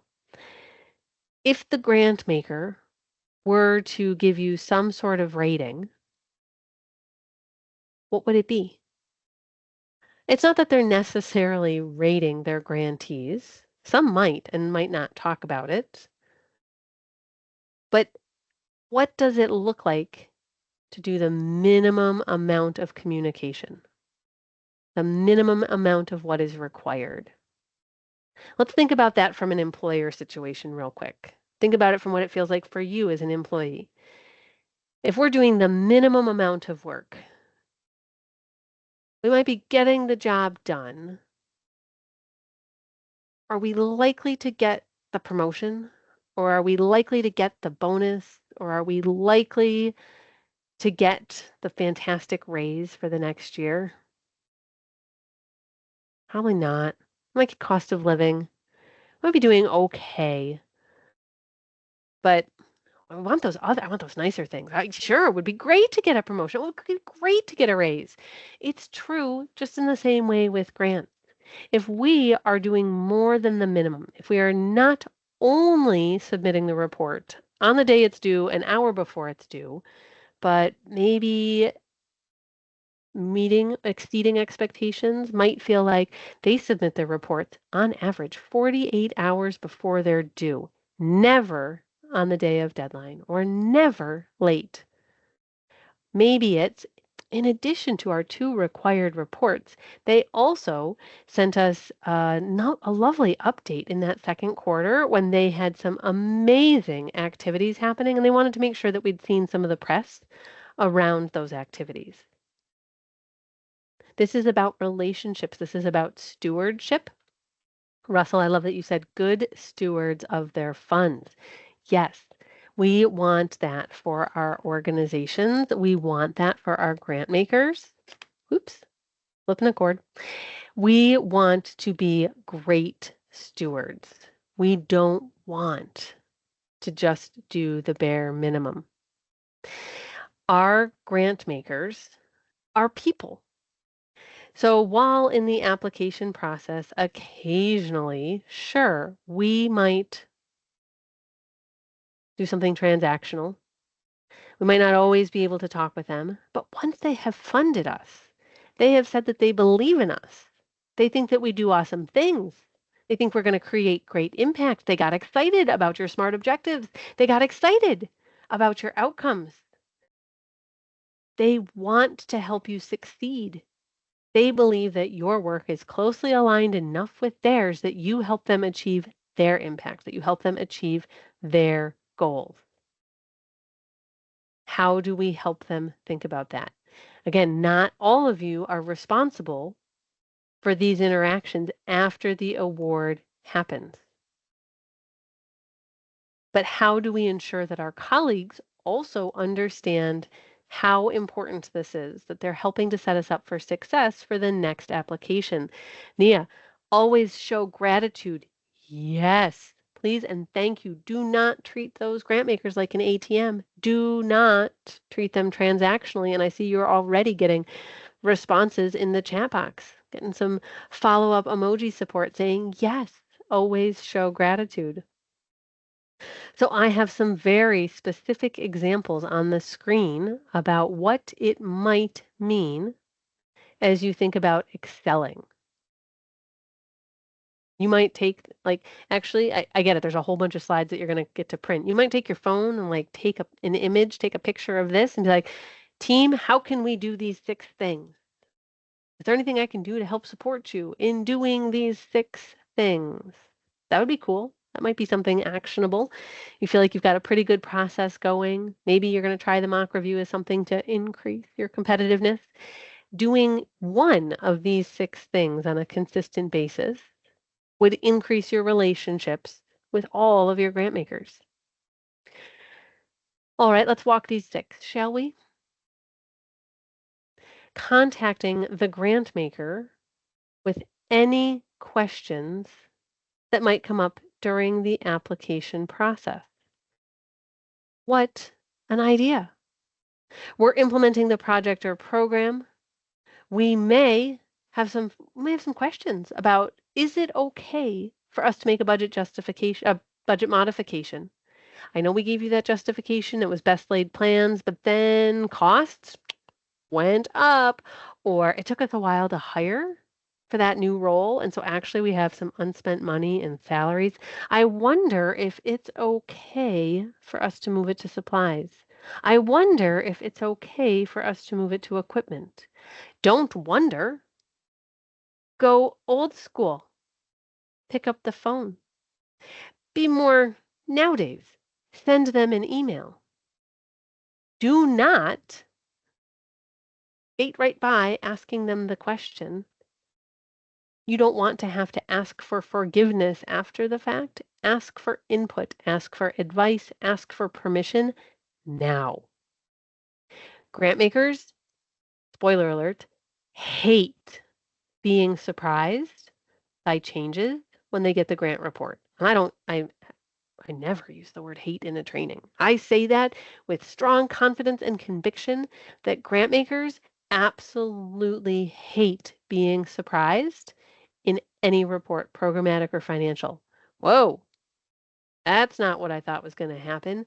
If they think that, if they utter that, you have just made their work harder. Oh, am I going to have to fill out extra forms? Am I going to have to ask for some of their money back? See how I'm sounding whiny? You've made their job harder. You're supposed to be funding partners. They feel, quite frankly, disrespected. ask for advice, ask for input. Now, Kayla, you make a great point. As we're thinking about excelling, I told you like submitting something like maybe on average 48 hours before a report. Like that might be something that they love that about you. Or maybe it's like 36 hours before a report. But it's true. You can submit reports too early. You might be like, I have a whole bunch of deadlines. I'm just going to submit this report like a month in advance because I could get it done now. You have to ensure that your report period of time that you're reporting on has closed before you submit the report. That would be the way I would define what could be, air quotes, like too early for a report. If the period of time you have been asked to report on, either programmatically or financially, has not yet closed, you should not submit your report unless the grant maker has explicitly asked you to do so, which I have seen happen, but that's rare. If the period of time you are reporting on has not closed, I agree with Kayla, you could be submitting your report too early, and that in itself could stress them out. So like 24, 36, 48 hours, that's usually safe as like a submitting in advance that looks like you're prioritizing them, that's positive in the face of the relationship. What else can we do to excel? So sharing those reports on the appropriate timeline, yes, good idea. But sharing updates outside of that, what does that do? It is the opposite of treating the grant maker like the ATM. They're like, wait, you're dropping me a handwritten note with an inserted news clipping about this awesome thing that just happened for you? Or you sent me the link to the news article in the email so that I could see it, but a report's not due? You're treating me like a funding partner, not like an ATM. You're like, hi, dear grantmaker. It's so good to see you again. Thank you so much for your support. Here's our report. Our request will be coming in tomorrow. Okay, I was over embellishing that. But the idea that we only talk to the grantmaker when the report is due or when we ask for money, that is treating those individuals running the programs like an ATM. And they're people, not ATMs. What about engaging our grant makers in our events, in our performances, in community gatherings? I'm curious, have any of you ever had grant makers attend anything that you have hosted or had for the community? Go ahead and let me know in the chat. Why for yes, if that's ever happened for you, and if you want to give a word or a phrase describing what they have attended. That'd be fun for us to see some of the examples of different places and ways that your grant makers have shown up in your space. Now, of course, not always possible. Your grant maker might not be physically where you are. But goodness, so many things get recorded these days. I wonder, is there like a recording of your performance that you could share? Was there a video made of your ribbon cutting or of your groundbreaking ceremony for the new building? How could we have them feel like they were part of it, even if they weren't there? Ah, Sheila, I appreciate your comment. They didn't attend, but they were still mentioned. That is smart stewardship. Let them know who has been supporting the work. Yes, some grant makers require that you say it, but even if they don't require it, saying it, perhaps getting that in some of the follow-up materials or the publicity around it, that makes for great information for you to share in reports, showing how you promoted the funding partnership. All right, Tim said that they got grant makers to come to the community event that supported outreach for their first large solar grant project. Oh, how cool! Oh, I bet that made for some really great pictures too. Whether you put them out on social media or not, that was probably fantastic. Rosalie has successfully had grant makers show up for site visits. Justin has had folks show up for cultural events. Awesome. Ooh, how fun. And then for Tim, additionally, they were doing a year-end evaluation visit. And then because they were doing that, they invited them to a wetland workshop the next day. Really nice calendaring. I love that. You're like, what can we get the grant makers to do or see with us since they will be around? Love it. Absolutely love it. Even a quick tour. If you've got grant makers that are on site or like an audit review or a file case review, something that they've got to come on site for, hey, while you're here, let me just give you a quick tour of our facility. Yeah, great. That counts as something extra. You didn't have to offer that space. You didn't have to offer that time. So all of those are fantastic. So those cover both number 3 and 4 as we're thinking about either events or performances or site visits, whether it is in person or something that is now uniquely digital. And I think honestly, the uniquely digital approach really, it took off for grantees for nonprofit organizations during COVID. Folks got really creative about how to hold board meetings, how to do trainings, things like that. And so use that continued creativity to think about how you can engage and make your grant makers feel like they're there with you. Now, I love that there was the comment about recognition. Let's see. Sheila was the one that said, not that they attended, but that they were mentioned. And so, what does public recognition for funding look like?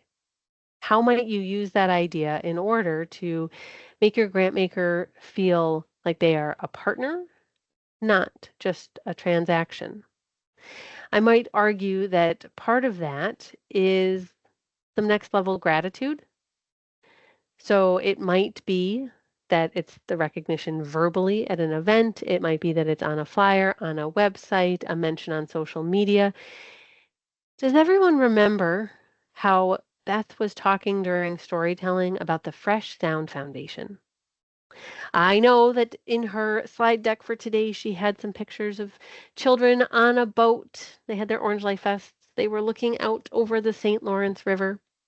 One of their primary funders, in fact, it's the one she uses in that example, the Fresh Sound Foundation, does not have a social media presence. However, Save the River has promoted and talked about that grant on social media. Why? If they're not there to see it, if they're not there to be tagged in the post, why talk about it there? Because you control your organization's social media. You control your website. You control your blog posts. You control your handouts and your worksheets and your flyers in the community. Those are spaces that, unlike what happens, you write a great press release and you might send it to media groups, but you don't know what will get picked up or not. You have so much control over so much of your public facing information that even if you post something in a spot where a grant maker is not present, you now can PDF it and share it as part of your reports, put it in emails. You can use it as a way to give examples and to show the grant maker that you're thinking about them, that you're expressing gratitude even when you know that they're not going to see it. But you want to make sure that they know it's there. I get it. It's a little self-serving, right? It's not just a nice thought. You're like, here's where I thought about you, and here I just wanted to prove that I was thinking about you. Absolutely. Those are examples of next level gratitude. Your work is helping the grant maker to achieve their goal. So talking about the grant maker and promoting what they are funding is also helping them to achieve their goal. So promoting grant maker work might be promoting your funded work. It might also, frankly, be promoting their other work. Okay, so I've given you a few tips along the way today where I'm like, oh, this is kind of like advanced stuff, right? Asking for feedback when you get the yes, that's advanced stuff. Promoting grant makers' work that is not your organization, that's advanced stuff. So I'm curious, let's hear about it in the chat box. Have any of you, in any way, you can tell me the details or not, just answer with a Y for yes. Have any of you promoted grant maker work beyond your immediate grant? Go ahead and let me know. Y for yes if you have. I see, Josh, your question in the chat. Could this be including funding on a plaque for a new build? Absolutely. That sort of recognition, it feels major donor-esque, but there's a reason that grant makers end up on there. That is part of expressing gratitude, making sure that they know that they're on that plaque also important. All right. Oh, fantastic. All right. I'm throwing some gold stars your way, giving some air high fives to those of you that said, yes, you have promoted grantmaker work in addition to beyond your own project, your own organization. That is amazing. So, all right, Celeste, you gave a great example, making referrals or recognition for other partners to them. That's great. I've seen an example where one grantee promoted the work of another grantee. They were collaborative partners, so there was some insider, good baseball to know about each other's work and help promote each other. But to have organization A talk about organization B's project that was funded by the same funder, they shared a funder in common, to talk about this other cool organization and make sure that people knew about it and to promote it and make sure that they knew it was funded by this great grant maker. That's promoting the funder's work. It is still in service of helping them achieve their mission. So now your collaborative partner's excited, the funder's excited. You look like, wow, what good sportsmanship. They're saying really nice things about other organizations and about other grant-funded programs. Yes, there still is, let's admit it, there's a little bit of a self-serving reason why, but that becomes second nature for like that good sportsmanship feeling. All rising boats, right? If we have a good rising tide, all of us get better when we promote our collaborative partners and our funders. So I'd really love to see you think about how to be creative about that idea. Now, yes, in terms of recognition, we're seeing some more questions. So putting logos on like meeting PowerPoints, some funders might require that, or they might want their logo or their name on a handout or a flyer. You might choose to do it even if it's not required because that's giving them some recognition. Depends on the funder. Tim, you're right. Some granting organizations require all sorts of signage. In fact, I literally was in a parking lot this morning. I was on my way to get a very large unsweetened iced tea, and I happened to buy a new charging station in my little village. And it had a large green state sign over it. And I thought, I know what that sign says. And so I slowed down and took a picture of said sign because I love looking for grant stuff in the wild, out in the real world. And it said, wait, I can even get to the image, I bet. And I can tell you exactly what it said. Maybe I'll even be good enough on the break to get it in the chat. It said, oh, the sun is very bright in that picture. It said that this infrastructure was provided in part by Title 15 of the Environmental Protection Fund through the New York State Department of Environmental Conservation. It then went on to talk about the parking restrictions for who could actually be there and did threaten to tow vehicles if they were parked there and they shouldn't be. But the point of me taking a picture of this sign this morning was that it was saying, hey, here's where this money came from. Really common for grant makers to have requirements like that. Go by big construction fencing and you'll see all sorts of temporary signage that's up about which department, which agency is funding that work. Absolutely. Yep. And so sometimes that is super required, like that green sign that I just read the words to. Don't worry, I didn't stop long enough to get towed. I just stopped long enough to get a picture of my grant sign. So saying thank you to grant makers, there's both what's required, the green sign I saw in the parking lot today, and then there's the above and beyond, the things that are more than transactional. Those are the things that express next level gratitude that could truly, even in governmental scored situations, be what puts you right above that other person so that you get funded. So let's think. I'm stuck on my parking sign thinking about that for today. But no, that's not where we'll carry on. Oh, yes. Let's think about what our grant makers are looking for from us. I do want to be clear and share a cautionary tale from my grant maker days. Yes, I'm calling this a pro tip. This is a tip from my grant maker days. I do not I do not mean to imply, I am not suggesting that you should send your grant makers all the things. How do we want to define all the things? So I want you to send them the required things, whatever those reports might be. I want you to put their logos where they are required to be to create the signage that is required. I want you to think thoughtfully about each and every grant maker and what might be the best way for them in terms of your recognition. What's going to feel right for them? The answer, frankly, should be different for each grant maker. Each grant maker is different. Each grant maker has a unique reason that they are making awards. They have a different staffing pattern for different reasons. They have committees or volunteers leading the organization for different reasons. If we're talking about foundations, do not send them all the things. You want to think about what sending them the thoughtful thing. You want to think about sending them an invitation or two, not subscribing them to your newsletter where they will get notified and reminded of every performance that you will have over the course of 12 months. Nope, that's too many things. You don't want to do that. But a handwritten note or a thoughtful email with an invitation to one thing, I give thumbs up to that.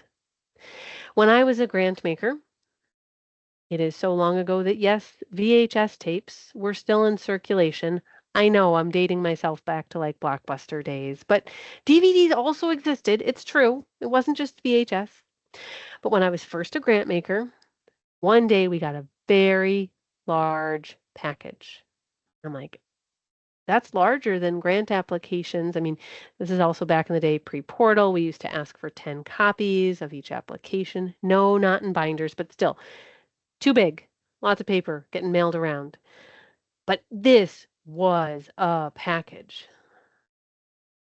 So when Verlina, the office manager, called my office and said, Diane, you got a big package up here. And I'm like, I don't know what. I don't know what it is. And then I saw the return address and it was from one of our grantees. I opened it and it had two things in it. Well, multiple iterations of two things. It had multiple copies of the same VHS so that we could distribute one to each committee member or maybe each board member. And it had a scented lotion for each committee or board member. Now, that organization, their intention, their heart was absolutely in the right place. They were trying to express their gratitude. They were trying to thoughtfully say thank you. But I had to figure out what to do. We're not allowed to accept gifts as staff members at the foundation. They had very clear rules about we could not accept tickets to events at no cost. We could not accept gifts from grantees. They had a whole policy about what could not happen. So are we going to donate it? What are we going to do with that? So that was number one. Now I had an extra thing that I had to do. Thoughtful intent, but against the rules for what we could accept. Number two, the VHS tapes. I'm like, wow, the amount of work and effort that went into creating copies of a recording they had made of a news clip. Probably one would have done the trick back then as part of a report. Hey, we got a clip. You make us do press releases about our work. We actually got a great press piece to went out. Here's a copy of it for your records. So think about, and I get it. You're like, Diane, VHS tapes? Let's make it a more relevant story. I like the story as an example, even though, yes, it has been years, because there were two parts about it that are so very different and so well-intentioned. Yes, show how you're recognizing them, show the sort of publicity that you're getting. Don't send them 10 different social media links to click through. That would be like today's version of that. Don't send them your social media reports about how many website clicks you got and how many posts got viewed by what. Let's send them less. Let's think thoughtfully about what we want to send them. And the reason I shared this story about the lotion was because it brings up then what was the policy that we had to follow as foundation staff. Government staff often also have policies about what they are and are not allowed to do. So let's ask them. We would like to offer you a ticket to this upcoming performance, but I'm not sure if that's allowed for you.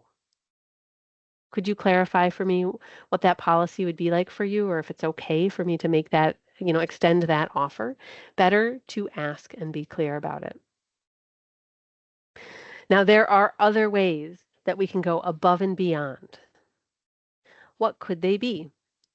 Oh, I love asking a funder for advice. What kind of things might we want advice about? We could also ask for introduction. Maybe there's someone that they are connected to, a different funder that you think might be really helpful in your work as well. Maybe you want to ask them for an introduction.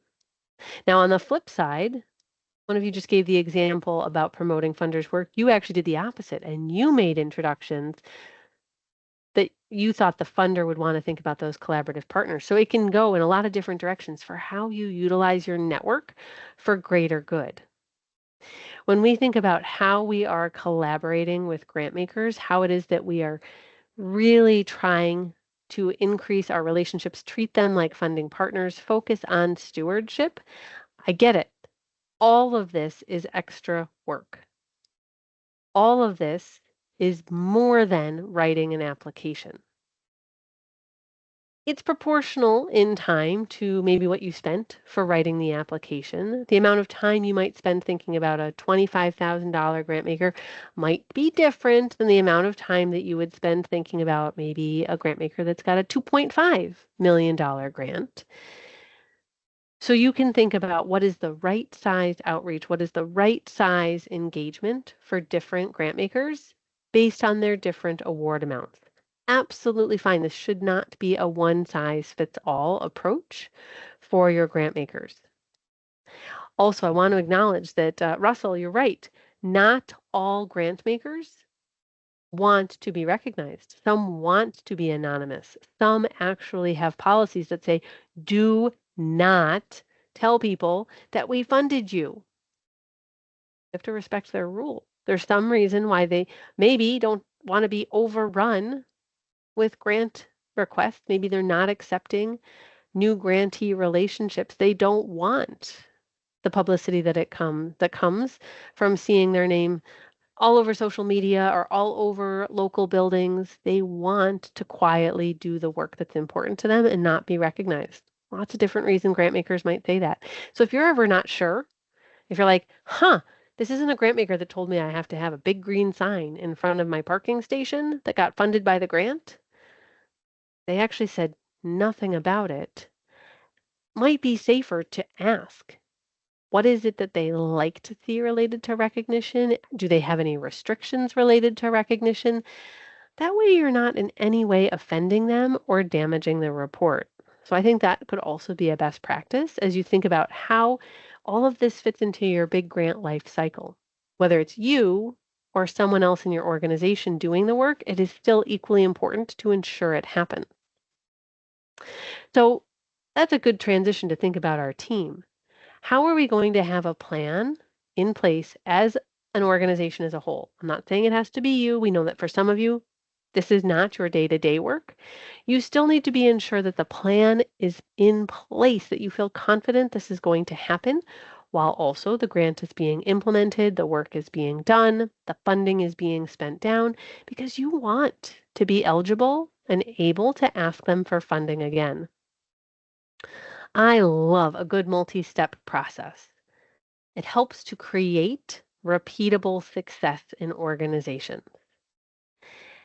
And because there is often a handoff from the person doing pre-award work to the person doing post-award work, We saw about half of you have that handoff in your organization. Because that handoff exists, I love these steps even more. I have a colleague, her name is Jo Miller, and she's fantastic. We have done all sorts of work together over the years. We started a Twitter chat years ago. We see each other at conferences. We've presented together. She's been a contractor. She's been a government employee. She does absolutely amazing work in the lead abatement space. Absolutely amazing work. And I credit Jo with the idea of having a grant implementation kickoff meeting. That had not dawned on me many, many years ago when I first heard Jo say that. I was like, wait a second, back that comment up, Jo. What did you just say? Yes, months have passed and the grant application, I mean, we submitted that, what, 6, 8, 10, 12 months ago, and it got funded, contract finally got signed. It's now time to start implementing it. And so we have a grant implementation kickoff call. And that way, we are reminding all of ourselves, the person who helped write it, the people who helped give information to write it, the people who might now be new staff that weren't around when it got written, but are going to have to help implement it or are going to have to help report on it. All of us come together to do the handoff to make sure that what was written is understood, that we have a plan in place for what it will look like for implementing, tracking data, tracking finances, doing the reporting. And then some people might not be a part of the conversation again. Others are going to take it and that's their job. I was like, that is such a fancy, I mean, it's not fancy, right? It's very literal. A grant implementation kickoff call. Now you might say, Diane, that's a forehead slap. We do that all the time. It's because I see organizations not do it that I wanted to make sure I told you that here today. If your organization is already doing something like that, perhaps you have a shorter name for it than the very literal, rather long name that Jo had for it. If you're already doing that, oh, please do humble brag about it in the chat box. We would love to throw you all collectively some different gold stars, some little reactions, some digital high fives. If you are doing something like that, please give yourself a little bit of humble bragging in the chat so that we can all learn and share from each other. Indeed, Tim, you're right. The purpose of it is so that everyone's on that same page. We're all playing from the same sheet of music so that we are sure we are going to do everything we can to be great grantees and hopefully be able to ask again. So with that in mind, let's look at these different steps. We're going to talk about what's required for reporting. We're going to talk about our plan for stewardship, be it the sign, the invitation to an event, or something on social media. And then we're going to make sure we have a plan in place to gather success stories. So what is required? Is it one report? Is it one report every month? Is it one financial report every quarter and a programmatic report also on those same quarters? Let's make sure it's on the grant calendar that is shared with more people than just us. Let's talk about what metrics need to be tracked. Do we have access to all the evaluation tools that are needed? Did we plan to start using a new tool? When we built that logic model and we talked about our outcomes, is there a new pre and post survey that needs to be developed? Who's doing that? When will it be ready? Who's going to analyze that data so that it's ready, not on the day the report's due, but as many days as possible in advance of when the report is due? How are we going to know if we have to make any updates to our work plan that we should let the grant maker know about?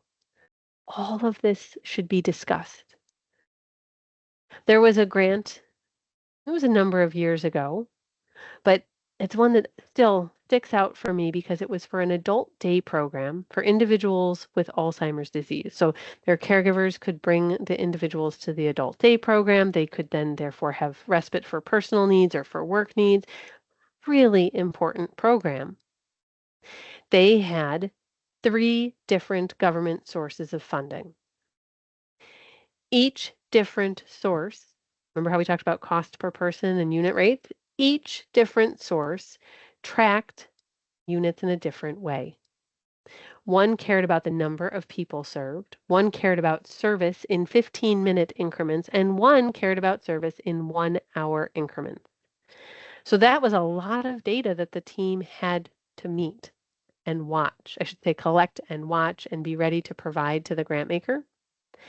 What they decided was, well, if we're funded for a certain number of units in the year, we want to make sure that we are providing the appropriate number of services and providing the right number of units. We don't want to be under in terms of we might be leaving money on the table. We certainly can't go over because then we might have people who aren't technically funded by a grant. We don't want to have to tell them they can no longer come in for service.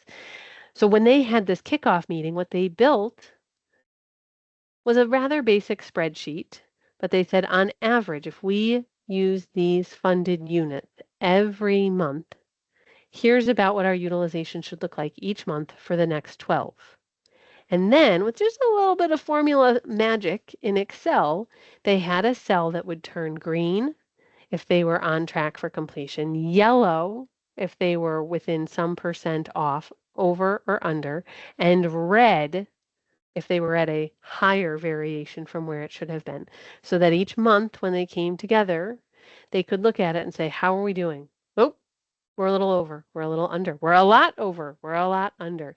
So they weren't surprising the grant maker along the way, and they were sure that they were utilizing all of the grant dollars available. Had that organization not done that, I could see how it could happen in the 11th hour, the 11th month of the 12-month grant, where all of a sudden they're like, oh, we didn't use all of our available funded units. Dear grant maker, could we have an extension, please? The grant maker might say yes, or they might say, I'm sorry, no. That's money now that you don't get to ask for. That's money we will not give you. They're not required to give you the extension. So putting a plan in place related to our metrics to ensure we are meeting what we said we would is really important in this first meeting. We also want to think about that stewardship plan. Are the report dates on our calendars? What are the things that the funder can and cannot do so we can make a decision about what we may or may not invite them to? Can we recognize them? Should we not recognize them? Where will we recognize them?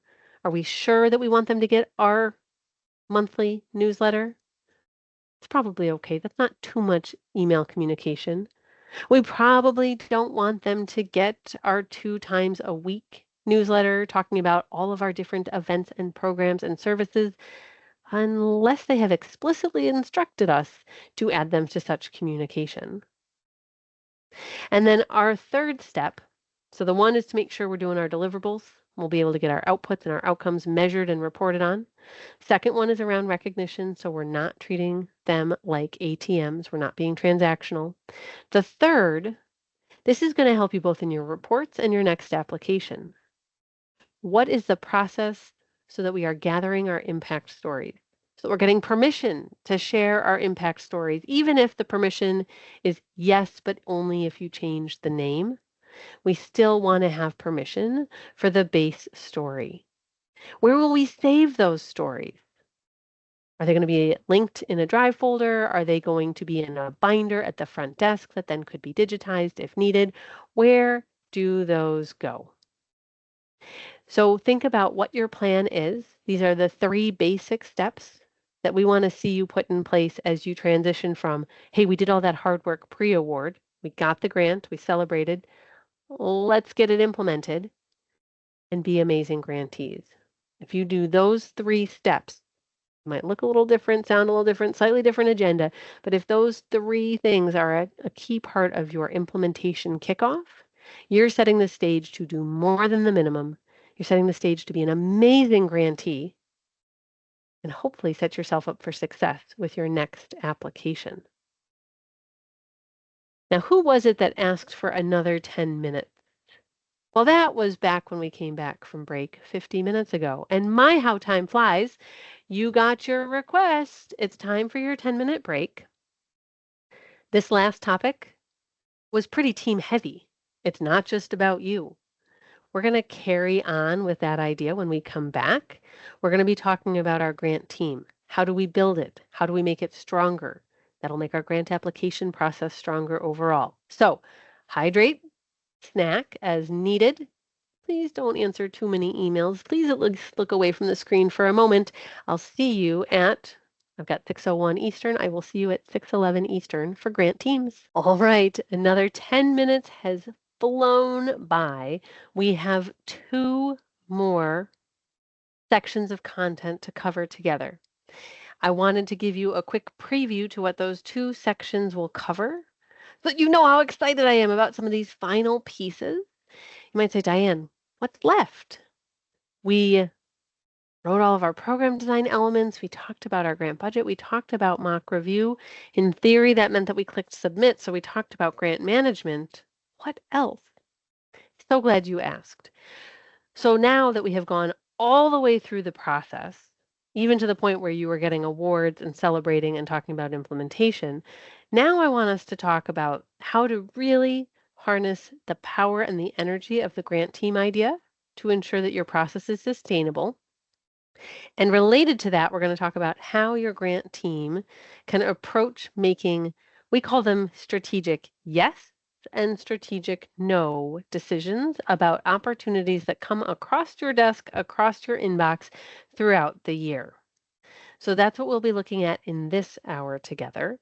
And then in our final hour together, we will be talking about building our annual strategic plan, our annual grant plan, our annual grant calendar. Call it what you want.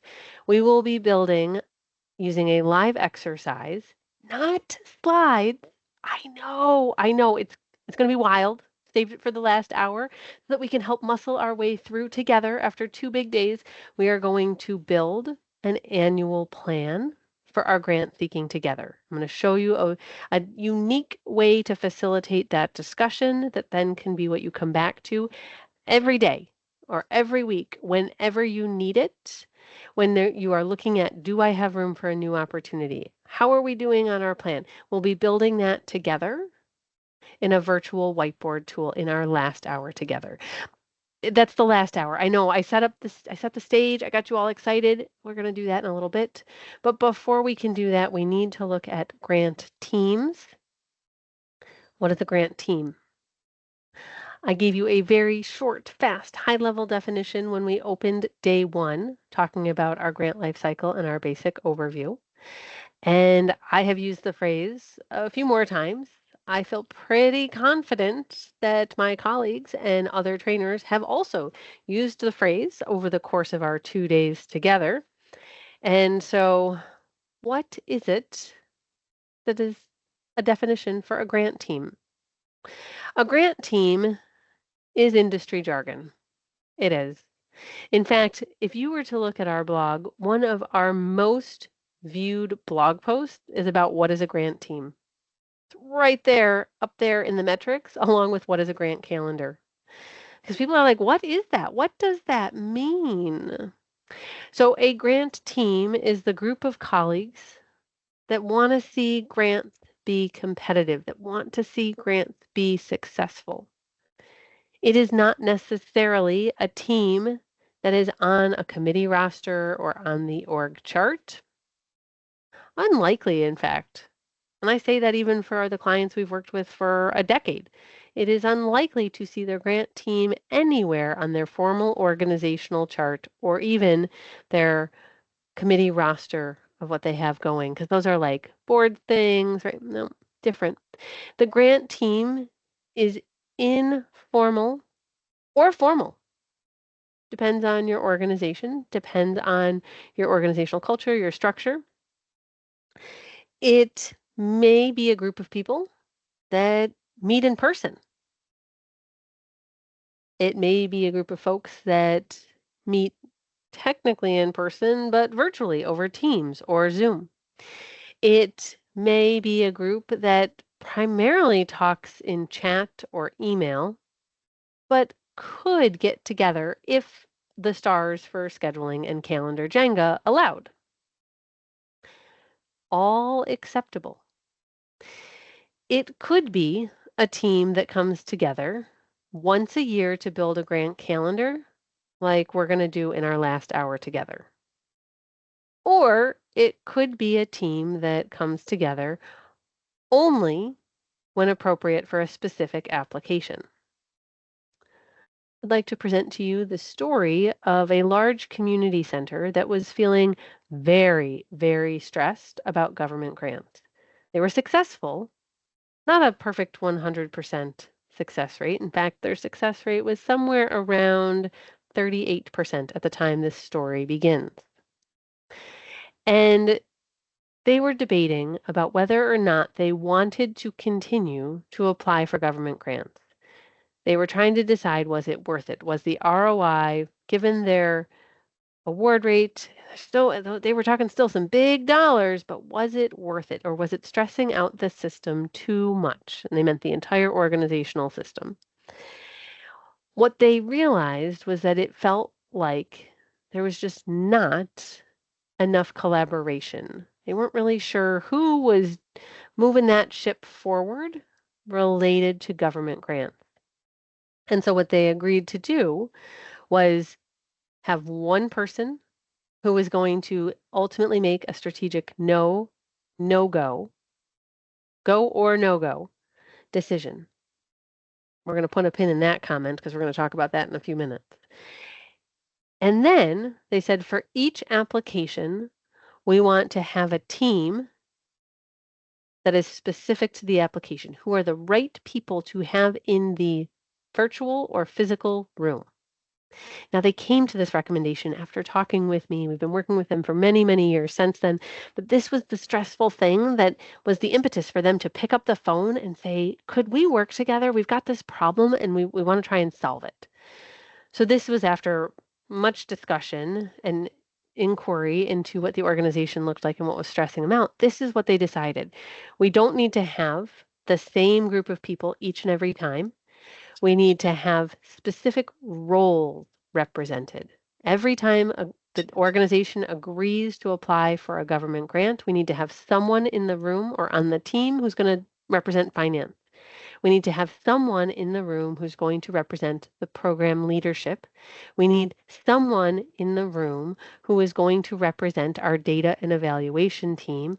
We need our grant person in the room who's going to facilitate and do the writing. And there could be optional other folks as needed, but if we have those 4 roles represented at a minimum, we're going to say that's the grant team that gets a green light to go. And to have all 4 represented, and then that team could self-organize around, well, do we want to meet on Tuesdays at noon every week during the process? Do we want to meet on Fridays at 1? Totally up to them. But they had to have at least those 4 roles agree that they were going to be a part of the team. This story, there's a few other components to it, but really the grant team part is the one that I wanted to highlight. In 1 year, this organization saw, by changing the way they approach the grant teams for government applications, not changing who they are, not changing their programs, not changing any of their program design elements, not their logic models, none of it. By making just a change in their grant team approach, they went from that success rate of 38%, like I said, to 72% got awarded because there was clarity of role. Who had to be at the table in order to play the grant game? If they couldn't get everybody together, if they couldn't get that agreement, we weren't going to do it. So that took some of the, we're going to get denied, we shouldn't really waste our time on it type things. Some of those might have fallen off. But it also produced a significant amount of buy-in for the process. The individuals now had clarity. This is my grant. I'm only going to have 1 or 2 during this year. I don't have to worry about 6 or 7. I'm not going to be pulled into things that are not for my program area. I'm going to have 1, maybe 2. So there was an increased level of ownership around the application and also a reduction in stress related to those that were not for them. 38% to 72% in 1 year. So I'm not suggesting that you need to make really big changes. What I'm suggesting is that finding a way to have an engaged grant team and not changing any of your language is probably great. not changing the work that you're doing, I'm sure it's amazing. Thinking about how you're engaging folks so that it can be sustainable for them, given that indeed they have piles of other things on their to-do list and their plate of responsibilities, that can be what makes the difference for, again, dialing up your competitiveness for what already exists. Now, some of you might say, Diane, forming a grant team, how am I going to do that? Oh, I am so glad you asked. All right, let's form a grant team. Wait a second, some of you might already have a grant team in place because I gave you my informal definition and then I just described a case study and how that particular organization formed a grant team, which by the way, none of them ever called themselves a grant team. No. How many of you have a grant team process or structure, something that is an engaged group of colleagues already in place? Go ahead and let us know in the chat box. Y for yes, S for sort of, N for no. There's no judgment. Just want to get a sense of what we have going on. I like the S for sort of answer because there's a lot of middle ground for what it might look like.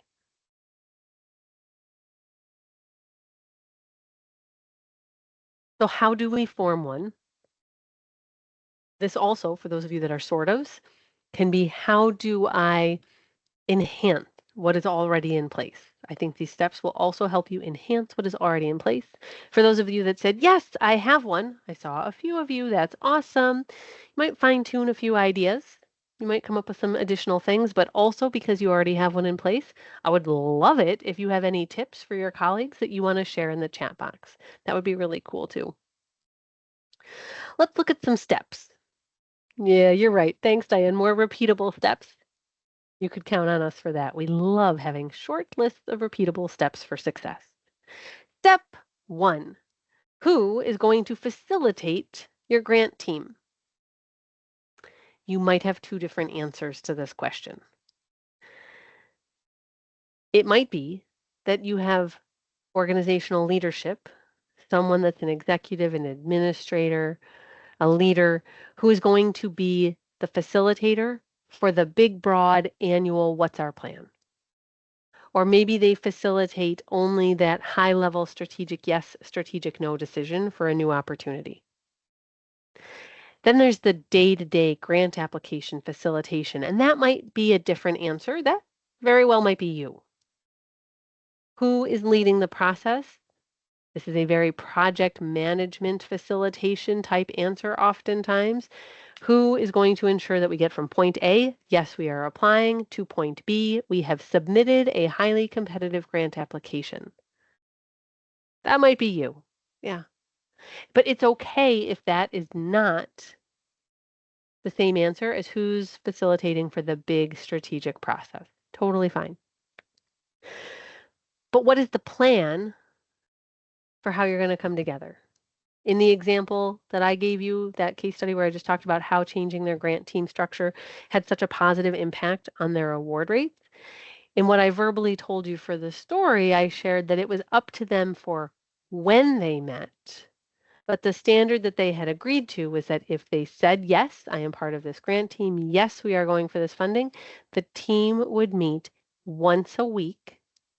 Their time box was maximum 30 minutes. You might say, Diane, that's not enough time. Oh, but it is, because the facilitated agenda for that time box was, when we are together, the first thing we're going to prioritize is, are there any impediments that are slowing us down as we move towards our grant application deadline? They agreed that that was the most important question they would answer in that time together. Second item was if they needed to make any follow-up plans related to the impediment. Do we need to schedule any other calls? Do we need to agree who's going to reach out to whom? If they couldn't solve the impediment in the room, they set what is the follow-up that needs to happen to try and solve this impediment. That was item 2. Item 3 was, are there any questions in the margins of a document or in a budget? Is there something that if we discussed it right now would help move a draft item further forward? If we still have time in our 30-minute time box, let's work plan. Let's actually have a work session, get stuff done. I used an agile project management word. Kimberly, thanks for asking for clarification. An impediment. An impediment is a blockage, a barrier, something that is slowing your work down. It is in some way holding you up. Big fancy agile project management word. Super sorry. But you don't want to have impediments. You don't want to have things in your way. Obstruction, yes, great. Other synonym for it. You don't want to have any of that happening when you're doing big grants. So that's why it was so important to say, do we have anything that's slowing us down, stopping us? Oh, Josh, you're on the synonym thesaurus train. I love it. Obstacle. We don't want any of them. How are we going to eliminate them? That was part of what they agreed to in their step one. What is the plan for facilitation? Now, step two, we have a plan. We know how we're going to come together. Are we sure we have the right engaged folks? Let's see who's already engaged. You might not use the word happily providing information. Maybe it's yes, they know they have to provide information, but they also have a list of 50 other things they have to do every week. So, like, they fit it in to give us information for grant applications. But think about who's already helping along the way. It might be a have to help.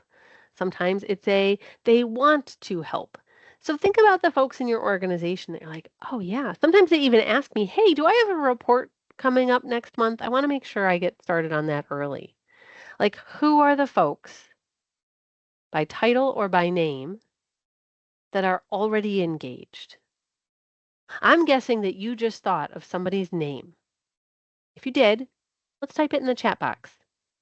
Who is it, and it might be multiple people, that are already engaged in this grant team for you, whether it is all year long or whether it is for a specific application when it comes up?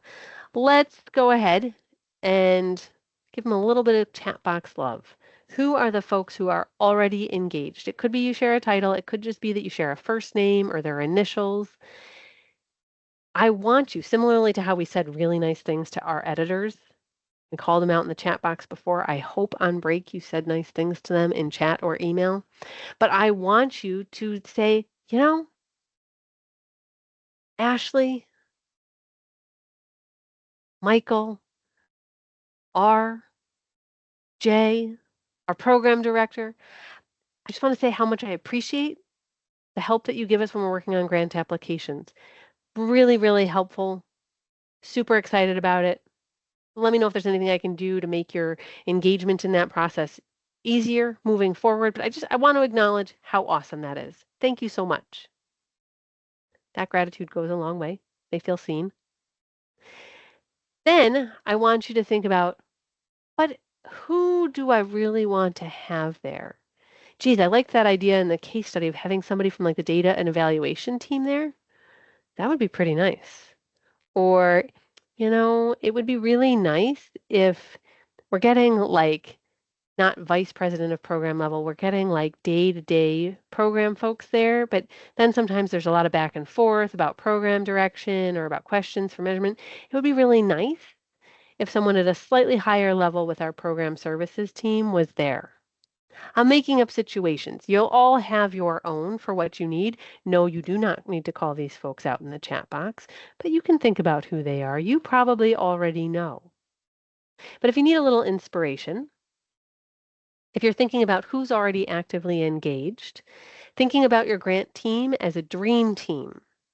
Maybe it's like a sports dream team, or maybe they're superheroes, like the group of Marvel characters on the screen. Everybody's got different skills. So maybe it's not that you're thinking about titles and org chart for what you might need, but perhaps you're thinking about a skill that you wish was more present in the team. You might wish that there's someone who loves logic models that could help with that discussion. You might wish that actually someone who really loves copy editing was more consistently involved in the process. You might wish that there was someone from finance that it wasn't always trading off, but it was like the same person from finance who was part of grant teams. Different answers for each of you. If the grant writing dream team list doesn't necessarily get you excited as you're brainstorming about who else you might want, we also have this more logistical chart. What are the different key activities that need to happen in grant applications?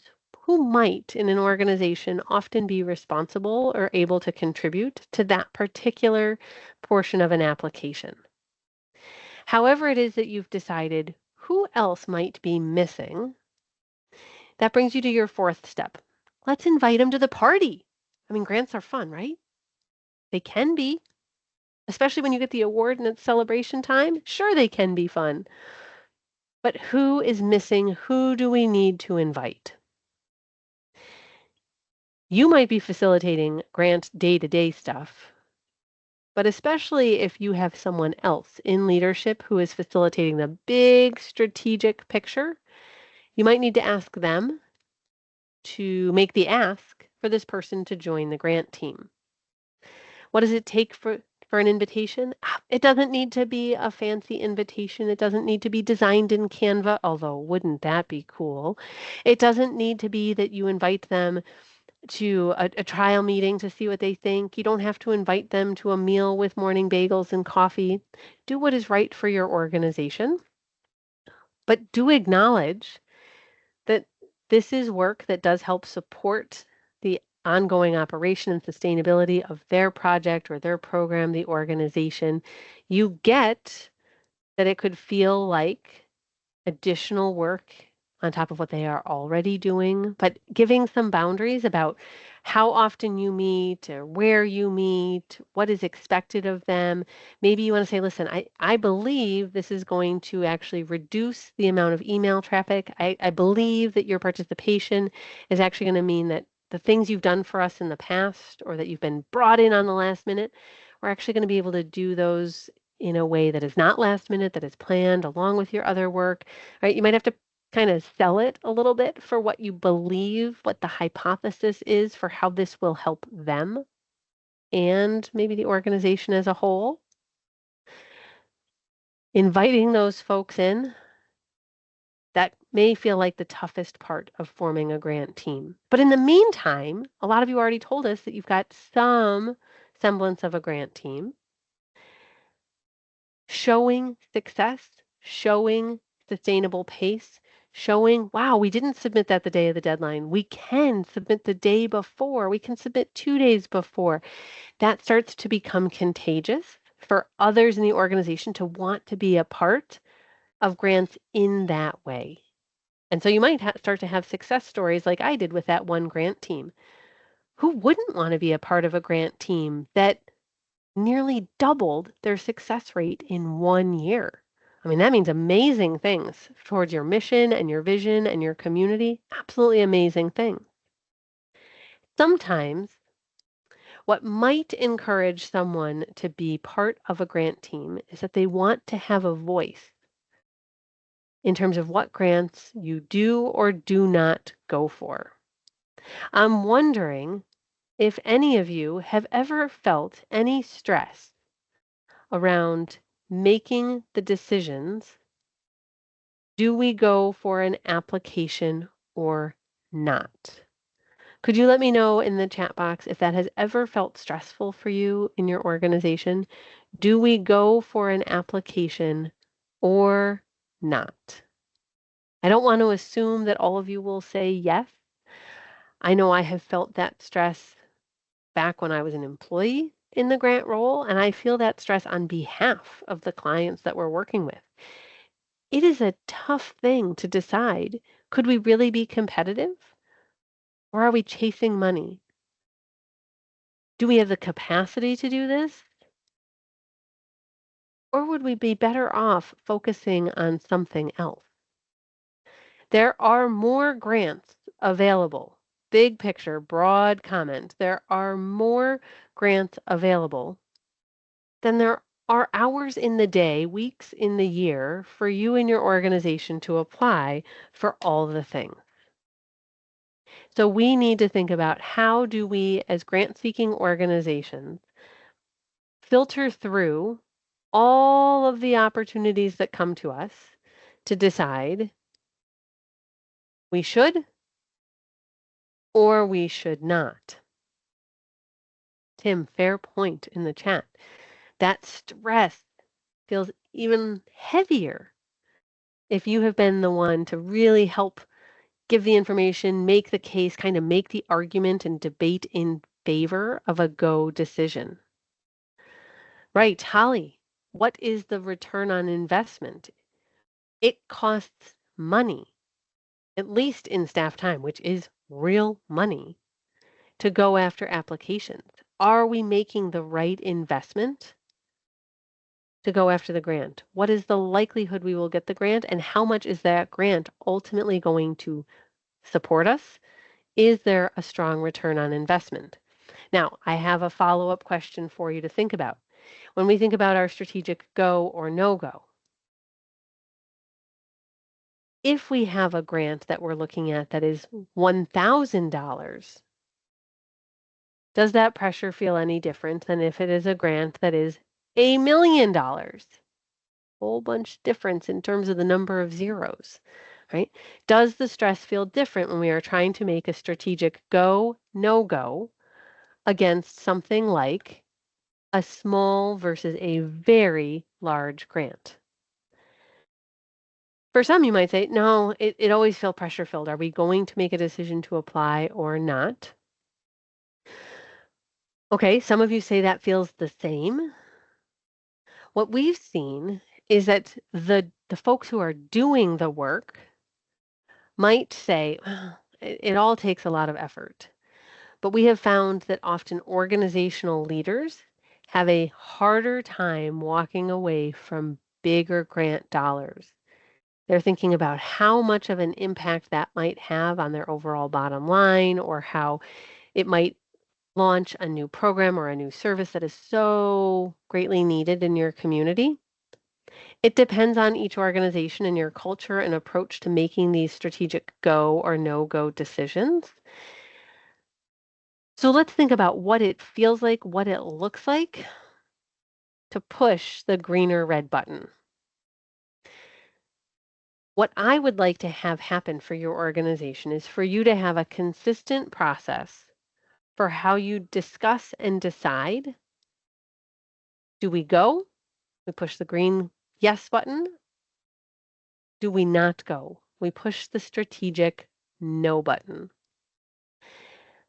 The process, sure, it might end up looking a little bit different from time to time. Somebody's on vacation, someone's out sick, you've got new staff members. It might evolve.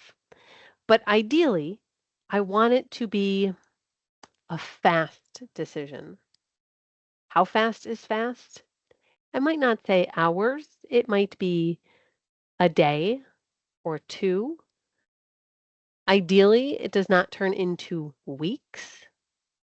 Drawing out strategic go, no-go decisions is really stressful on the grant seeking system.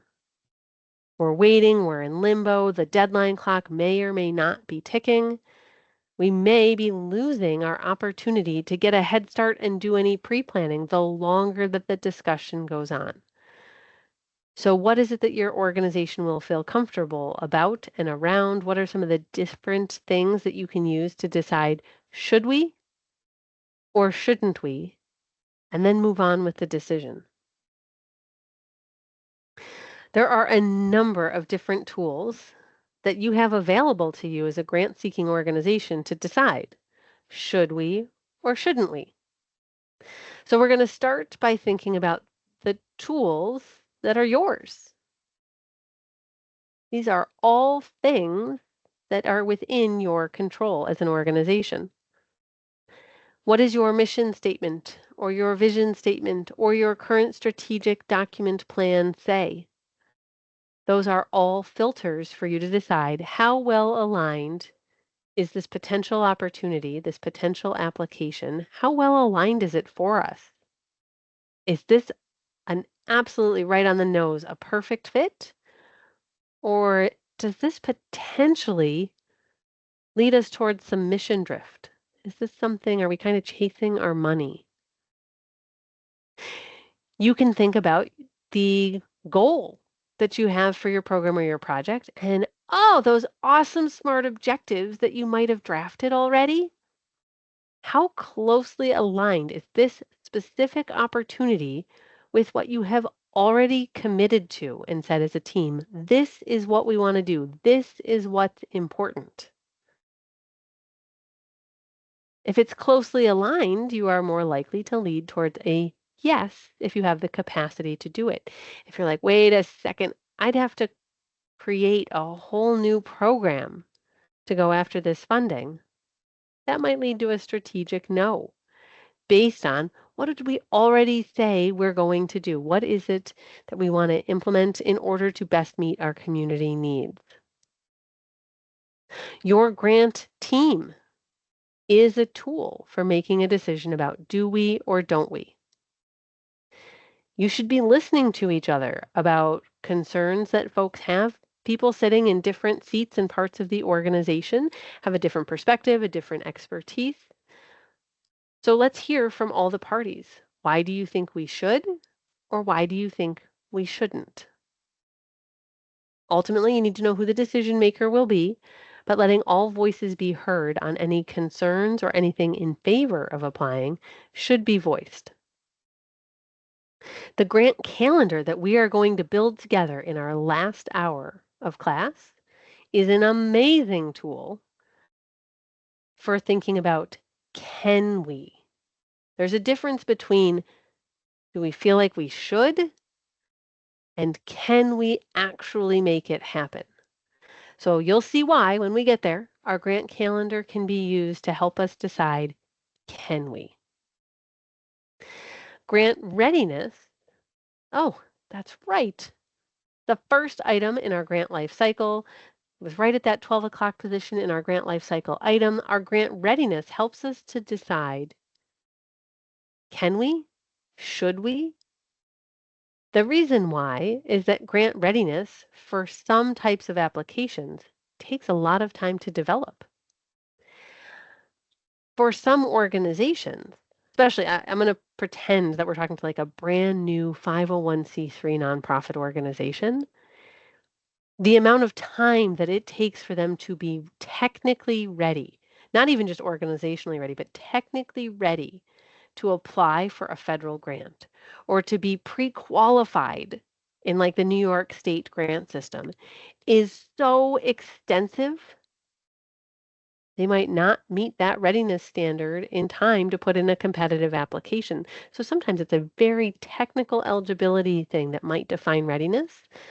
Other times you might be looking at kind of capacity and what sort of organizational strength you have related to what the grant maker might require of you.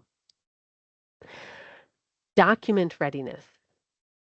I'm thinking about in particular a federal grant program through OVW, and they require extensive partnership actually in many of their funding programs. I was thinking about one, but then I thought, wait, there's more than one with OVW that requires that as part of your application, you don't just talk about the partnership you would form, you upload with your application the signed legal memorandum of understanding between all of the collaborative partners. Wow, that is a huge burden in terms of what you need to have in place for application document readiness. If you don't upload that, you're not even considered. So if you're thinking about this application that's due in, say, 30 days, and you've not even started conversations with collaborative partners yet about what would a legal document look like to collaborate and agree on together, that might make the strategic yes-no process a little bit easier. So your internal documents for what you already have in place are a really important tool. We work with an organization that has an entire folder on the Google Drive full of the different memorandums that they have in place. All of them are multi-year agreements, and then they have an entire process that they follow as a programmatic team for when it is time to update. Each year they look at who needs to be updated. They don't all renew at the same time.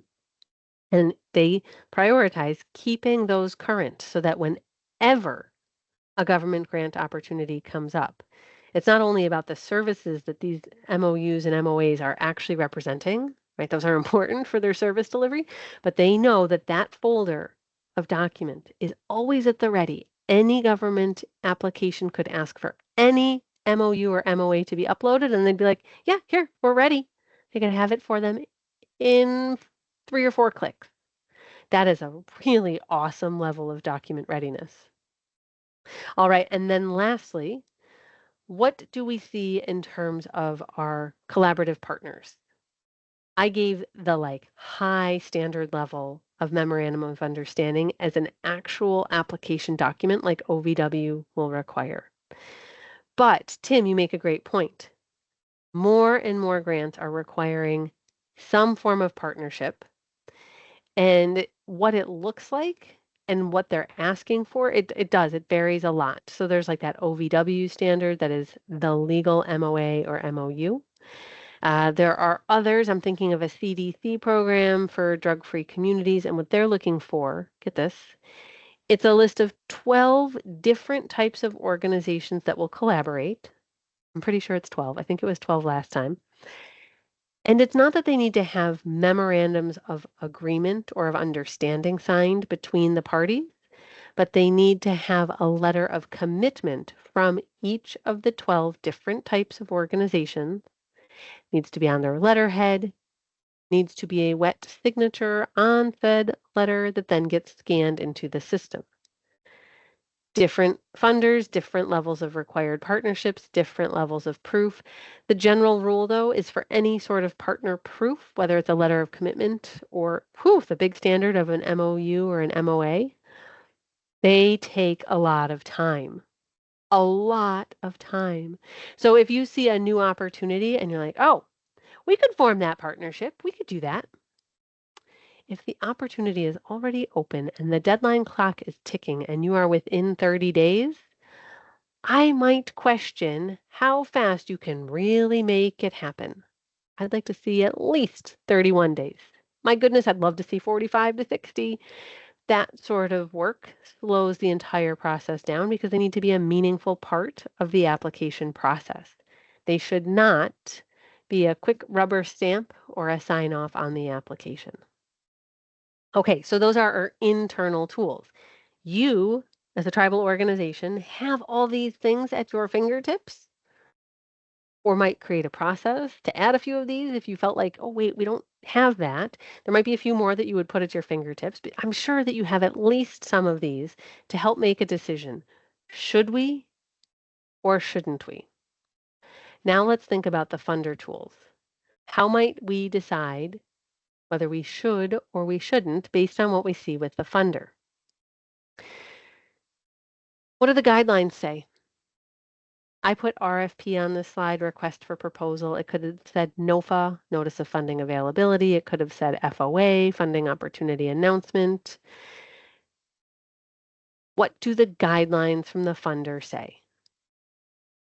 Those are incredibly meaningful for helping us decide, should we or shouldn't we?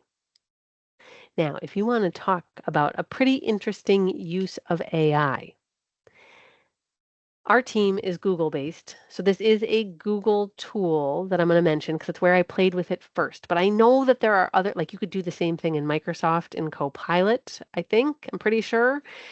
But I just want to flag this particular approach to using AI as a way to think about funder tools and how you make a go, no-go decision. So we used Google Notebook to access this idea. And what we did was we took the set of guidelines from the funder. It was 126 pages.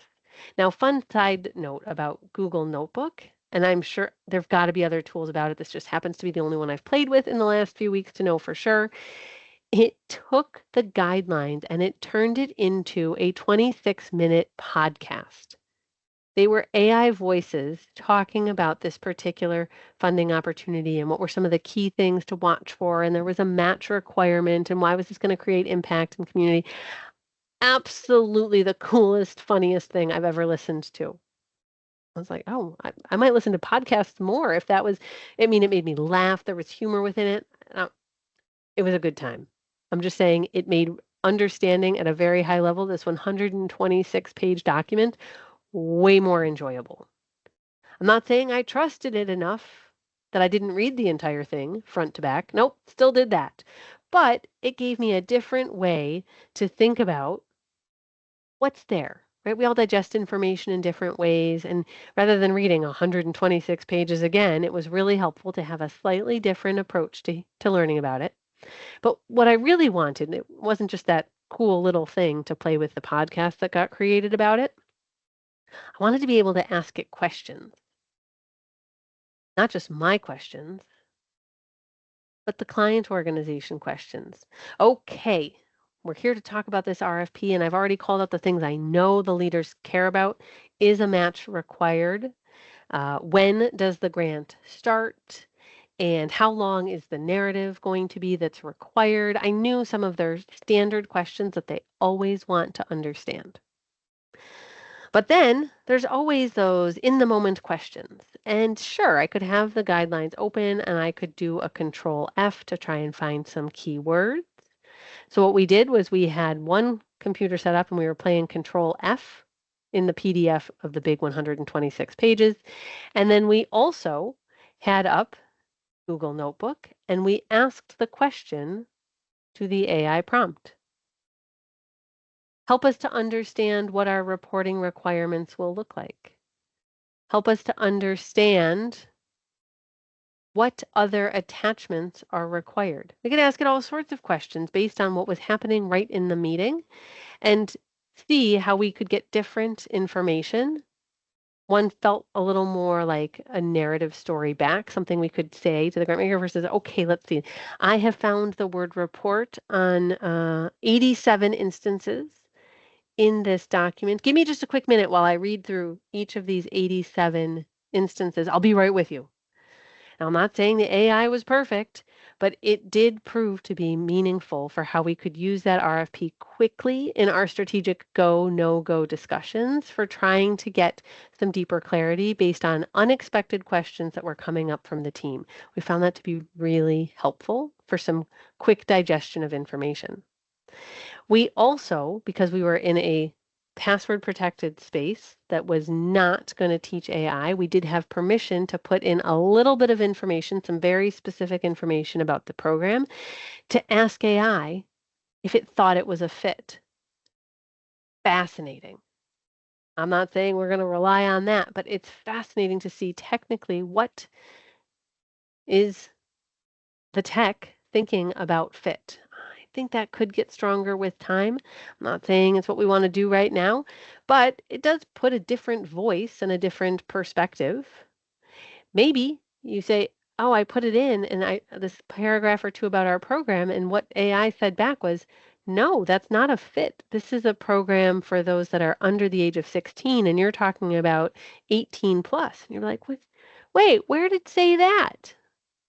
So it might make you dig to prove it was right or wrong. Just some ideas for some ethical ways that you can use AI to help make things maybe a little faster, maybe a little more efficient, or maybe just quick help answer questions and not say, oh, let me find out and let's all circle back, right? Let's see if we can get an answer right then that could help us move forward. All right, what else do we have? Funder webinars, when they are offered, yes, please do prioritize attending each and every one of them. Yes, I am aware. Sometimes grant makers read us their guidelines during these particular webinars. Been there. That's actually when I tend to use my treadmill desk is while I'm on a funder webinar because I feel like there's a slightly greater 50% chance that they are going to read me the guidelines, so I won't have to type much, but I'm ready to hit stop on the treadmill desk just in case I need to type some new notes. But sometimes those webinars, and I was on one recently, you're like, wow, they literally are going to answer the chat questions in the moment. They're going to answer every single one, and then they're going to publish them all on their website as a PDF. That was really cool. Yes, they read us the guidelines to make sure that we also all understood, but wow, and then you need to say nice things to the grant makers when they do that. Hey, thank you so much for answering all of our questions during today's webinar. Encourage that to happen again. Maybe though, you say, oh, there was no webinar. What else could we use to help make a decision, a strategic go, no go? We could try an email to the grant maker. It might be their info at email, but it is worth trying getting our question answered. It might mean that they publish the responses 7 days before the deadline on their website. But hey, at least we know the answer. We might still have time to tweak a little something before we click submit. And I put it last, not because it is the least important. In fact, it is the most important, but it might be the least likely to happen.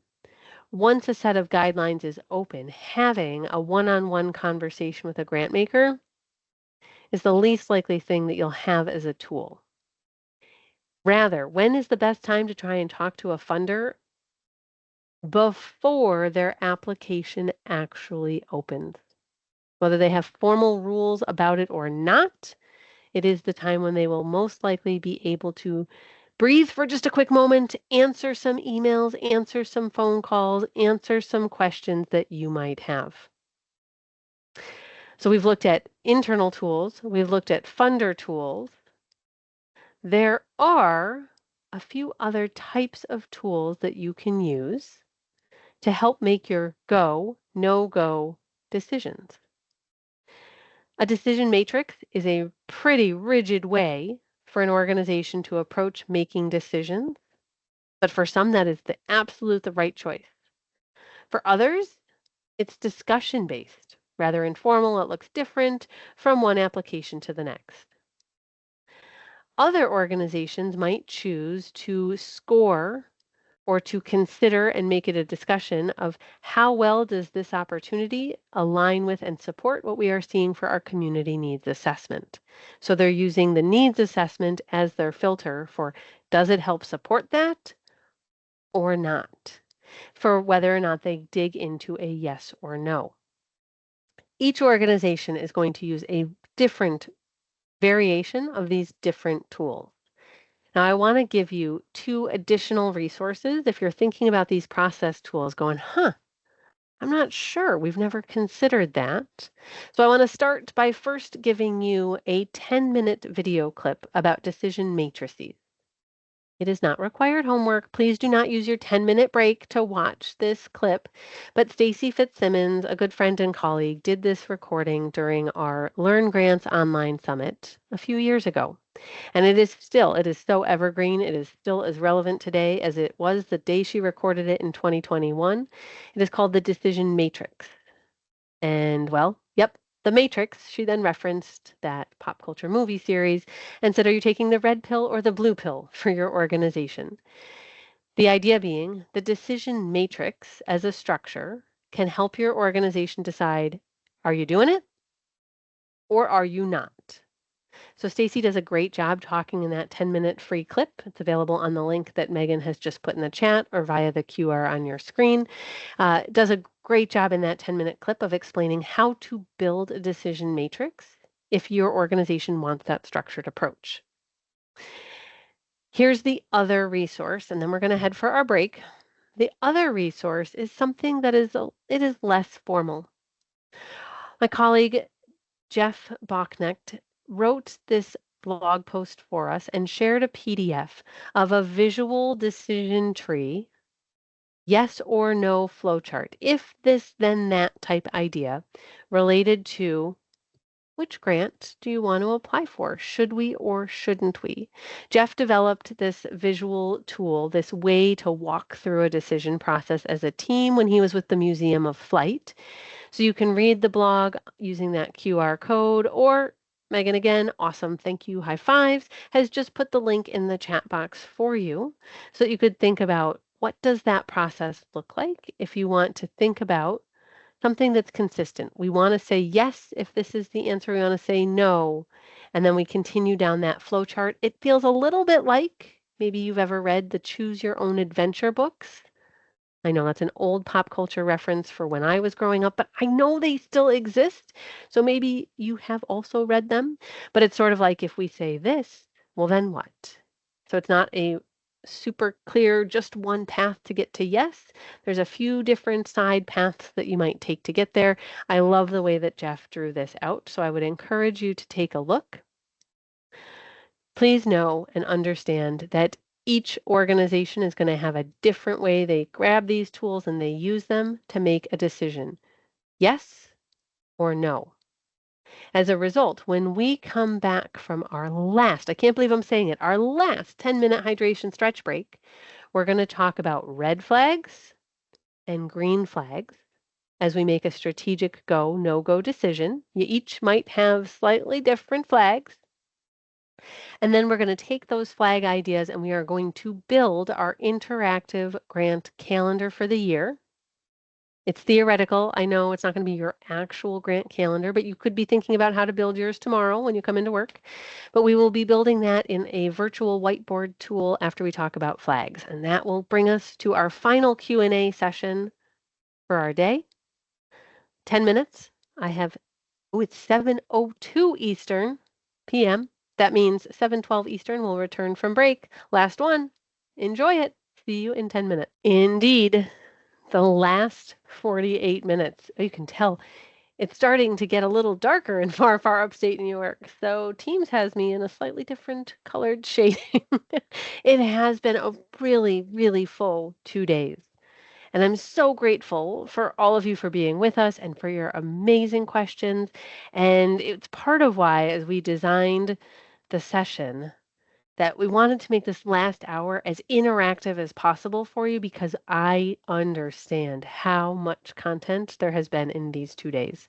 And again, you have been amazing, absolutely amazing. So here's what's going to happen. We're going to finish talking about our strategic go, no-go so that we can go build our grant calendar and use it when new opportunities come up. Let's think about those strategic go, no-go decisions. I had shared with you a few different types of processes you could use for facilitating that discussion. One was a decision matrix. Another was an informal discussion, maybe something more like that visualization from Jeff that was created at the Museum of Flight. Another option was a community needs assessment as a filter for is it a fit or not. Of those three, here, I'll put them back on the screen for you for just a moment. Of those three, which type of process for your decision making feels most like your organization? Either what you do now or what you think would be a good fit for moving forward. Go ahead and let me know which of these three feels most comfortable for your organization. There's not a right or wrong answer, but I'm curious to know which one of the three, decision matrix, informal decision process, or community needs assessment, feels most like your group. And if you want to do D, I'll know you mean decision matrix. If you say I, I'll know you mean informal. If you say C, I'll know you mean community needs assessment. Feel free to do shorthand. All right. Oh, a lot of community needs assessment. Interesting. I had no idea what would happen when I asked you that question. All right. A few of you like the decision matrix, that structured process, that consistency. Feels pretty empirical for that approach. So teams that are very empirical and data-driven in nature. Yep, that one I can see working. A few of you like that informal decision process, maybe something like that visual flow chart that Jeff shared. Awesome. Okay. So regardless of which process your tribal organization is going to focus on, let's look at some flags. Yes, these are like the green flag, red flag that you might see on other topics in social media. Our team thought that feels like a pretty on point way to talk about making our strategic decisions. So, green flags, things that might indicate, yes, this could be a good idea. Using any variety of those tools, internal, funder, or decision process, it might mean, hey, yeah, mission alignment, green flag. Our grant team's already in place for this big federal grant, green flag. The deadline is more than 30 days away. Oh, always a positive. I'd love more, but at least 30 is helpful. Collaborative partners already in place. Yes, score, high five, green flag. There's alignment between the project or program and our community needs assessment. Double green flag. all of the items here could be the green flag that your organization needs. Do you need all of the green flags in order to decide to move forward? Oh, that's up to you. You might say these are requirements. We need to have all of these green flags to apply. You might say we want to have at least 2 green flags before we decide to apply. We want to have 4 green flags before we decide to apply. Up to you. On the other hand, can you guess what we're going to look at next? That's right, the red flags. Some organizations say if there is 1 red flag, that is 1 flag too many, we are not going to do it. Others say, well, it depends. We might have tolerance for like 2, maybe 3 red flags. It is about your risk aversion, your risk comfort level as an organization, maybe what your leaders might feel for how many red flags may or may not be tolerated as you try to make a strategic go or no-go decision. For example, right now, given some of the changes that are happening with some government funding, we have 2 clients, in fact, that have said if we have to hire new staff and we only have a 1-year commitment, that is absolutely a put it down red flag. So they are changing their red flag approach based on what's happening in the funding environment around them. They didn't used to say that. They might not say that forever, but for right now, that's the approach to red flags that is important for them. It's very clear then for everyone for how do we decide what we do and do not go after. And that level of clarity is what's really helpful for the organization to move forward in a sustainable way related to their grants. You know, I made that joke about, oh, I always want at least 30 days. You might say, well, of all the red flags, I have 27 days still to do the application. It is a bit of a red flag, but we all agree as a team that this is a priority and we're going to overlook that red flag. Okay, that's your choice. Let's just please no all-nighters related to grants. Absolutely not. All-nighters were a bad idea if any of you ever did those in high school or college related to studying or projects. Never a good idea. They are a worse idea as it relates to grants. Please do not do it. I'm not saying that you would, but I've heard of other grantee people who have done it. No, we don't want to do that. If that's what it's going to take to get the work done, that's a monster red flag.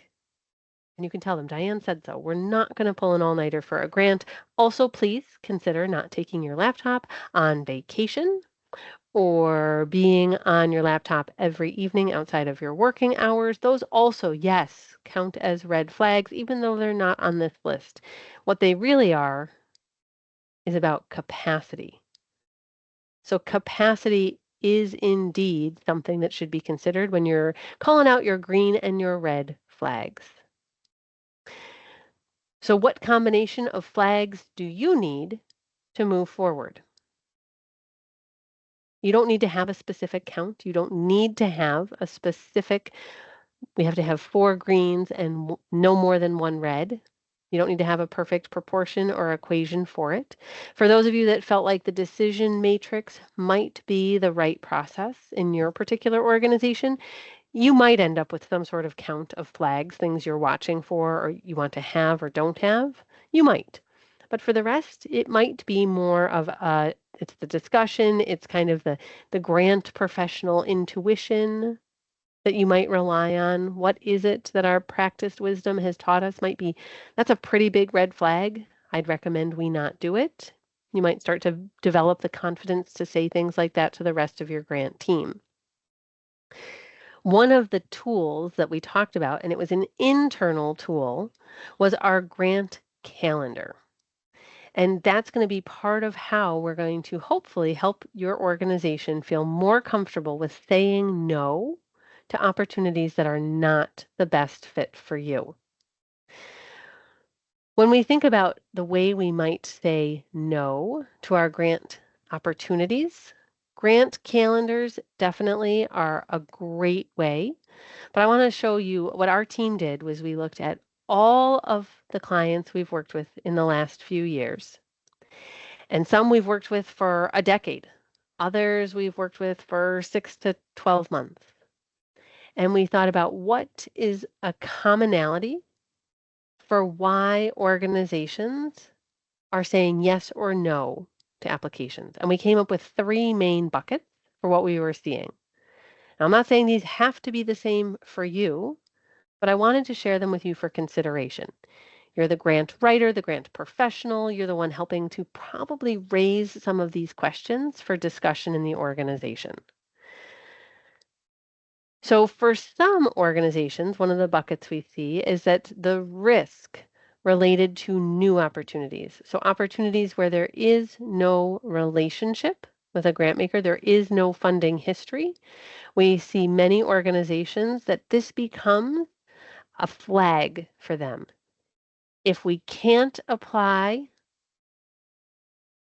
because we have talked to them, or I should say, if we have not talked to them before we apply, red flag, we're going to set it down.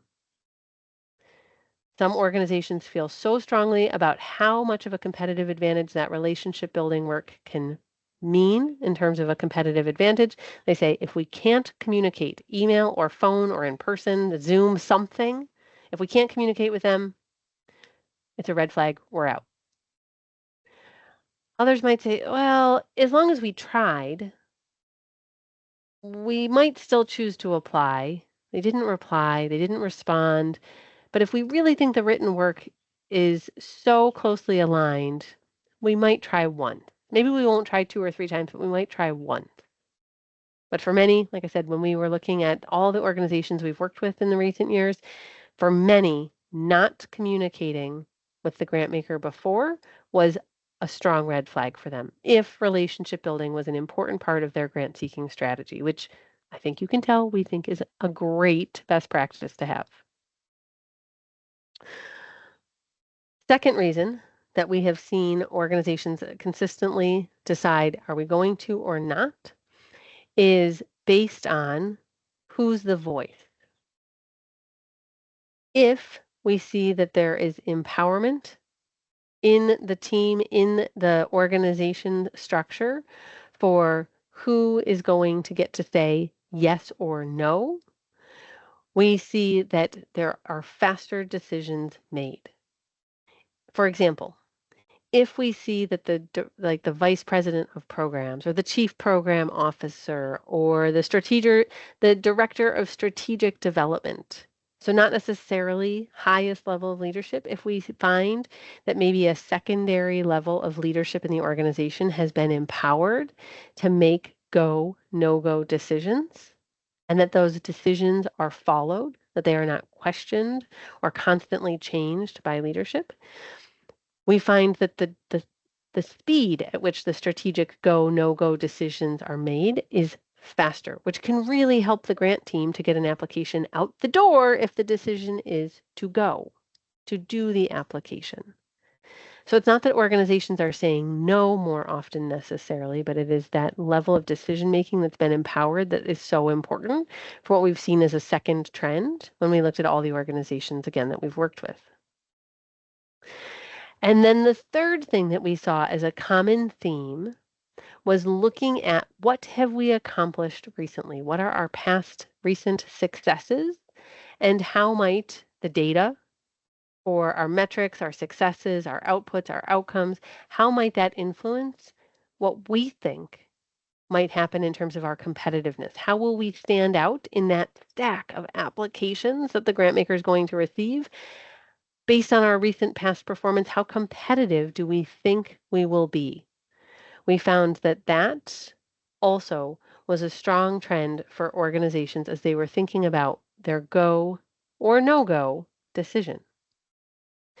So knowing what your organization, and in particular, your leaders' approaches to making a go or no-go decision, it might influence what your grant calendar process looks like.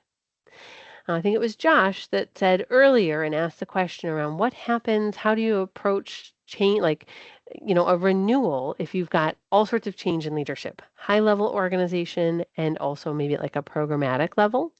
And that was about a specific one grant renewal process. But I think that that same question is important to consider when we think about how do we build our annual grant seeking plan? What is going to look different? So our annual strategy, our annual calendar, this is a spot where we want to have our team involved. You, as the grant writer, the grant professional, might be doing a lot of legwork around researching potential new grant opportunities and forecasting using the different tools that you learned earlier in day one. You're probably doing a whole bunch of prep work. But once you've done that prep work, the review, the discussion, and the approval that, yeah, we want to put this forward to the organization. We want to think about how this translates to our operating budget. That should be your grant team that's involved. Maybe some will help you do some legwork thinking about some of that forecasting, but at a minimum, you want that grant team to sit down, to discuss and agree this is what we think is our best laid plan for how we will put forward grant applications that, one, help meet the need of our community, that, two, help meet the budget requirements necessary from grant revenue, and three, are sustainable for us as an organization and as a team.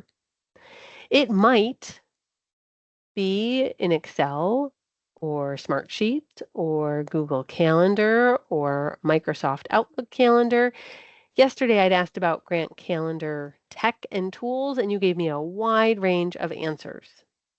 But what I want to show you is a visual way that we can build a calendar, something that we can continuously come back to, whether it is a virtual whiteboard like what we're going to play in today, or if it is a big piece of butcher block paper in a conference room or an office, or maybe it literally is a whiteboard where you stick and have things magneted to the board. Maybe it's on a rolling whiteboard that sometimes even acts as a cube wall barrier between two workspaces, but something that is visual, that is easy-ish for us to change, that is more dynamic, more multidimensional than only an Excel sheet, than only a flat calendar on our screen. So I'm going to walk you through, you guessed it, some steps to create your calendar in this way. And then we're going to head into a virtual whiteboard tool and we're going to build one together. And we're going to ask a lot of questions of each other and think about what would it feel like if you were facilitating this. So the first step, what we're going to do is we're going to lay out the 12 months that you want to pay attention to in your grant calendar.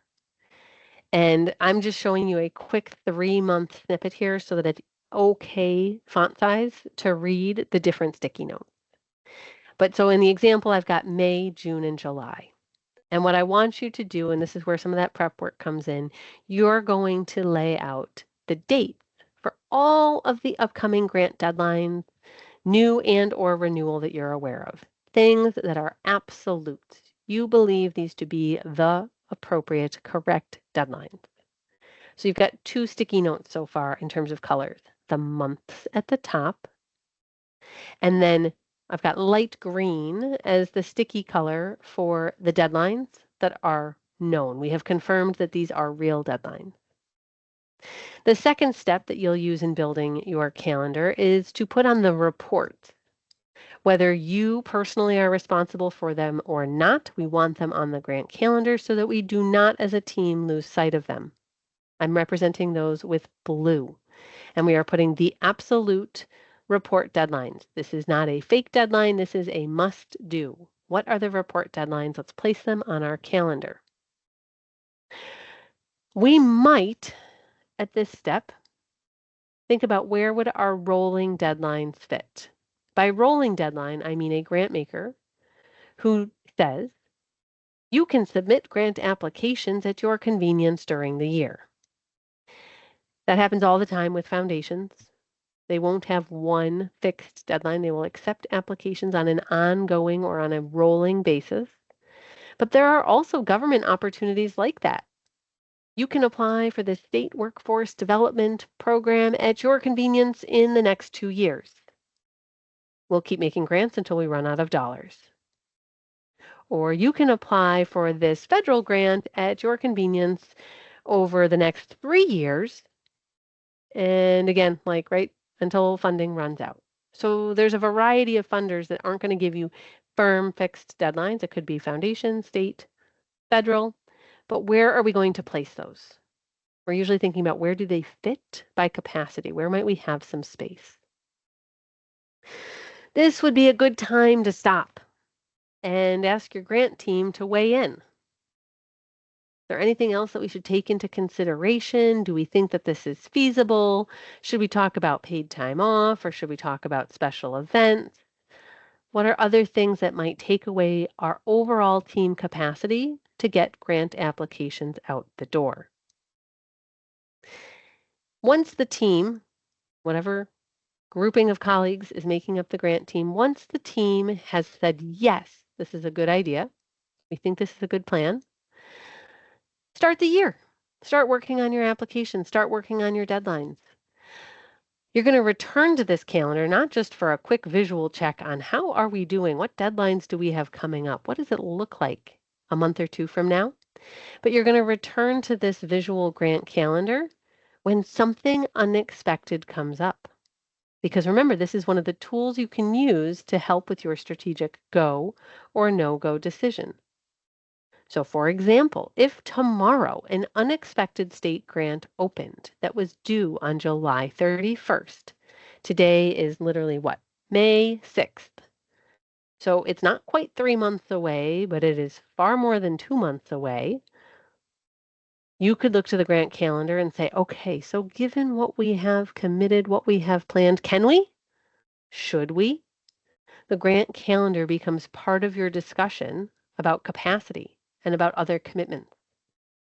If instead of it being May 6th, it was July 6th, and all of a sudden something for the state has opened that is due on July 31st, that conversation, it may, I'm not saying it has to, but it may sound very different for a strategic go or no-go than if it was happening literally today on May 6th. Having this be in a virtual or a physical whiteboard space, something where you can move stickies around, helps you as a team to brainstorm, how could we get this application done? What else might we move or shift in our plan so that we can get it done in a sustainable way? So that we're not talking about an all-nighter or working every weekend. So we're going to, and Josh, I'm so glad you asked, I'm about to show you in Mural, which is a virtual whiteboard tool, which you can apply to use for free as a tax-exempt organization. You could similarly build this in a tool called Miro, M-I-R-O. We're going to be in Mural, though, which is M-U-R-A-L. There's also whiteboard tools, right, and a lot of other project management softwares. And so there's a variety of ways you can do it, but I'm going to show you in Mural because I know you can apply to use this tool for free. Megan has just placed the link in the chat box. We are going to go away from our screen share of the slide deck. I know, everybody's excited. Hold tight. I'm going to click share. I'm going to go to the screen that has my other window. Moment, please. Welcome to join me here in this board. I can see Megan's here with me. I can see a few folks starting to join. You do not have to create an account, but you are welcome to join me so that you can assist in this process. As you're looking at this proposed calendar, what you'll see is that we've already done the prep work that you might have done. I have carried in the idea that we have yellow sticky notes. They are full of foundation deadlines. I have all sorts of reports in light blue. I have some state grants that are pink, and I have some federal grants that are purple. What I would love your help with, you can zoom in on your own by using your mouse scrolly or by using the right-hand bottom menu bar. But I'm going to stay scrolled out so we can see the entire activity. What I would love your help with is to click on a single sticky and then drag it into the column that is the month where it is due. Now, if you find one of those rolling deadlines, please leave those alone. Let's not place those yet. It is not important that you get the vertical placement of like the first has to be at the first and the 31st has to be at the bottom of the column. It's not important. Super flexible. Just if you can get it in the right column for the month that it is due, that will be sufficient. Oh my goodness, this is such great fast work when so many folks are helping. Now, the idea behind this is that you, doing the prep work for your calendar, would be asking your colleagues, either digitally or physically in person, to help produce this calendar. Help me populate it, team. You're starting to get them warmed up because you need them to be part of the conversation here in just a moment. So by helping to populate the board, we're starting to get excited about what this process will look like. There's nothing flat and dull and Excel-like about this. This is already multidimensional for them.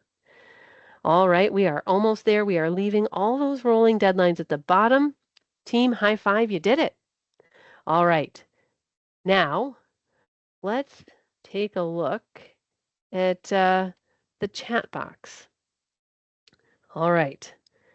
I have some questions for you folks. Oh, no, wait, don't place my rolling ones yet. We want to leave those at the bottom. We're not sure where we want to place them yet. I have not asked you my unscripted questions.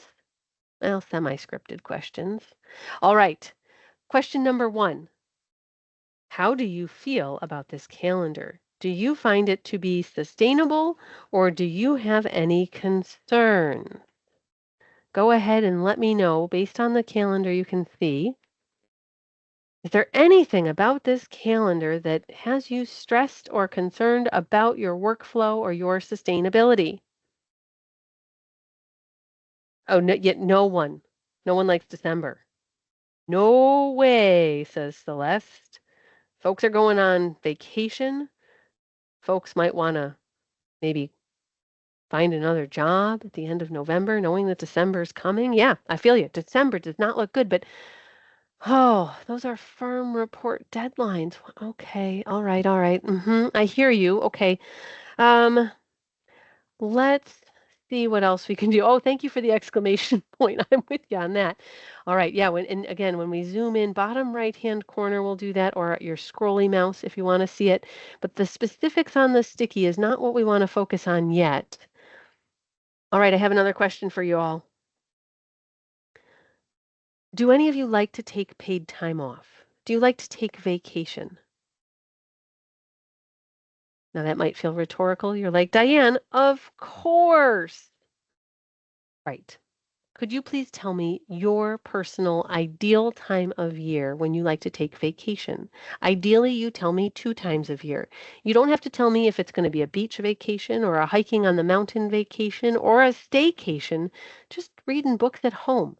I'm not mad about any kind of vacation, but what would be your ideal 2 times of year at a minimum when you would want to take paid time off? All right, we've got some Decembers. Oh, well, I mean, those are all due December 1st. So maybe end of December is going to be okay. March, November, autumn, winter.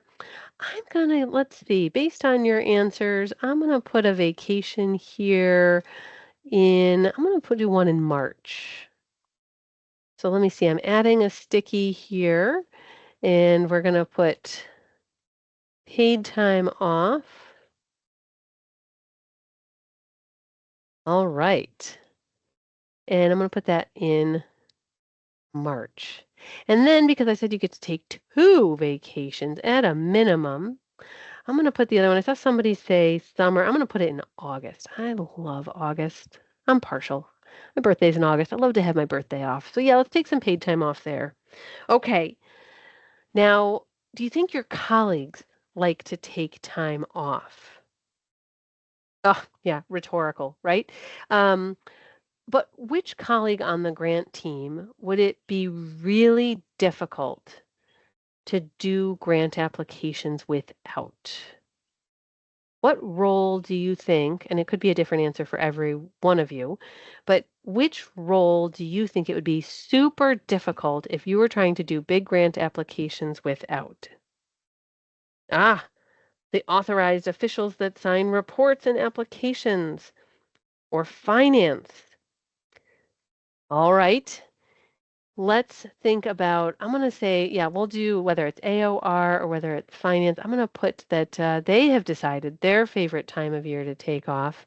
I'm going to make it a different color, blue. They're going to get a vacation we're going to give it to them in April. And actually, turns out they also want to take time off in August. Okay. Now, oh, Celeste, you walked right into the next question. Holidays, cultural events. Where on the calendar do you have different office closures? For example, if we look at my team's paid holiday calendar, so what everyone gets, regardless of their choices for personal paid time off, we close everyone. No paid time off saved or required. We close the last week of the year every year so that we can all have a reset. We want to ensure that we start the year with an excitement, a fresh outlook. We are ready to go. So office closed from, we'll say 12/22 to 1. It's actually going to go into January. We'll say 1/5. So at a minimum, we would want to have that represented. If you knew there was a big closure more than one day for a paid holiday or a cultural celebration, that would be something we'd want to put on there. Is there a particular month that any of you would want to put on a cultural celebration or a fundraising special event, something that is going to happen that is going to take a lot of capacity for your team? Or it might be that there's not a lot of capacity. Does anyone want to put forward? Let's see. Oh, Tim says September and July for tribal events. For Celeste, they've got June and October for cultural events. All right, other folks are closed at the end of the year, November and fall. So let's put on some cultural events. Let's do one in June.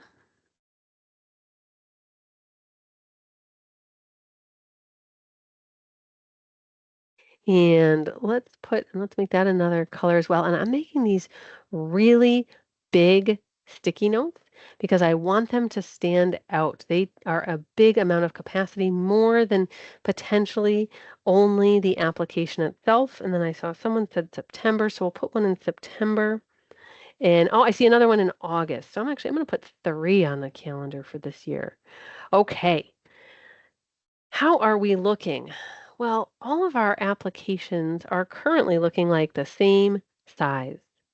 So before I can commit to placing my rolling deadlines, I do want to think about something else. This foundation grant over here, this is actually for $1 million. That is not the same size as a regular foundation grant. And this one over here, this one's for 500,000. Also, really big application process. I'm going to make that one bigger so that I can think about the relative effort of these applications. And I might argue that these state grants are all about the same size in terms of effort and complexity as those really big foundation grants. So I'm going to make my pink stickies bigger too. Now, all of a sudden, wow, this grant calendar, this is multidimensional. This is not a flat calendar showing us just deadlines. This is thinking about the relative scale of our effort and complexity of the applications, in addition to the things that might change our capacity. Oh, wait a second. What about those big federal grants? Oh, we've got to make those larger too. On average, those are even bigger than our state grants or our $1 million foundation grants. Yep, we've got to make those a lot bigger. Wow. Okay. And oh, I'm sorry, December 1st. One more for you. I'm going to put it above the top. We're totally out of that column. We had so much going on. All right. Now, could we place our rolling grants? Where do we think we have capacity? Oh, I think we have, what do you think in the chat box? I think this is pretty clear that we've got some space in maybe February and April that, yeah, if our plans are going well, we might have some space for those deadlines that don't have a firm commitment. And so I see the question from Valerie. Is this just application deadlines? No, in my theoretical calendar, I have placed every single report deadline on December 1st. Wasn't that mean of me for the example? Yes, it was. But we did it to show a point.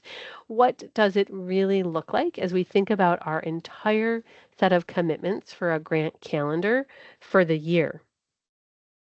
So as we look at this calendar, it looks a lot different than it did just 5 minutes ago.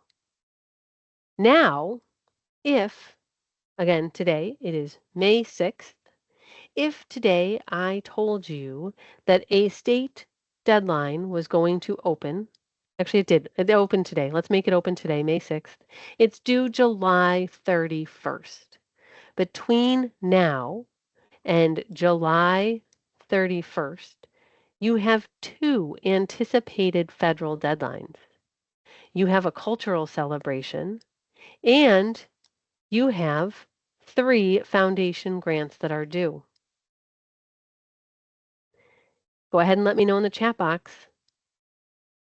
Yes, we want to apply.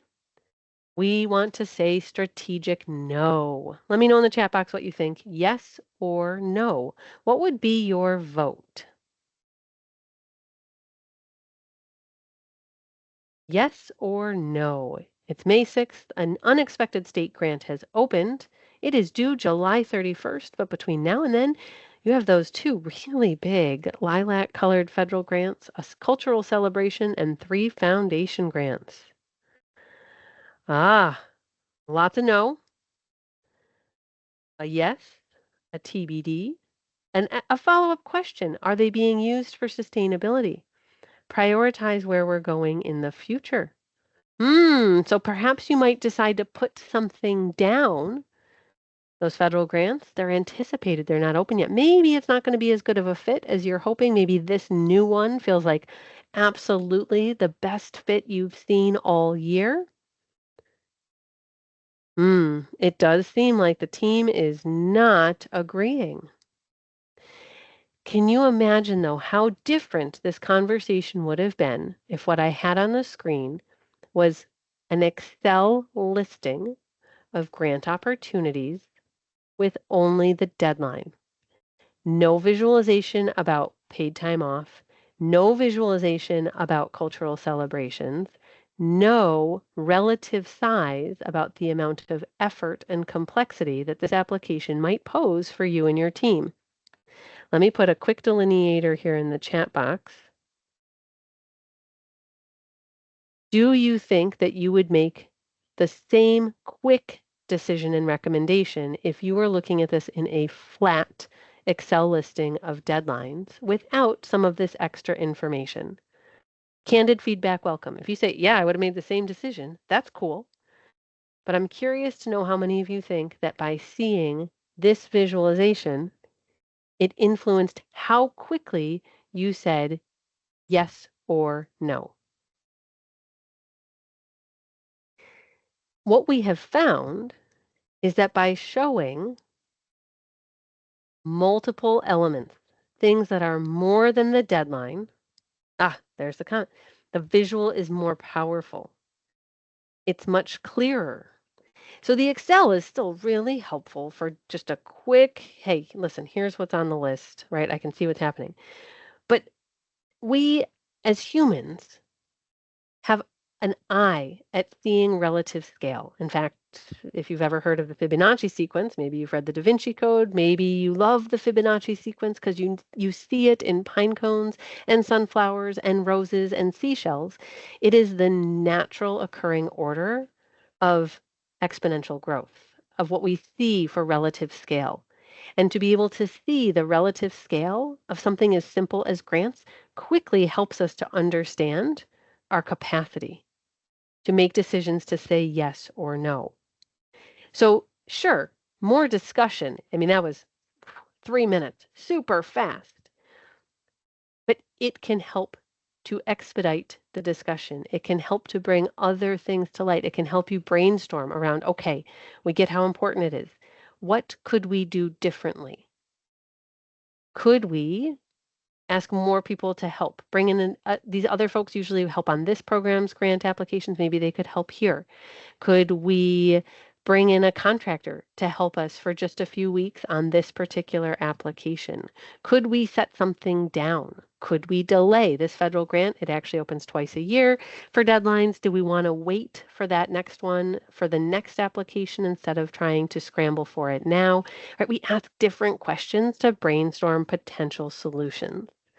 So the reason that I love this tool and I wanted to end for it here is that I want you to think about how you can approach grants and facilitate grants in a unique and different way. The best practices that we've shared with you will look different for each of you in all of your organizations, right? Your organizational culture is just a little bit different in each tribal organization, and the players that you have in leadership are different in each organization. And when I said bringing in a contractor, I didn't mean for signing. I meant for like helping to write an application or helping to write a budget justification, something that would build capacity to help with an application, certainly not to sign. Um, but what I'm wondering, as you're thinking about all this content that we've shared, and I get it, it was a lot. I'm going to stop sharing the mural board. I'm going to ask Brooke if you can bring back up the slides for me for just a moment as we get close to closing. I'm wondering, well, I do. I want to know what outstanding questions you have. But what I really want to hear is what is the number one thing, because you learned a lot of things, but what is the number one thing that you want to try to do when you return to your regular workday, when you're not spending 2 8-hour days with my team and I learning about grants? So absolutely all questions welcome in the chat box. I will stay and answer them all. You are also welcome to email questions to us, as we've said, after the fact. But I would love to hear what is the one thing, the first thing that you want to take and put into place. What is the one thing, the first thing that you are going to prioritize? And so for as many of you are still with us at this time, there could be that many different answers because that's a lot of content in day 2. But what is the first thing that you think is most important in your work, in your team that you want to try? It could be anything from the content that we've talked about. There is no right or wrong answer, but I'd love to hear that. And again, I'm here to answer any of the questions that you have. You always can follow up and ask questions later. If it's not on email where you want to do it, on social media, totally happy to have it be there too. All right, let's take a look at what we've got coming in your chat box for the one thing, your most important thing you want to put into practice. Pre-planning work. Yes, love it. Feel free to ask questions. The calendar. Have fun. I would love, you know what would make me so happy? To see a picture or a screen grab of when you build that calendar. I want to see what it looks like in different settings. What you saw was our team's way of doing it. That doesn't have to be your team's exact way of doing it. So I would love to see a picture if that's what you do. All right, the research and pre-planning. Awesome. Mock reviews, another calendar. Searching for grants. Yep. Looking for new grants. Pre-planning coming up again. It is like getting a head start in any sort of running race or sporting event. Pre-planning is so powerful for increasing your competitiveness. More grant calendars. All right. Hey, I'm so glad you stayed for that interactive last bit. I love doing that with clients. We have so much fun every time. It promotes such different discussions about what do we want our plan to be. All right. More researching and starting the calendar. you know what, when you go to build that calendar, I know I said do 12 months. Build it so that you're constantly adding to it, but don't feel pressure to have it all built at one time. Maybe lay out the next quarter, see what it looks like, get a little bit of feedback maybe from your team for what it looks like, and then you might build to the full year. Don't feel pressure to quickly get a whole year laid out. You can always add to it. The more you learn every day, you can keep building to the full 12 months. Whew, pre-planning, setting up systems for more streamlined readiness. Yes, awesome, love it. Please use each and every one of the resources we've given you, all those templates and toolkits and downloads. Use them all in whatever way is best for you. Getting those team members. Logic model. Yes, I will be sure to share that with Beth and Julie. That will make them so happy. They love a good logic model. Pre-planning, the theory of change. Ooh, another logic model. Awesome. All right. The recording, Brooke, I'm going to let you answer. You could put the link in for us. Where will the recording be? Obviously, all of today's will not have synced yet. I think that'll probably take till tomorrow for the magic to work. But if you could put that link there. I love that now you have an understanding of how to support the grant writers that you have on your staff. Awesome. Yes, be part of their team and support them. That's what will bring in sustainable grant revenue. I love that. All right, those grant templates we've been talking about, those are part of all of your resources. So those are available to you through the link that Brooks got. It's available if ever you want to quick get there. There's something about the link that didn't work or whatever might happen. Our website always has those same resource links available at, there's no charge ever. You can go grab and download those. Amazing, amazing, amazing. Number one things that you're going to try and put into place as a result. This was awesome. Awesome to see all those next steps that you've got. So whether it's on your first thing you implement or your second or your third, please remember that we are here as a team and happy to help support your grant writing efforts in support of all of your tribal organizations and the communities that you're serving. We appreciate all of you, okay? We'll connect again soon.